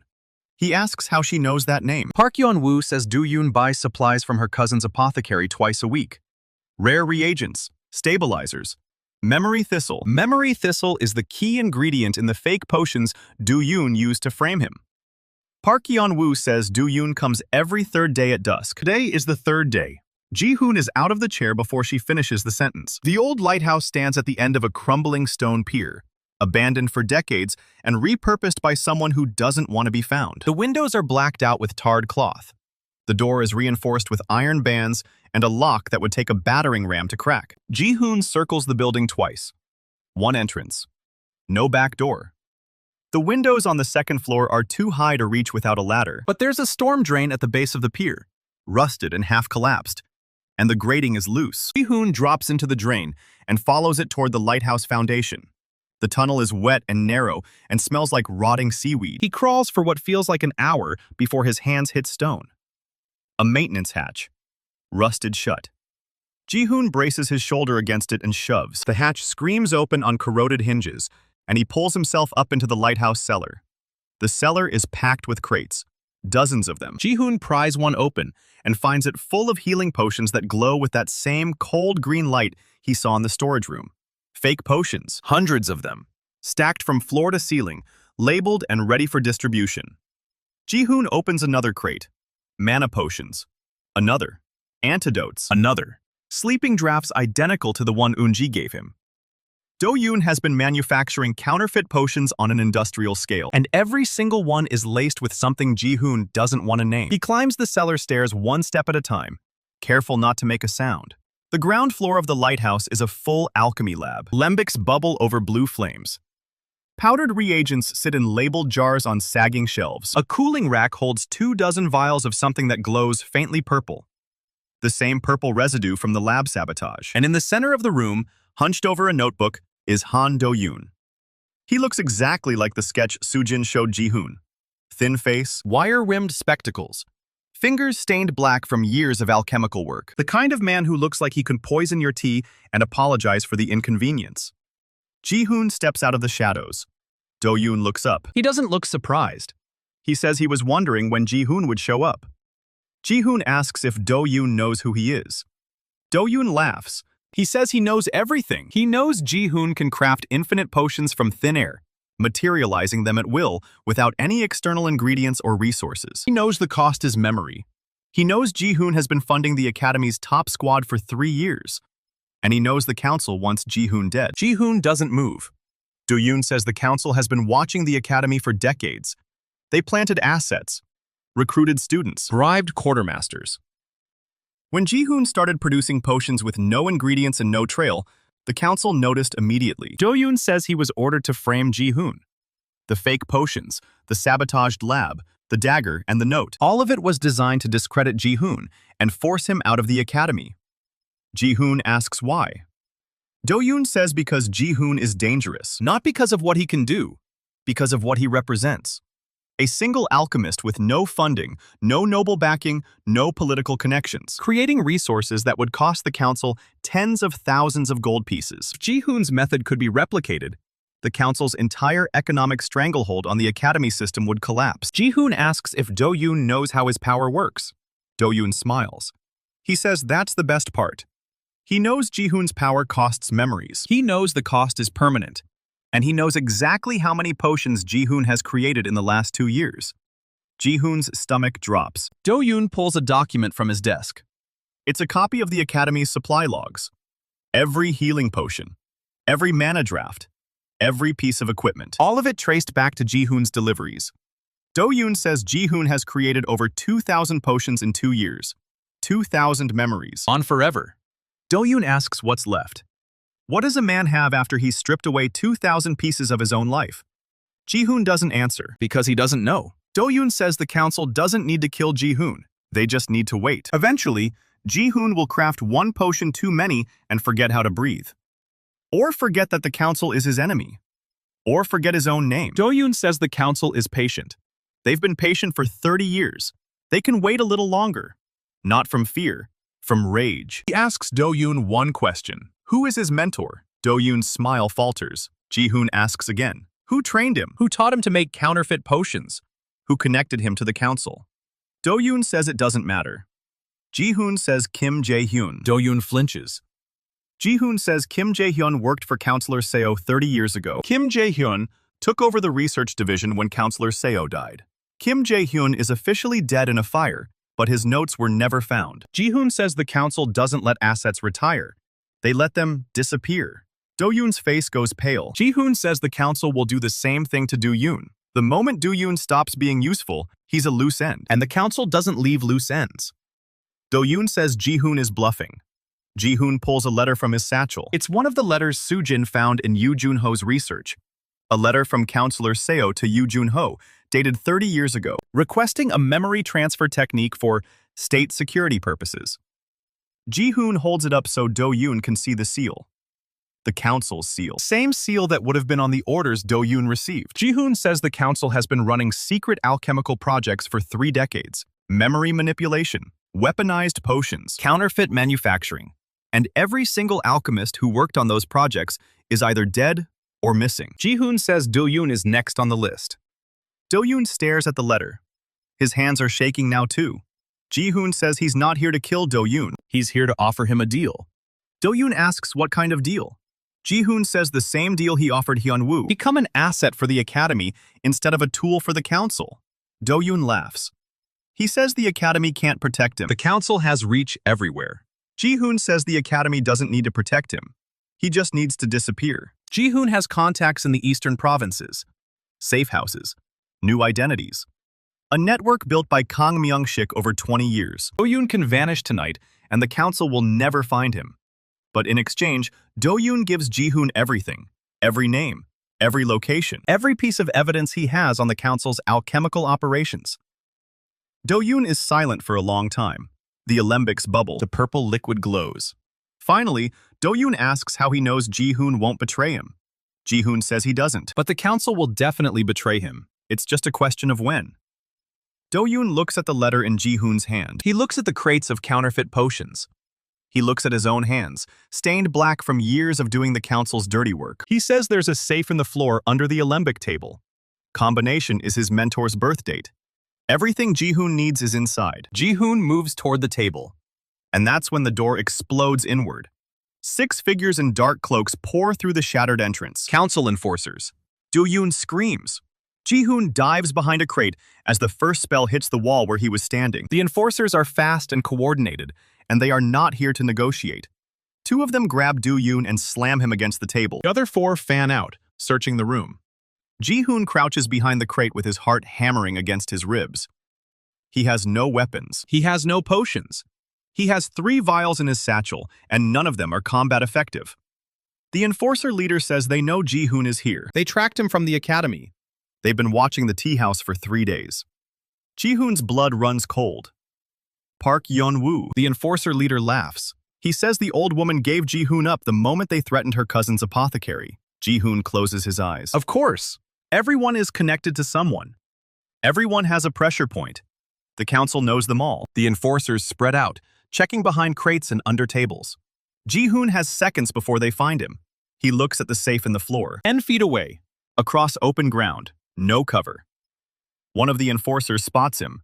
Ji-hoon runs. A bolt of red energy slams into the crate behind him, shattering it into splinters. Ji-hoon slides across the floor and grabs the safe's handle. Locked. Combination. He doesn't know Kim Jae-hyun's birth date. Another bolt misses his head by inches. Ji-hoon looks at Do-yoon pinned against the table. Do-yoon mouths a number. Ji-hoon spins the dial. The safe clicks open. Inside are documents, thick folders stuffed with papers. Names, dates, locations, formulas. 30 years of council secrets. Ji-hoon grabs everything and shoves it into his satchel. The enforcer leader says to kill him. Ji-hoon looks up and sees 4 hands crackling with destructive energy aimed directly at his chest. He has no cover. He has no escape. He has exactly one move. Ji-hoon reaches into his satchel and pulls out the sleeping draft Eun-ji gave him. He throws it at the ground between the enforcers. The vial shatters. Silver mist explodes outward, filling the room with a fog thick as wool. The enforcers cough and stumble. Ji-hoon grabs Do-yoon by the arm and drags him toward the cellar door. Do-yoon is bleeding from a cut on his forehead. He asks where they're going. Ji-hoon says out. They tumble down the cellar stairs as the sleeping draft does its work upstairs. 2 of the enforcers collapse immediately. The other 2 are staggering. But the leader is still standing. He pulls a mask over his face and starts down the stairs after them. Ji-hoon drags Do-yoon through the cellar toward the maintenance hatch. Do-yoon says he can't leave. His research, his formulas, his life's work. Ji-hoon says his life's work is in the satchel now. And if they don't move, his life is going to be very short. The enforcer leader reaches the bottom of the stairs. He raises his hand, and a blade of crimson energy forms in his palm. He says Ji-hoon is worth more to the council alive, but dead is acceptable. Ji-hoon shoves Do-yoon through the hatch. The energy blade flies. Ji-hoon dives. The blade catches his shoulder. Pain explodes through his left side. Hot blood soaks his cloak. He tumbles through the hatch into the storm drain and lands in 6 inches of cold seawater. Do-yoon is already crawling toward the exit. Ji-hoon forces himself to his feet. His left arm is useless. His satchel is soaked. But the documents are still inside. He follows Do-yoon through the drain. Behind them, the enforcer leader's footsteps echo in the tunnel. He's not running. He's walking, slow and certain, like a man who knows his prey is wounded and cornered and has nowhere left to go. Ji-hoon and Do-yoon burst out of the drain onto the rocky shore beneath the pier. The tide is coming in. Waves crash against the stone. There's a boat tied to the pier 50 yards away. Do-yoon says it's his escape vessel. He always kept it ready, just in case. Ji-hoon says now is the case. They run for the boat. The enforcer leader emerges from the drain behind them. He raises both hands, and a wall of crimson energy erupts between them and the boat. Ji-hoon skids to a stop. Do-yoon screams. The enforcer leader says this ends now. He says Ji-hoon has been a thorn in the council's side for too long. He says the council will have his power, one way or another. Ji-hoon looks at Do-yoon. Do-yoon looks at Ji-hoon. And then Do-yoon does something Ji-hoon doesn't expect. He pushes Ji-hoon toward the boat and turns to face the enforcer. Do-yoon pulls a vial from his coat. Purple liquid. The same purple liquid from the lab sabotage. Do-yoon says he always kept one for emergencies. Ji-hoon asks what it does. Do-yoon says it's a destabilized mana concentrate. Very unstable. Very explosive. He says Ji-hoon should get in the boat. Ji-hoon says Do-yoon will die. Do-yoon laughs. He says the council was going to kill him anyway. At least this way he takes one of them with him. Ji-hoon hesitates. Do-yoon screams at him to go. Ji-hoon runs for the boat. Behind him, Do-yoon throws the vial at the enforcer leader's feet. The explosion is massive. Purple fire erupts across the shore, consuming the pier and the drain and everything within 50 feet. The shockwave slams into Ji-hoon's back and throws him into the boat. He hits the deck hard, and everything goes dark for a moment. When he opens his eyes, the pier is gone. The lighthouse is burning. The shore is a crater of blackened stone. Han Do-yoon is gone. The enforcer leader is gone. Ji-hoon lies on the deck of the boat, bleeding from his shoulder, staring at the smoke rising into the gray sky. He doesn't know if Do-yoon's sacrifice was redemption or desperation or something in between. He doesn't know if it matters. What matters is the satchel. He pulls it open with his good hand. The documents are wet but legible. Names, dates, locations, hundreds of them. 30 years of council operations. Alchemical assets. Blackmail material. Funding streams. Everything Ji-hoon needs to take the council apart piece by piece. But the last document stops him cold. It's a personnel file, dated 6 months ago. At the top is a name, Soo-jin. Ji-hoon stares at the name. His mind refuses to process it. He reads the file. Soo-jin was recruited by the council 6 months ago. She was tasked with infiltrating the Academy's alchemy department. She was assigned to monitor Ji-hoon. Every conversation, every discovery, every memory he lost. She reported all of it to the council. Ji-hoon reads the file 3 times. The words don't change. Soo-jin, his assistant, his confidant, the person who read his notebook, the person who held his secrets, the person who told him she would help him find his memories. A council asset. Ji-hoon closes the file. The boat rocks on the waves. The lighthouse burns. And Ji-hoon sits alone with the weight of a betrayal he doesn't know how to carry. He pulls out his notebook with his good hand. He writes one line. Soo-jin knew. She knew everything. Then he closes the notebook and stares at the horizon. The sun is setting. The sky is red as blood. Ji-hoon doesn't know where he's going. He doesn't know who he can trust. He doesn't know how many of his memories are already gone. But he knows one thing. The council took his father's face. They took his mother's name. They took his childhood friend. Now they've taken the person he trusted most. He will not let them take anything else. He steers the boat east, toward the provinces, toward whatever comes next.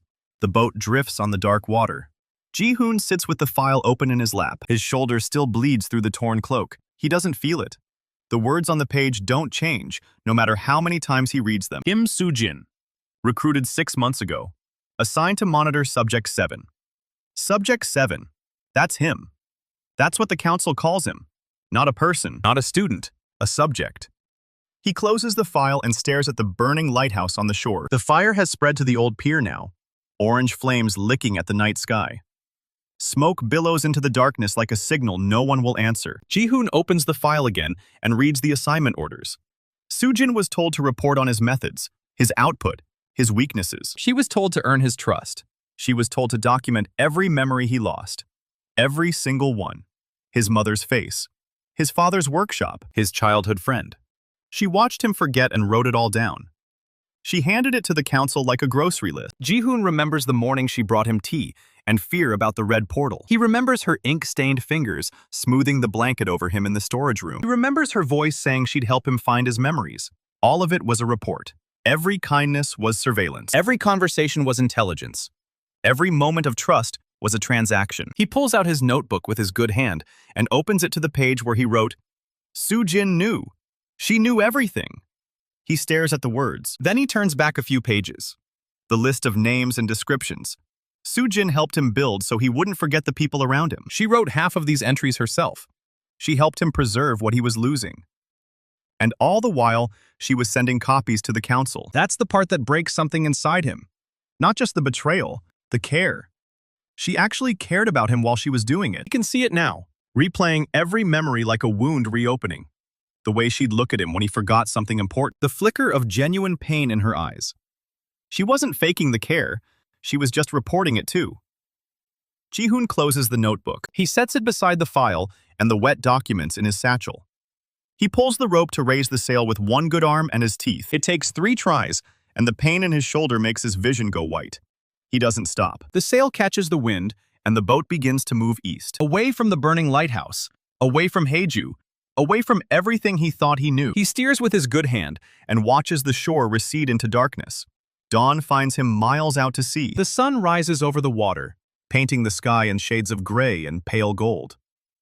His shoulder has stopped bleeding, but the wound is hot to the touch. Infection is setting in. He digs through the satchel for the healing potion in his leather pouch. The vial is cracked. The potion has leaked out and dried into a faint golden stain on the leather. No healing for him. He sets the cracked vial aside and checks the other 2 vials. The mana restoration draft is intact. The sleeping draft is fine, but neither one will close a wound. Ji-hoon laughs. It's a hollow sound, scratchy and broken, and it hurts his shoulder. Of course, the healing potion is the one that cracks. First, he steers the boat toward a distant coastline he can barely see on the horizon. The documents name a safe house in the eastern provinces, a place called Stonehaven. It was used by Yoo Jun-ho 30 years ago as a research outpost. If it still exists, it might have medical supplies. If it doesn't, Ji-hoon dies of infection in a borrowed boat on the eastern sea. Either way, the council doesn't get him. That's the thought that keeps him awake as the sun climbs higher and his fever begins to build. By midday, he's hallucinating. He sees Soo-jin standing on the water, ink staining her sleeves, watching him with those careful eyes. He sees Min-seo with her blade drawn, demanding to know why he left without telling her. He sees Seo Ji-hoon holding the Vigil's crown flower, petals glowing gold, asking him what her sacrifice was for. He blinks, and they're gone. Just waves and sky, and the distant gray smudge of the coastline getting closer. He checks the documents again to stay conscious. The council's operations are laid out in meticulous detail. 30 years of alchemical asset development. Dozens of research outposts just like Stonehaven. Hundreds of alchemists recruited, used, and discarded. Every single one of them is dead or missing, except for Han Do-yoon. And Do-yoon just blew himself up to buy Ji-hoon time to escape. There's a page in the file labeled Asset Disposal Protocol. It's a checklist. Discredit the target. Isolate the target. Extract all useful research. Eliminate the target. Destroy the evidence. Ji-hoon reads it 5 times. This is what the council does to anyone who becomes inconvenient. This is what they did to Yoo Jun-ho. This is what they did to Kim Jae-hyun. This is what they were going to do to Do-yoon. This is what they're going to do to him. But first, they'll try to extract everything they can from his power. The file is very clear on that point. Subject 7's ability to materialize potions from nothing represents an unprecedented strategic resource.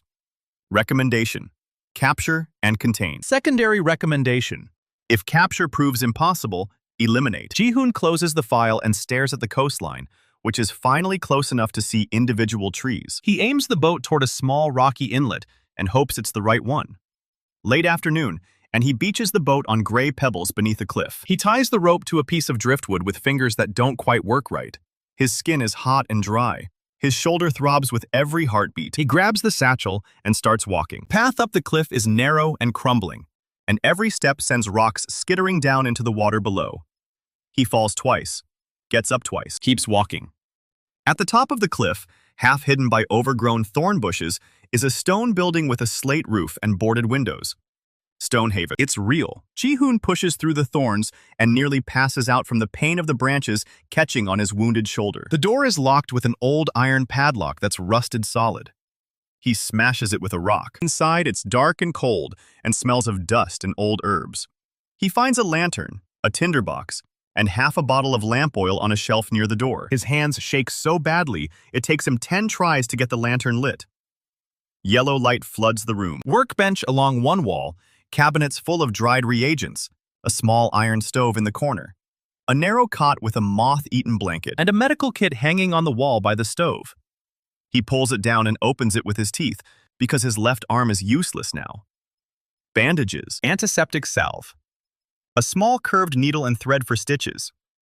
No healing potion. He's going to have to do this the hard way. He pulls off his torn cloak and the shirt underneath, and the wound on his shoulder is worse than he thought. The energy blade cut clean, but the seawater and the boat and the fever have turned it into an angry red mess streaked with yellow. He cleans it with antiseptic salve, and it hurts so badly he nearly bites through his own tongue. Then he threads the needle with hands that won't stop shaking and starts sewing his own flesh closed. He doesn't scream. He's too tired to scream. He just grinds his teeth and keeps stitching until the wound is closed and the thread runs out. He wraps it in bandages, tight enough to hold, but not tight enough to cut off circulation. Then he lies down on the cot and stares at the ceiling and waits to see if he'll wake up. He wakes up 3 days later. His fever has broken. His shoulder is still sore, but the infection is gone. He sits up slowly and drinks from a water skin he doesn't remember filling. The lantern has burned out. Sunlight streams through the cracks in the boarded windows. He's alive. He doesn't know how to feel about that. He pulls the documents out of the satchel and spreads them across the workbench. The council's secrets, laid out in neat rows of ink and paper. Names, dates, locations, funding streams, blackmail material. Everything Do-yoon collected over years of working for them. It's enough to cripple the council if it gets into the right hands. The problem is finding hands that aren't already the council. Ji-hoon flips through the pages and stops on a section labeled Academy Assets. There are 12 names. Soo-jin is the third. But that's not what makes his stomach drop. The list includes 2 names he doesn't recognize: a stable hand and a kitchen worker. Low-level assets, the file says. Eyes and ears. Not authorized for direct action. Council has been watching the academy for longer than anyone realized, planting people in the most mundane positions. And if there are assets in the stables and the kitchens, there could be assets anywhere. Students, instructors, administrators. Hyunwoo's uncle on the academy board. The headmaster's own staff. Ji-hoon thinks about Min-seo and her squad. They don't know about any of this. They don't know Soo-jin is a council asset. They don't know the academy is riddled with spies. They don't know Ji-hoon is alive. As far as they know, he left at midnight and disappeared into the eastern provinces, and that's the end of the story. He needs to warn them. But how? Any message he sends could be intercepted by the council's people. Any courier could be an asset. Any letter could be opened and read and traced back to him. He's trapped in a lighthouse keeper's research outpost with the most dangerous information in the kingdom and no way to get it to the people who need it. He pulls out his notebook and starts writing. Not a letter, a cipher. Soo-jin taught him this.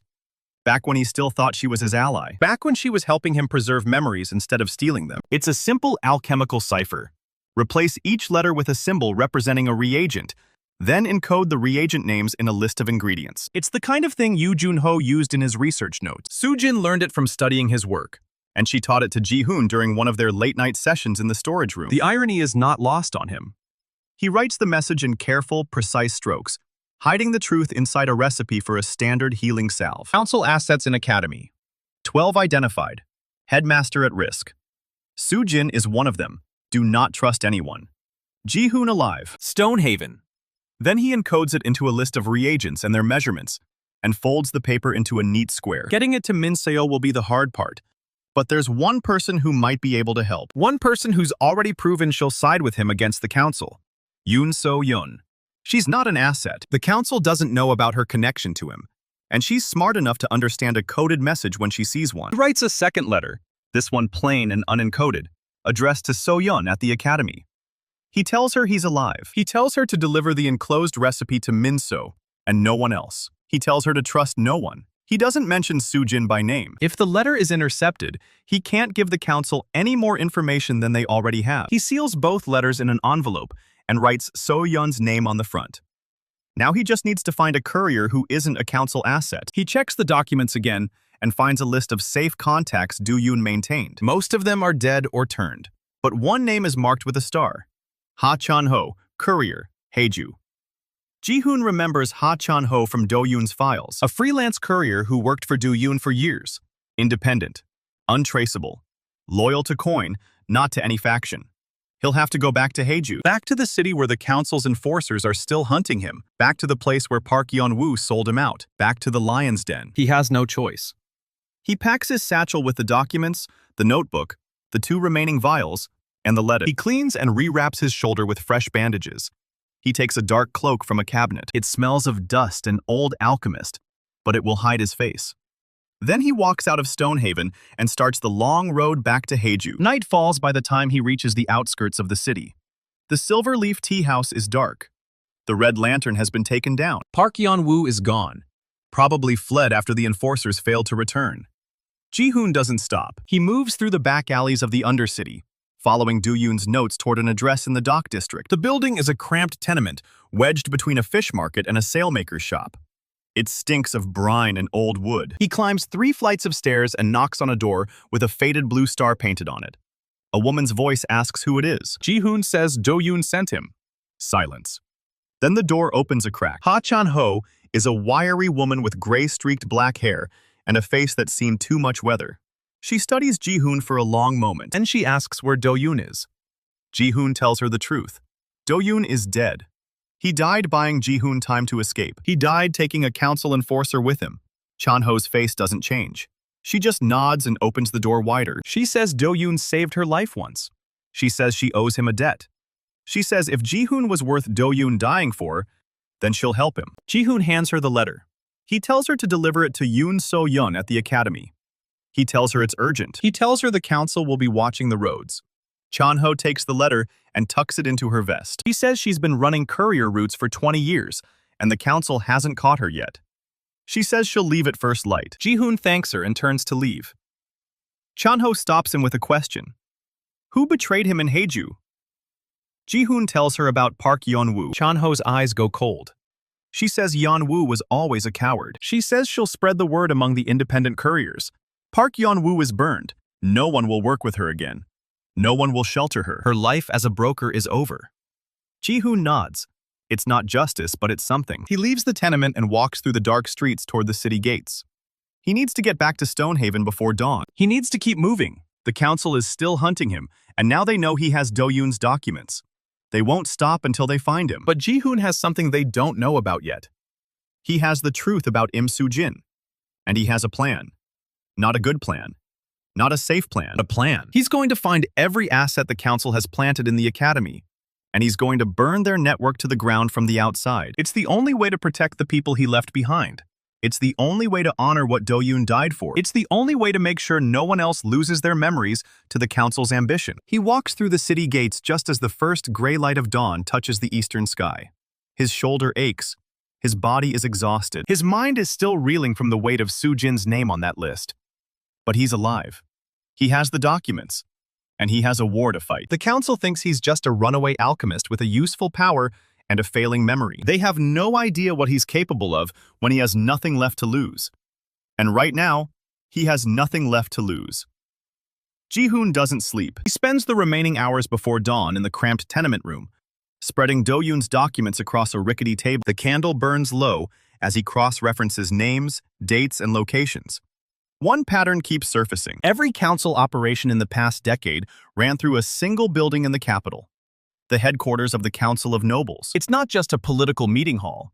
It's the nerve center of their entire alchemical network. Somewhere inside that building, there's a record of every asset they've ever planted, every agent, every bribe, every blackmail target. If Ji-hoon can get his hands on that record, he can dismantle the council's network before they even know he's coming.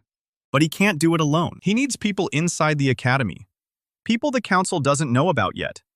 People who can move before the manifests freeze the academy's funding. He needs Min Seo's squad.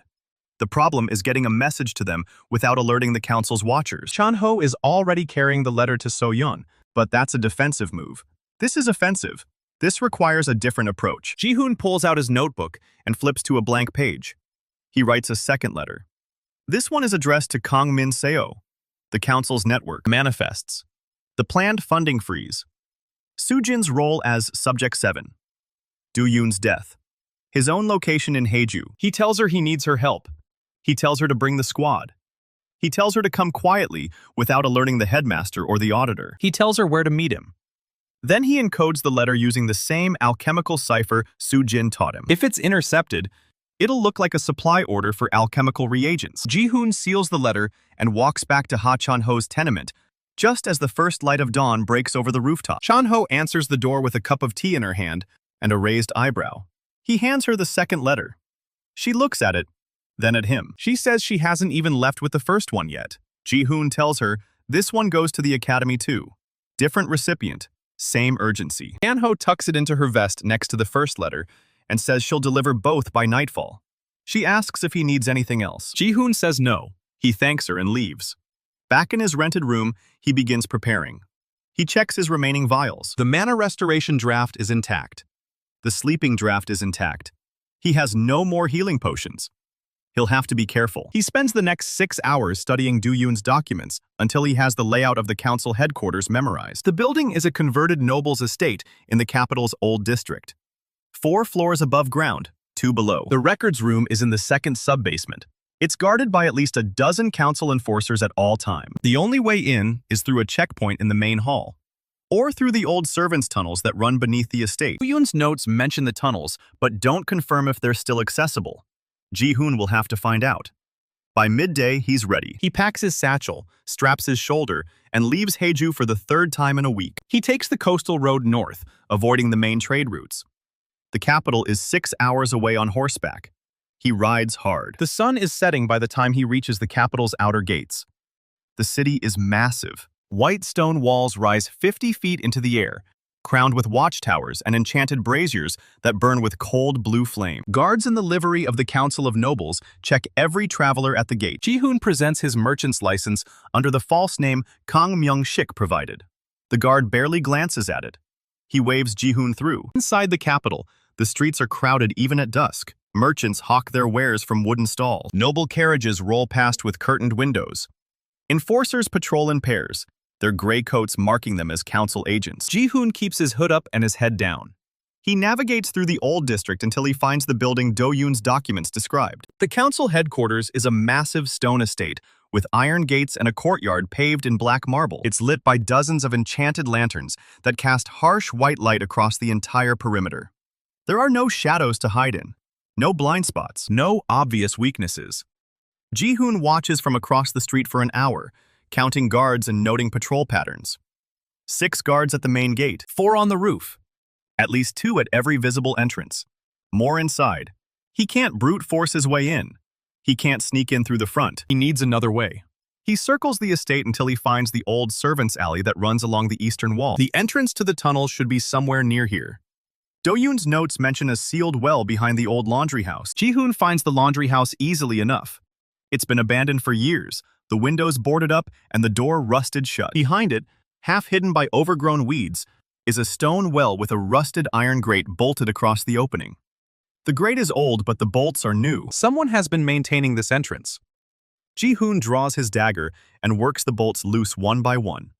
They're stiff but not locked. He pulls the grate aside and peers into the darkness below. The well drops about 30 feet into a stone tunnel that runs east toward the estate. Cold draft carries the smell of damp stone and old rot. He lowers himself onto the ladder built into the well wall and descends into the dark. The tunnel at the bottom is narrow and low-ceiling. It's clearly a servant's passage, designed to let household staff move between the estate and the laundry without being seen by the nobles above. Ji-hoon lights his lantern with the last of his tinderbox and moves forward. The passage stretches for about 200 yards before it ends at a heavy oak door reinforced with iron bands. It's locked. Of course it's locked. Ji-hoon examines the mechanism. It's a standard tumbler lock. Nothing enchanted. He pulls out his dagger and works the tumblers the way Do-yoon's notes described. It takes him 3 tries. The lock clicks open. He pushes the door open and steps into the sub-basement of the council headquarters. The room beyond is a storage chamber filled with old furniture and dusty crates. No guards. No alarms. He's inside. Ji-hoon moves through the sub-basement like a ghost. Do-yoon's documents include partial floor plans, enough for Ji-hoon to navigate the lower levels without getting lost. The records room is 1 level up, at the end of a corridor guarded by 2 enforcers. He climbs a narrow servant staircase to the first sub-basement. He's about to move toward the records room when he hears voices above him. Not just any voices. He knows one of them. It's Min-seo. Ji-hoon freezes. He presses himself against the wall and listens. Min-seo is speaking to someone in the main hall on the ground floor. Her voice is cold and formal, the tone she uses when she's talking to people she doesn't trust. She says she's here on behalf of the academy. She says she has documents to deliver to the council's records office. She says she's expected. Ji-hoon's heart pounds. She got his letter. She didn't wait. She brought the squad here, to the heart of the council's power, and she's walking in through the front door. Min-seo is insane. She's also brilliant. The council won't suspect an official academy visit, even at night. They'll let her in. They'll escort her to the records room. And while the guards are distracted with her, Ji-hoon can access the records from the other side. He moves fast. He finds the records room door at the end of the corridor, exactly where Do-yoon's documents said it would be. 2 enforcers stand guard outside. Ji-hoon ducks into an alcove and waits. He counts to 30. He hears footsteps above him. Min-seo's voice again, louder now, demanding to speak to the chief archivist. The guards outside the records room straighten up. One of them speaks into a communication crystal. He's calling for backup. The distraction is working. Ji-hoon waits until the second guard steps away from the door to speak to a passing officer. Then he moves. He uncorks the sleeping draft and hurls it at the floor between the 2 guards. The vial shatters. Silver mist explodes outward, filling the corridor with a cloud of shimmering vapor. The guards gasp. One of them tries to shout. His voice dies in his throat as the sleeping draft does its work. Both enforcers slump to the ground, unconscious. It won't last. 6 hours is the maximum, but not when the mist is dispersed across a wide area. Ji-hoon has maybe 30 minutes before someone finds them. He drags the guards into an empty storage room and closes the door. Then he picks the lock on the records room and slips inside. The room is enormous. Floor-to-ceiling shelves line every wall, packed with leather-bound ledgers and scrolls sealed with the council's mark. In the center of the room, a massive iron safe stands against the far wall. The safe is enchanted. Blue runes pulse along its surface, keyed to a specific magical signature. Ji-hoon can't open it, but he doesn't need to. He's not here for what's in the safe. He's here for what's in the ledgers. He starts with the most recent shelf. Ledgers are organized by year and category: finances, personnel, operations, research. He finds the personnel ledger for the current year and flips through it. Names, dates, assignments. Every council asset in the kingdom, listed in neat handwriting. He finds the academy section. There are more names than he expected. 2 guards, 1 quartermaster, a kitchen worker, a stable hand, and Soo-jin, designated as Subject 7, assigned to monitor Seo Ji-hoon. Ji-hoon's jaw tightens. He keeps reading. He finds the operations ledger for the past 5 years. It details every bribe, every blackmail, every assassination, names of nobles who were compromised, names of academy officials who were bought, names of alchemists who were silenced, including Yoo Jun-ho. The ledger confirms what Do-yoon suspected. Counselor Seo didn't die of heart failure. He was killed by the council when he refused to hand over Yoo Jun-ho's research. His protege, Kim Jae-hyun, took over the project. When Jae-hyun's notes were destroyed in the fire, the council turned to Han Do-yoon, and when Do-yoon became a liability, they sent enforcers to eliminate him. Ji-hoon pulls out his notebook and starts copying. He writes fast, transferring names and dates and operations into his coded shorthand. He needs proof. Evidence that can't be explained away or buried. Evidence that will expose the council's corruption to the entire kingdom. The records room door opens. Ji-hoon whirls around, hand dropping to his dagger. It's Min-so. She's alone. She's wearing a formal academy uniform with a captain's insignia on the collar. She looks at Ji-hoon, then at the ledgers spread across the table, then at the notebook in his hand. She says the archivist is distracted. She says they have maybe 10 minutes before someone notices she slipped away. Ji-hoon tells her there's too much to copy in 10 minutes. Min-so says she brought backup. She signals toward the door. Park Dae-sik slips into the room, followed by Yuri, Sola, and Jinhwa. The entire squad. They're all wearing academy uniforms. They're all carrying empty satchels. Min-so says they're not copying anything. They're taking the ledgers, every last one. He says if the ledgers go missing, the council will know exactly who took them. Min-so says that's the point. The council already declared war on the academy. The manifests are already in the capital. The funding freeze is coming. The headmaster's removal is a matter of days. If the academy is going to fight back, it needs ammunition. These ledgers are ammunition. Ji-hoon looks at her for a long moment. Then he nods. He tells the squad to prioritize the personnel and operations ledgers from the past 5 years. Dae-sik starts pulling ledgers off the shelves and stuffing them into his satchel. Yuri and Sola work the other side of the room. Jinhwa stands guard at the door. Ji-hoon grabs the financial ledger and the research ledger and shoves them into his own satchel. Min-so takes the oldest ledgers, the ones dating back to the council's founding. She says if the corruption goes back that far, they need to know. The squad works fast. 5 minutes. The shelves are half empty. 8 minutes. The satchels are full. 10 minutes. Yuri signals that the archivist is getting suspicious. Min-seo tells everyone to go. They slip out of the records room one at a time. Dae-sik first, carrying 2 satchels bulging with ledgers. Sola next, her satchel hidden under her cloak. Then Yuri. Then Jinhwa. Min-seo waits for Ji-hoon. He's still at the table, copying one last entry from the operations ledger. It's a name he didn't expect to see. A name that changes everything. Kang Myung-shik, the auditor. He's been working for the council for 10 years. Min-so grabs Ji-hoon's arm and says they have to go. Ji-hoon closes the ledger and follows her out of the records room. He doesn't tell her what he just found. Not yet. They move through the corridor, past the empty storage room where the unconscious guards are still hidden. They climb the servants' staircase to the ground floor. Min-so leads them through a side exit into the courtyard. The squad is already there, waiting by the servants' gate that leads to the alley. They're all accounted for, all carrying satchels, all alive. Min-so asks Ji-hoon where he's staying. He tells her about Stonehaven. She says the squad will meet him there at midnight. She has to report back to the academy first. Make sure no one suspects anything. Ji-hoon tells her not to trust the auditor. Min-so looks at him sharply. She asks what he found. Ji-hoon tells her about Kang Myung-sik. Min-so's face goes pale, then hard. She says she'll handle it. She says she'll come to Stonehaven with Hyunwoo. Ji-hoon asks why Hyunwoo. Min-so says Hyunwoo is the only one who knows the council's communication protocols. If they're going to use the ledgers to dismantle the council's network, they need someone who can intercept their messages. Hyunwoo is that someone. Ji-hoon nods. He hands Min-so the truth serum vial. He tells her to use it on Kang Myung-sik. Get a recorded confession before the auditor realizes they know. Min-seo takes the vial and tucks it into her vest. She says she'll see him at midnight. She turns and leads the squad out through the servants' gate, disappearing into the dark streets of the capital. Ji-hoon watches them go. Then he pulls his hood back up and walks in the opposite direction. He has the ledgers. He has the proof. He has the names of every council asset in the kingdom. But he also has a traitor inside the academy. A man who was supposed to be helping them. Kang Myung-sik has access to the headmaster, access to the audit, access to everything. If he's been working for the council this whole time, the academy is in more danger than Ji-hoon realized. He needs to get back to Stonehaven. He needs to prepare. The war isn't coming anymore. It's already here. Ji-hoon slips out of the capital through a merchant's gate just before the guards close it for the night. The road east is dark and empty. He walks alone under the cold stars, his satchel heavy with stolen secrets, his mind turning over the implications of Kang Myung-sik's betrayal. Everything the auditor told the headmaster was a lie. The offer to help.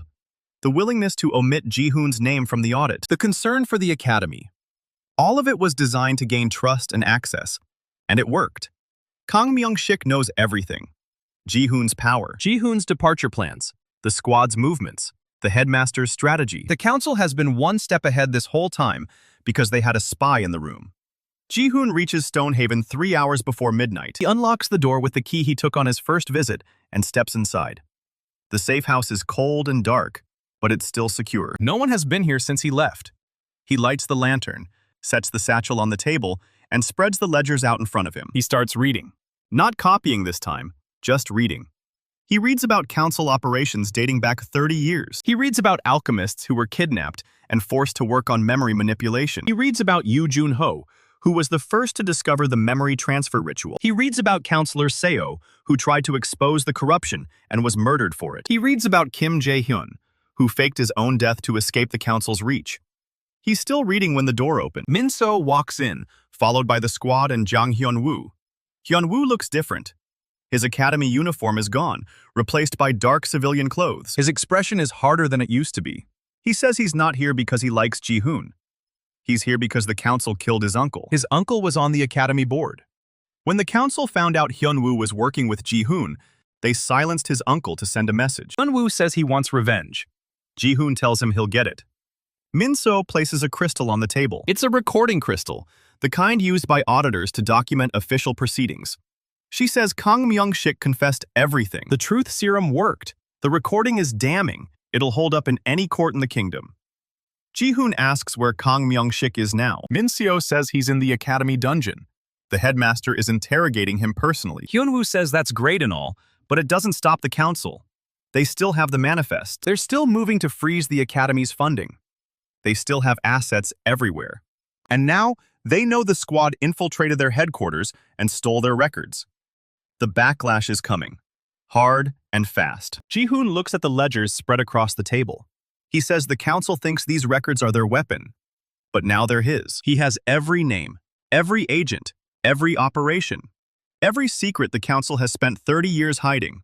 He's going to use them. He's going to dismantle the council's network piece by piece, starting with their assets in the academy and working outward. He's going to make sure every noble who took their money, every official who looked the other way, every alchemist who worked on their weapons is exposed and held accountable.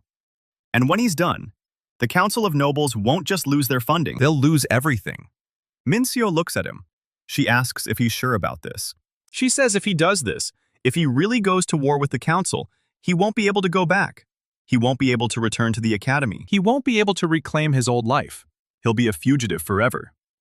Ji-hoon looks down at the ledgers. He thinks about his mother's face, now clear in his memory thanks to Seo Yeon's sacrifice. He thinks about his father's workshop, the memory of it gone forever. fed to a flower to save his own mind. He thinks about Soo-jin, who cared for him and betrayed him in the same breath. He thinks about Do-yoon, who died to buy him time. He thinks about all the memories he's lost, locked away behind barriers he may never break.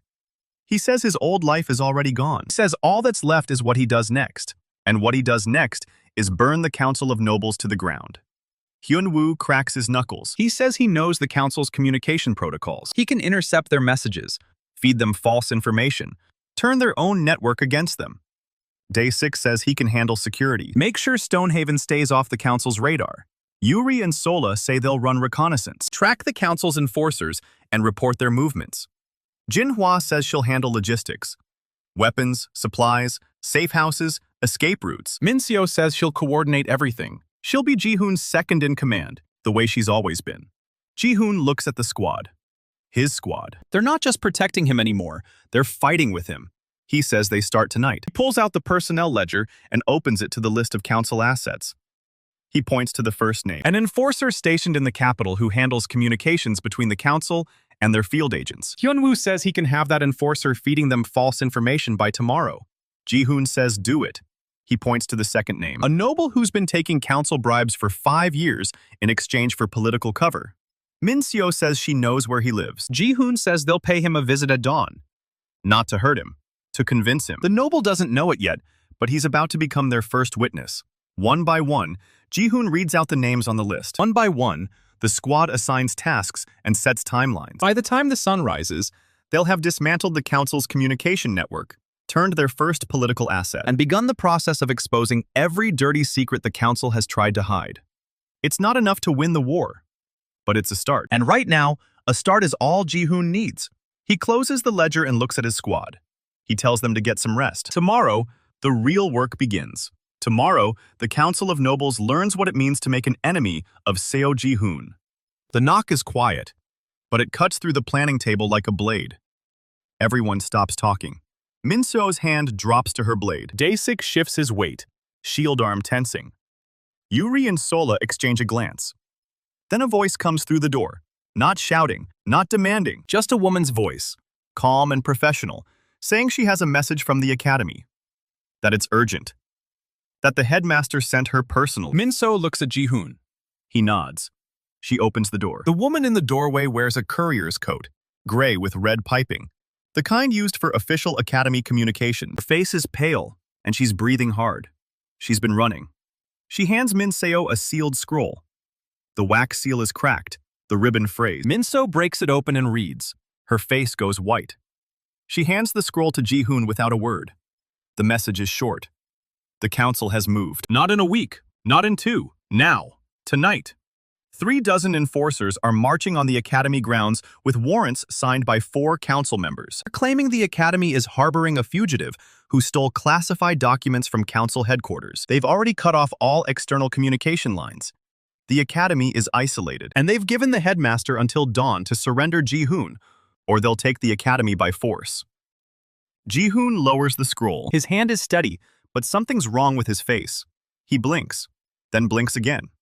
He looks down at the scroll as if seeing it for the first time. Then he looks up at Min-seo. Who sent this? Min-seo stares at him. The headmaster. Ryu Tae-sung. You know him. Ji-hoon nods slowly, but his eyes are wrong. They're searching, scanning the room like he's trying to place where he is. Day-sik notices first. Captain, something's wrong with him. Ji-hoon looks at Day-sik, then at Min-seo, then at the scroll in his hands. He reads it again, mouth moving silently over the words. He stops at the name at the bottom, Ryu Tae-sung. He looks up at Min-seo. Who is Ryu Tae-sung? The room goes dead silent. Min-seo takes a step toward him.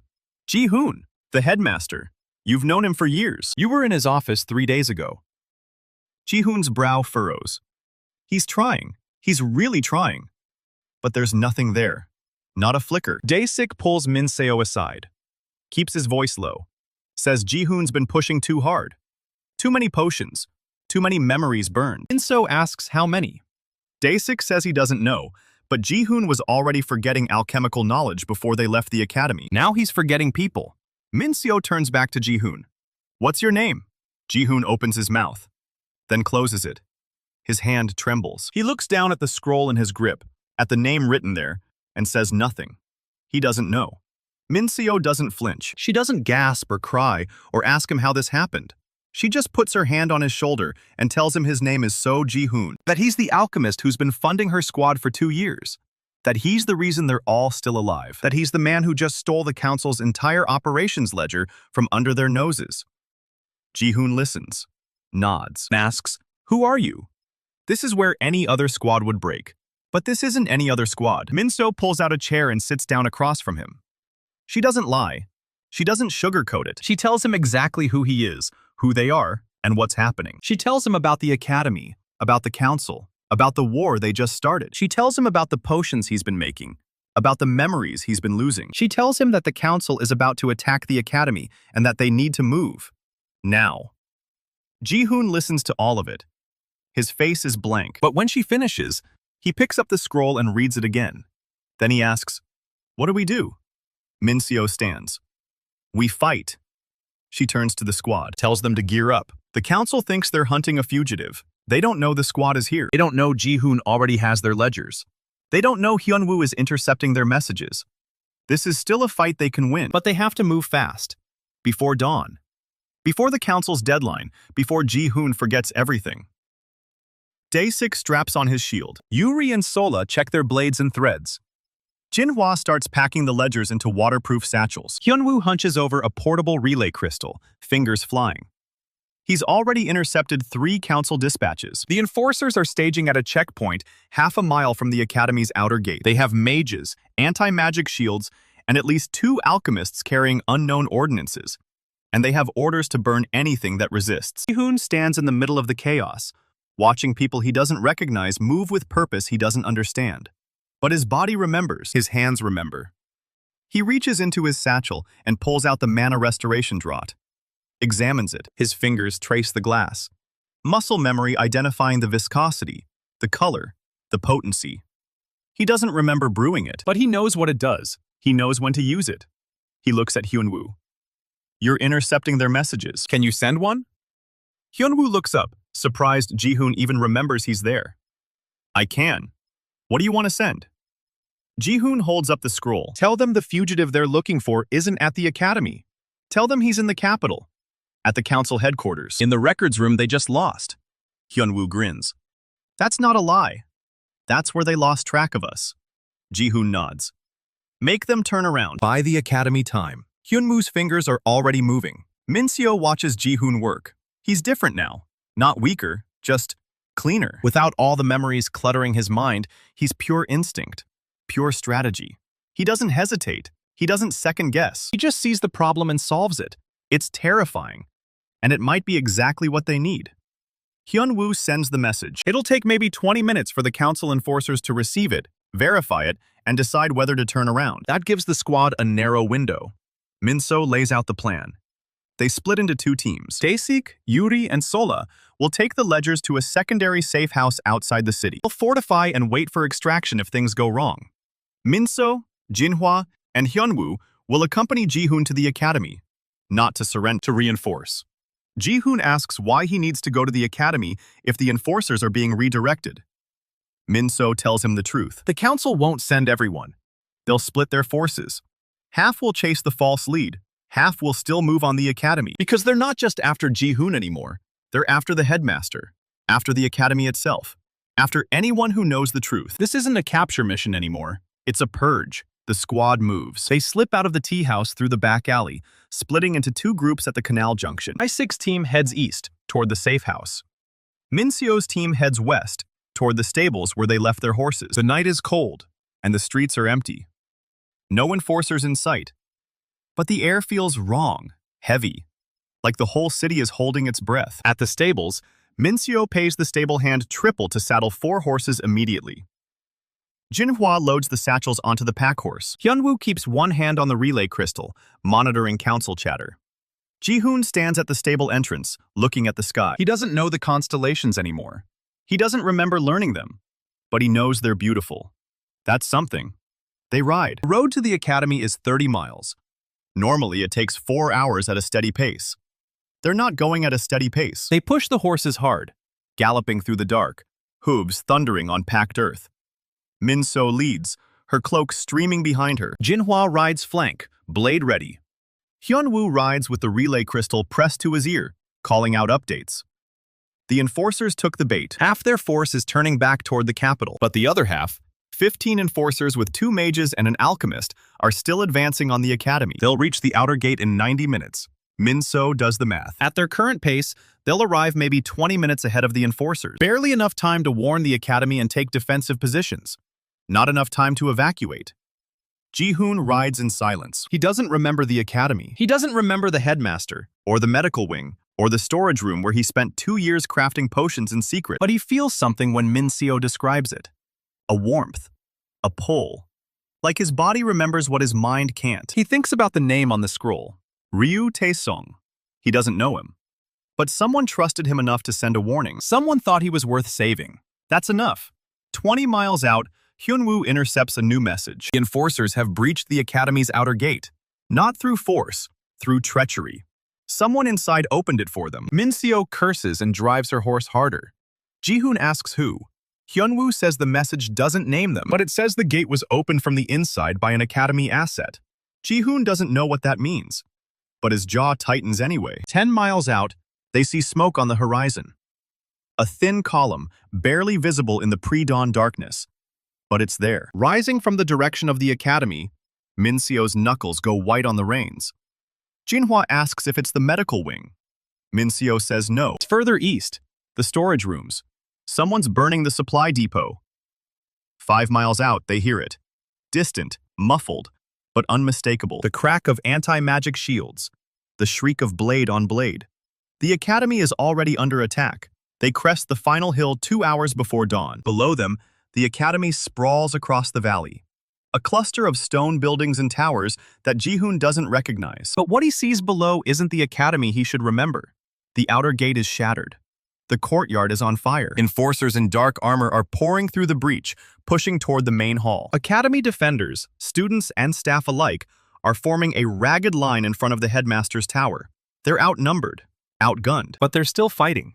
Min-seo doesn't hesitate. He draws her blade and kicks her horse into a gallop, screaming down the hill toward the breach. Jinhwa follows, blade already glowing with enchanted silver fire. Hyunwoo stays back, finding high ground to set up the relay crystal and coordinate. Ji-hoon follows Min-seo. He doesn't have a weapon. He doesn't remember how to fight. But his hands are already reaching into his satchel, pulling out vials. The mana restoration draft, the sleeping draft. He has 2 potions and no healing. Not ideal. But he can make more. As they thunder through the shattered gate, Ji-hoon sees the academy defenders for the first time. Students with blunted training swords. Instructors in patched armor. A nurse with a medical kit, dragging wounded behind the line. No Un-ji. He doesn't know her name, but something in his chest twists when he sees her face. She looks up, sees him, and her eyes go wide. She shouts something he can't hear over the chaos. A council enforcer turns toward the new arrivals. Then another. Then 5. They're between Min-seo and the headmaster's tower, blocking the path. Min-seo doesn't slow down. She hits the first enforcer like a thunderbolt, blade cleaving through his guard and sending him sprawling. Jinhwa takes the second, parrying a strike meant for Min-seo's back and driving her own blade through his shoulder. Ji-hoon dismounts behind cover, crouching behind an overturned supply cart. He needs potions. He needs them now. He closes his eyes and reaches for his power. The familiar pull. The sensation of something being drawn out of him. A memory. He doesn't know which one. He never does. But this time, he feels it more clearly than before. A thread, bright and glowing, unwinding from somewhere deep inside him. He watches it go. Watches it vanish. In its place, a vial materializes in his palm. A barrier potion. Glowing faintly gold. He doesn't remember learning how to make it, but he knows what it does. Creates a temporary shield that absorbs kinetic force. Enough to stop a blade. Enough to buy time. He throws it. The vial shatters at the feet of the academy's defensive line. A dome of golden light erupts, covering 10 students and 2 instructors. An enforcer's axe comes down on it and bounces off, sending the man staggering. The students cheer. The instructors press the advantage, driving the enforcers back. Min-seo glances over her shoulder, sees the barrier, sees Ji-hoon. She doesn't smile. She just nods and keeps fighting. Ji-hoon makes another potion, then another, then another.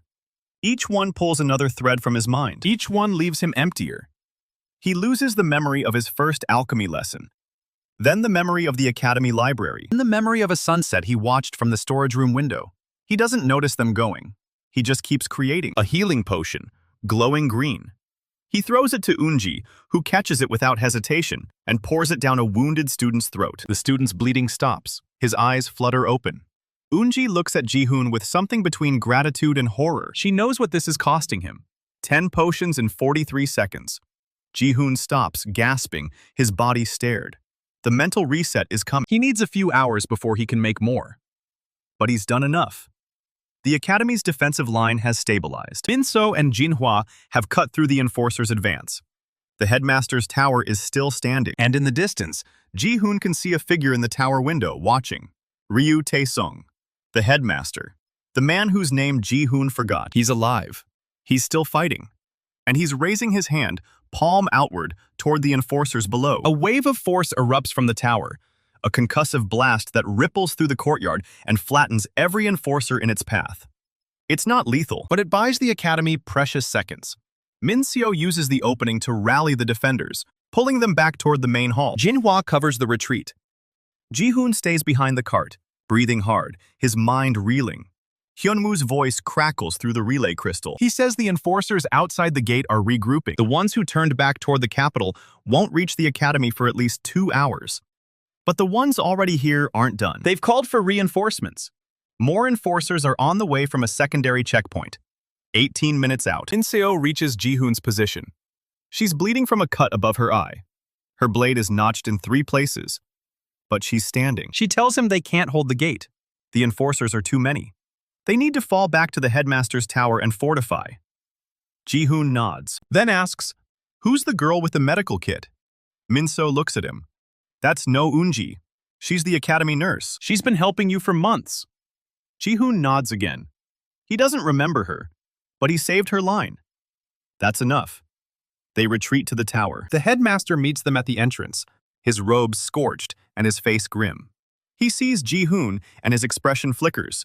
Relief, then confusion. Ji-hoon's eyes are wrong. He's looking at Ryu like a stranger.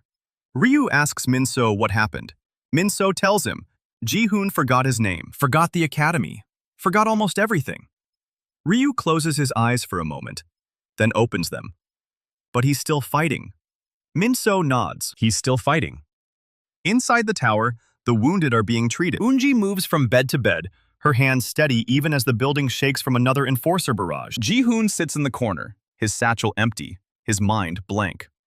He stares at his hands, at the ink stains that are still fading, at the calluses from 2 years of gripping vials that he doesn't remember making. He feels something rising in his chest. Not panic, not grief, something else. A question. Who is Seo Ji-hoon? The answer is in this room, in the people still fighting, still standing, still holding the line. Min-seo, who followed him across half the kingdom and never asked him to stop. In Eunji, who catches his eye and nods, even though she knows he doesn't know her. In the Headmaster, who gambled everything on a boy who couldn't stop giving pieces of himself away. In Hyunwoo, once his enemy, now intercepting council transmissions from a hilltop with a cracked relay crystal and a grudge. In Daisik and Yuri and Sola and Jinhwa, scattered across the city and the academy, still fighting. Still here. Ji-hoon doesn't remember his name, but he knows who he is.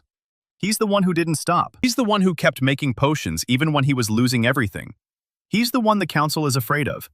And he's not done yet. He stands, walks to the Headmaster, asks for a map of the academy's underground passages. Ryu asks what he's planning. Ji-hoon says the enforcers are coming in 18 minutes. They'll breach the tower. But the tower has an escape route, a tunnel that leads to the old greenhouse on the eastern edge of the grounds. If they can funnel the enforcers into the tower and then collapse it, they can trap them. Buy enough time for the capital garrison to arrive. Ryu asks how he knows about the tunnel. Ji-hoon doesn't answer. He doesn't know. But his fingers are already tracing the route on the map. His body remembers. The Headmaster gives the order. The defenders begin evacuating the wounded through the tunnel. Min-seo and Jinhwa plant alchemical charges at the tower's support pillars. Hyunwoo feeds the enforcers false intelligence, telling them the defenders are making their last stand in the main hall. The enforcers take the bait. They're converging on the tower, right where Ji-hoon wants them. Ji-hoon stands at the tower's entrance, watching the enforcers approach. He doesn't remember their faces. He doesn't remember the council that sent them, but he knows what they want. They want him. They want his power. They want to lock him in a lab and drain him dry, turning his memories into weapons for nobles who will never fight their own battle. That's not going to happen. He pulls out the last vial in his satchel, the mana restoration draft. He drinks it. Rush hits him, cold and sharp, clearing the fog from his mind.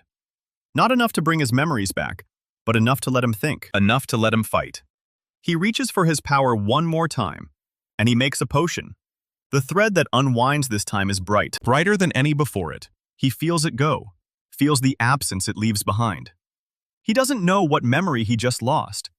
Maybe it was the orchard. Maybe it was his mother's face again. Maybe it was something smaller, something he'll never know he had. But the potion in his hand is worth it. A concussive draft, glowing amber, designed to amplify force, designed to bring a building down. He hands it to Min-so. She takes it without a word, places it at the base of the central pillar, arms the trigger. Then she grabs Ji-hoon and pulls him toward the tunnel entrance. Behind them, the enforcers are battering down the tower doors. They're the last ones out. Min-seo slams the tunnel door shut and activates the trigger. For a moment, nothing happens. Then the ground shakes, the tower groans. And then it falls, stone and timber crashing down on the enforcers inside. The sound is deafening. Dust cloud billows through the tunnel, choking and blinding. But when it clears, the enforcers are buried. The tower is gone, and the academy is still standing. Ji-hoon stands in the tunnel, covered in dust, looking at the rubble where the headmaster's tower used to be. He doesn't know what it looked like before, but he knows what it cost to bring it down. Another memory, another piece of himself. He's running out of pieces, but he's still here. Min-seo puts a hand on his shoulder, tells him they need to keep moving. The reinforcements are still coming. The academy isn't safe yet. Ji-hoon nods. He follows her through the tunnel, toward the greenhouse, toward the next fight. He doesn't know what comes next. He doesn't know who he'll be when this is over. But he knows one thing. His name is Seo Ji-hoon, and he's the one who didn't stop. The greenhouse tunnel opens onto scorched grass and pre-dawn silence. The tower is a pile of rubble behind them, dust still hanging in the air like a dirty curtain. Min-seo doesn't let go of Ji-hoon's arm until they're 50 yards clear. He doesn't know why she's holding him. He just lets her. Jinhua is already there, crouched behind an overturned cart, blade drawn. She sees them and exhales hard.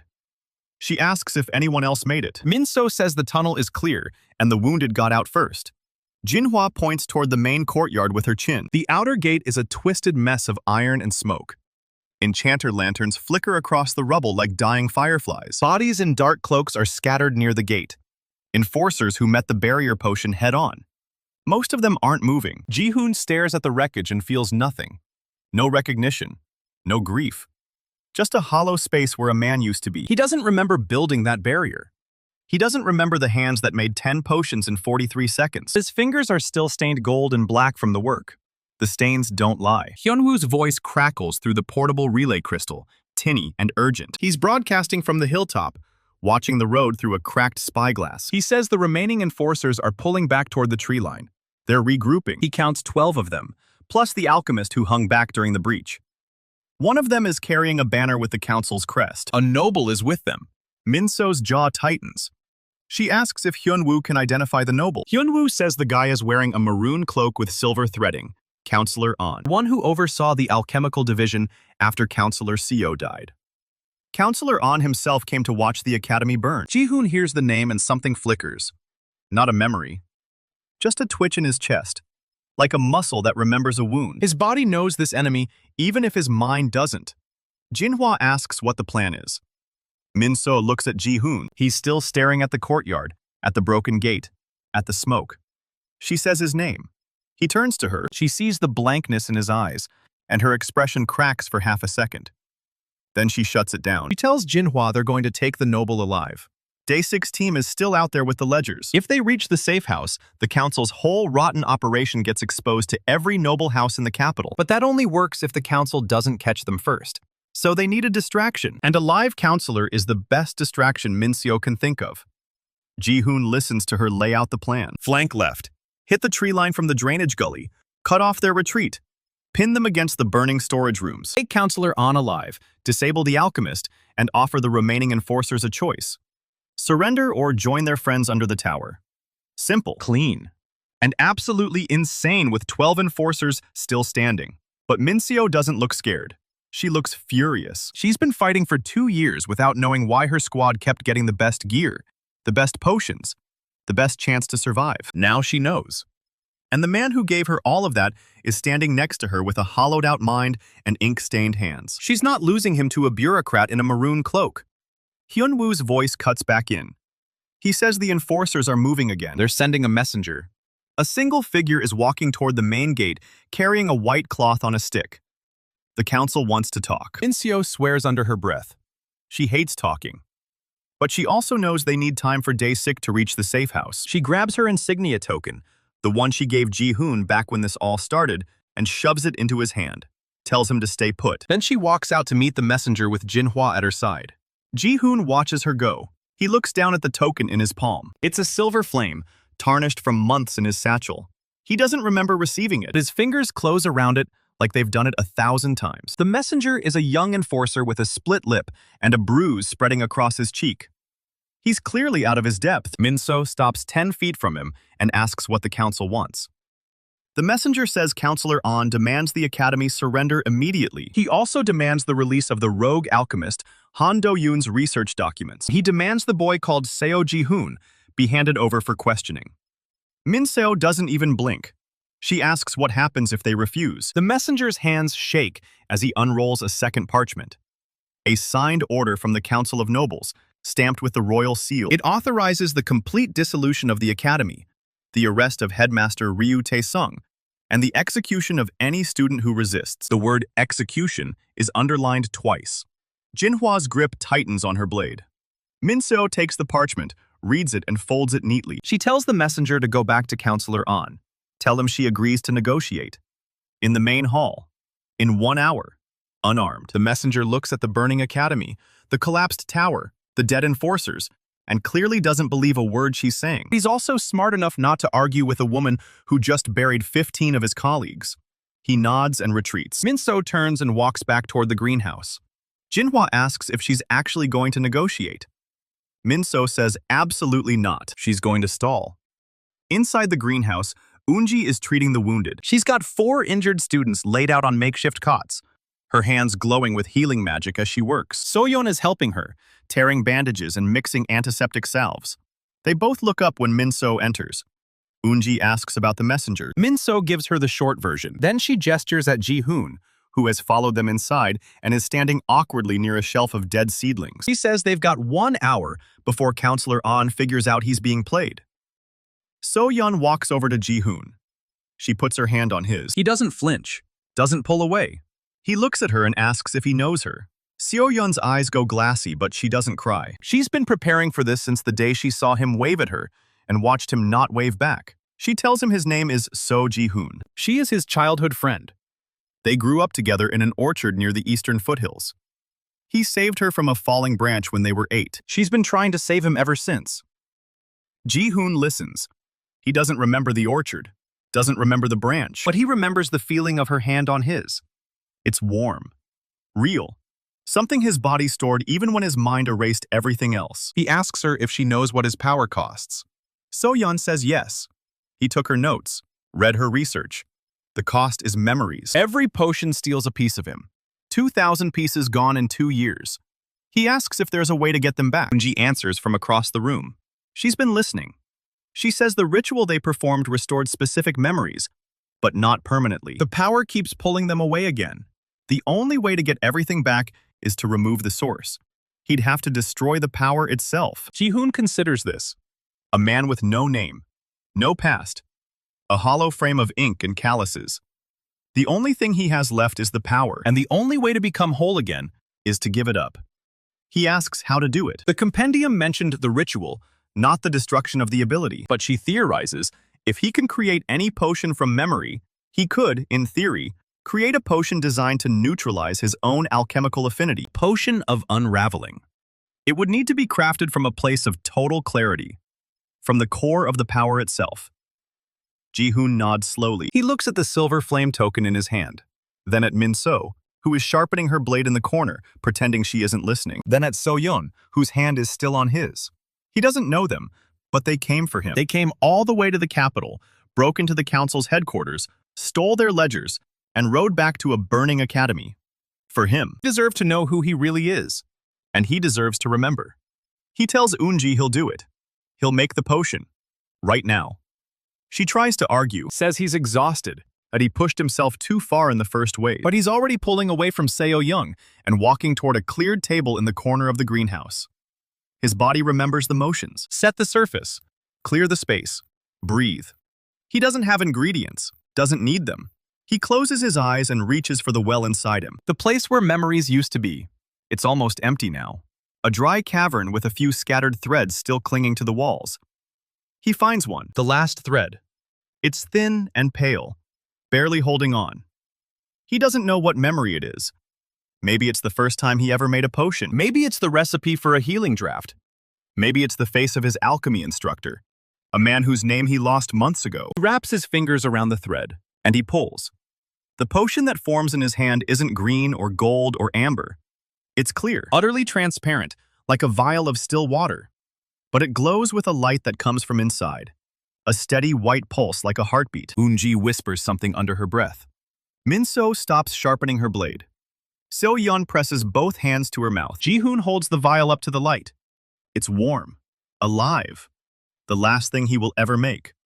He uncorks it, doesn't hesitate, drinks it in one swallow. For a moment, nothing happens. He stands there, empty vial in hand, waiting for the crash. The greenhouse is silent. The wounded students hold their breath. Even the distant crackle of the burning storage rooms seems to mute. Then it hits. Not a wave, not a flood, a crack. A single fault line splitting the dry cavern in his mind straight down the middle. And behind it, light. Memories don't return gently. They slam into him like a door ripped off its hinges. His mother's face, clear and sharp, laughing at something he said when he was 12. His father's calloused hands, showing him how to measure powdered moonstone. The orchard, all green and gold. Seo-yeon chasing him between the trees. The first day at the academy, ink stains already on his fingers. Soo-jin smiling at him from across the lab. Min-so slamming him against a wall in the hallway, furious about the potion, furious he'd keep putting himself in danger. Eunji stitching his arm in the medical wing, lecturing him about overwork. Hyun-woo sneering at him in the storage room, then later, grudgingly, taking his hand when Ji-hoon offered him a way out. Headmaster Ryu's deep-lined face, exhausted and grateful, telling him he was the deterrent. 2,000 memories pour through the crack. Every potion he ever made, every thread he ever pulled, every face he ever forgot. He drops to his knees. Seo-yeon rushes forward, catches him before he hits the ground. He's shaking. Tears are streaming down his face, and he doesn't know when he started crying. But he's laughing too. A raw, ugly laugh that sounds like it's been locked in his chest for 2 years. He remembers his name. He remembers everything. He looks up at Seo-yeon and calls her by name. He asks about the orchard. She half laughs, half sobs, and tells him the apples were terrible that year. He grins through the tears and says he knows. Min-seo has put down her blade. She walks over, arms crossed, jaw tight. She asks if he's back. He nods. She says good.